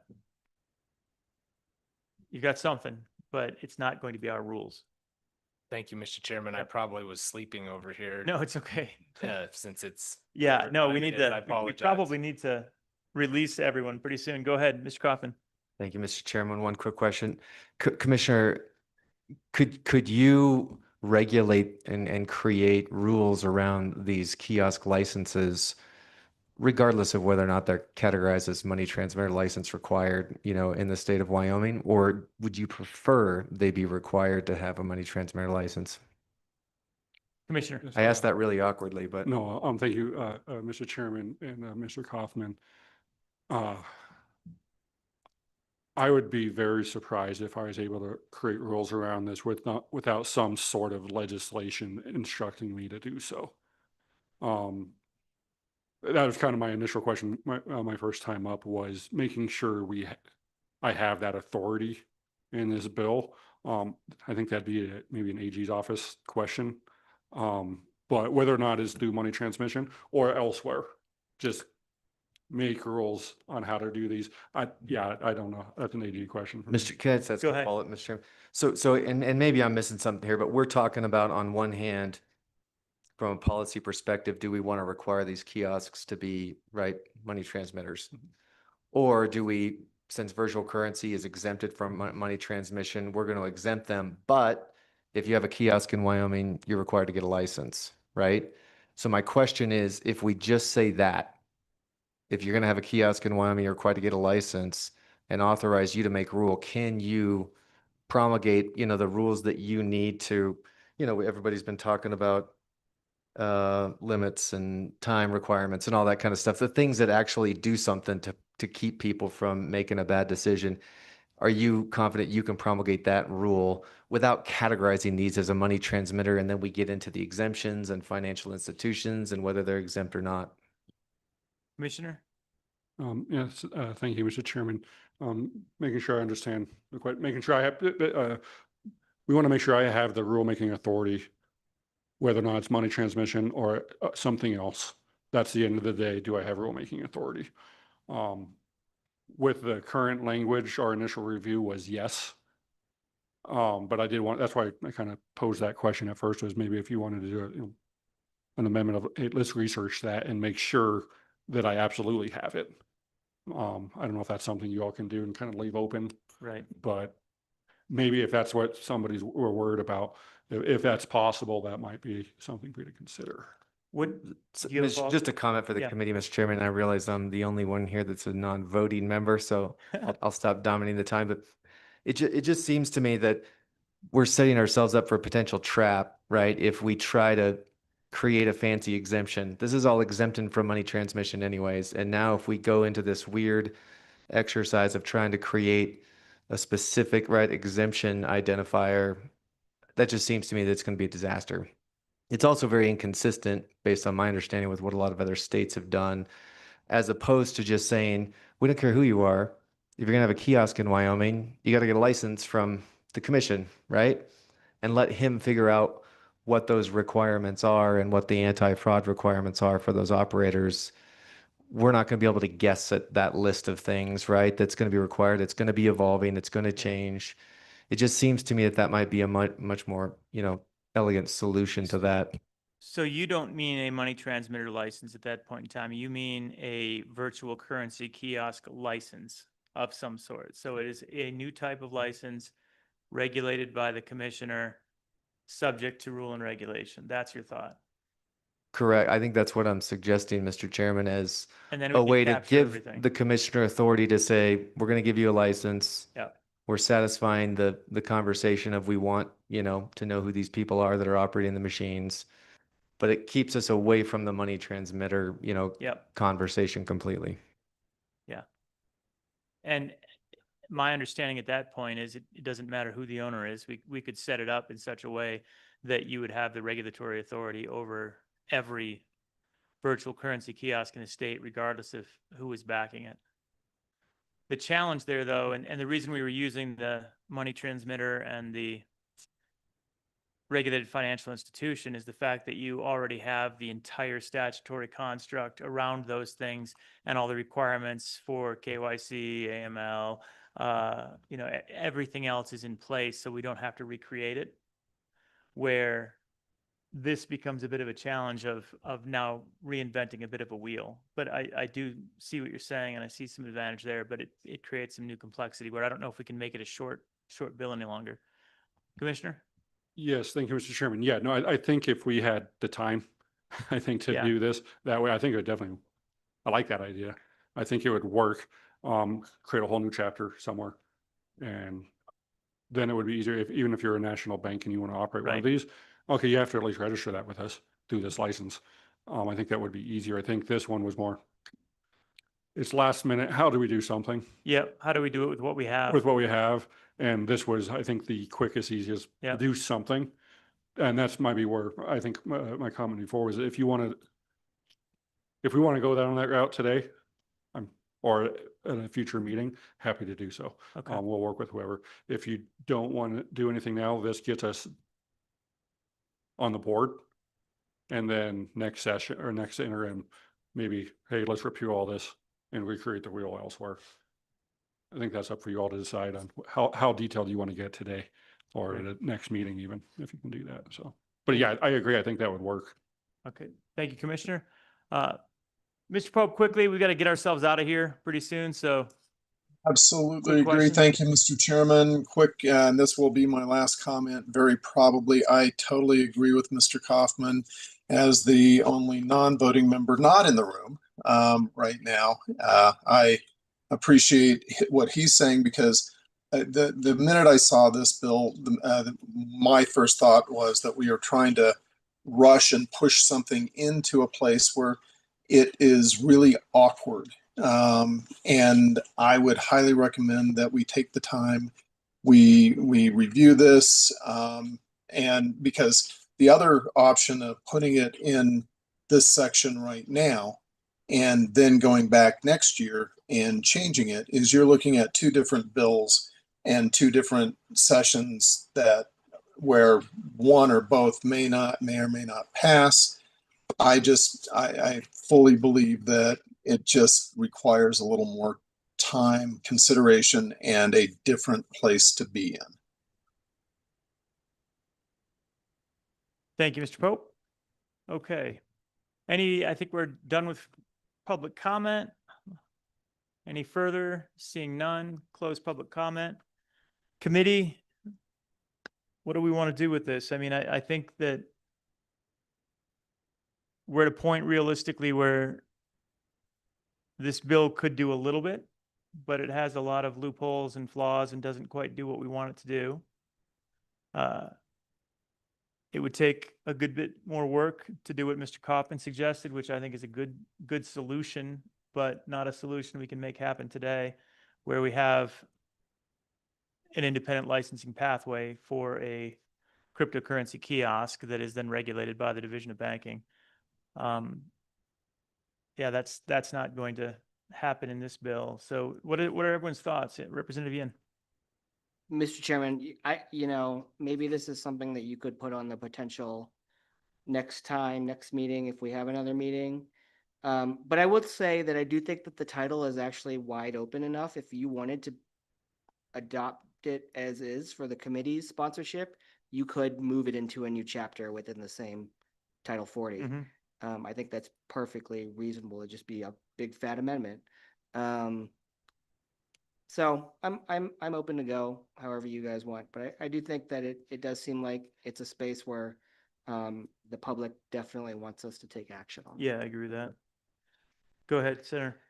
Mr. Chairman, I think that I agree with Representative Yin. If we're going to have another meeting, I would like to see this idea fleshed out at the next meeting. I mean, I think the bill could be very simple by just creating a chapter, and then the policy choice is how much do we put in statute the regulation of the kiosk versus how much do we just give away in rulemaking authority? Because you could have a one-page bill that just creates a chapter and gives the banking commissioner rulemaking authority to regulate kiosks, and you're done.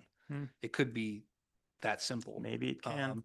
And so if I would favor doing that over this proposed bill. Yeah. If we're going to do a quick fix, Yeah. that's a quick fix to me.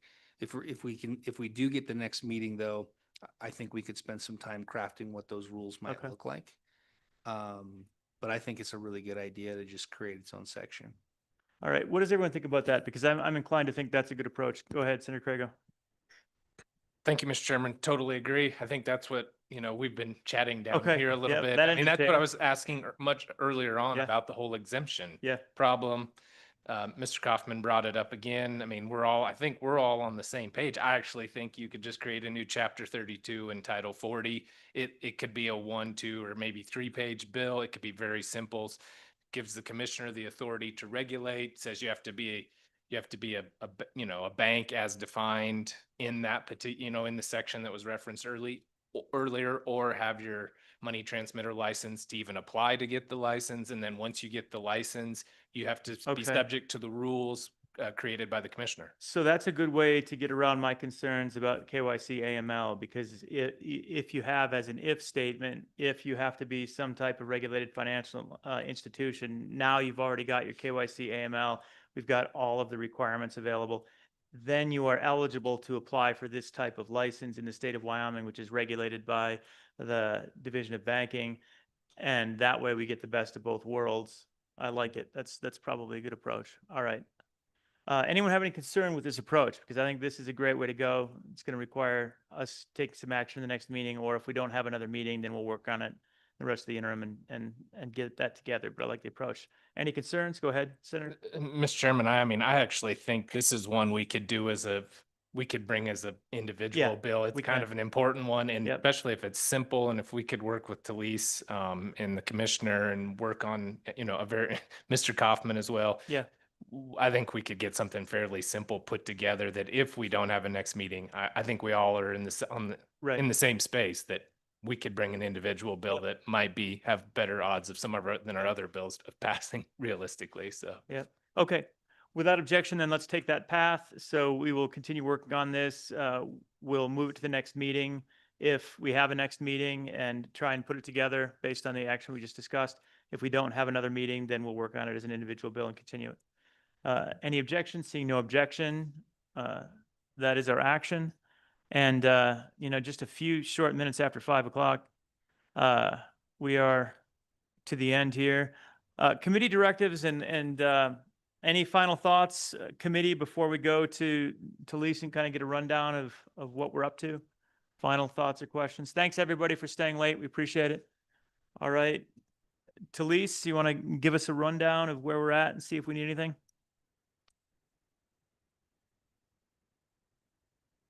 Mr. Chairman, you just want a rundown of what we did, or Yep. what? Okay. So we sponsored 26 LSO 57 Wyoming Stable Token Amendments, 26 LSO 58 Unincorporated Nonprofit Association Amendments, 26 LSO 12 Data Privacy Government Entities, 26 LSO 9 Select Committee on Blockchain and Emerging Technologies, and 26 LSO 60 Right to Repair Digital Electronic Equipment.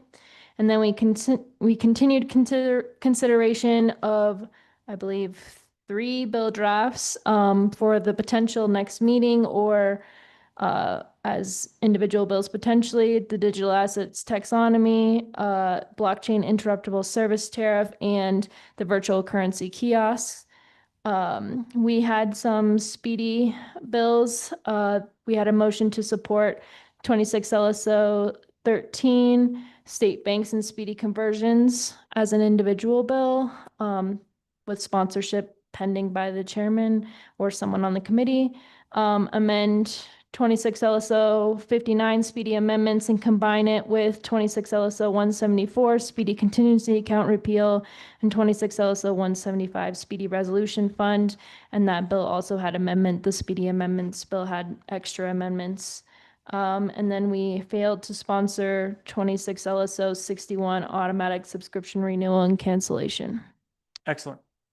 All right, any questions or discussion on any of that? That sounds good.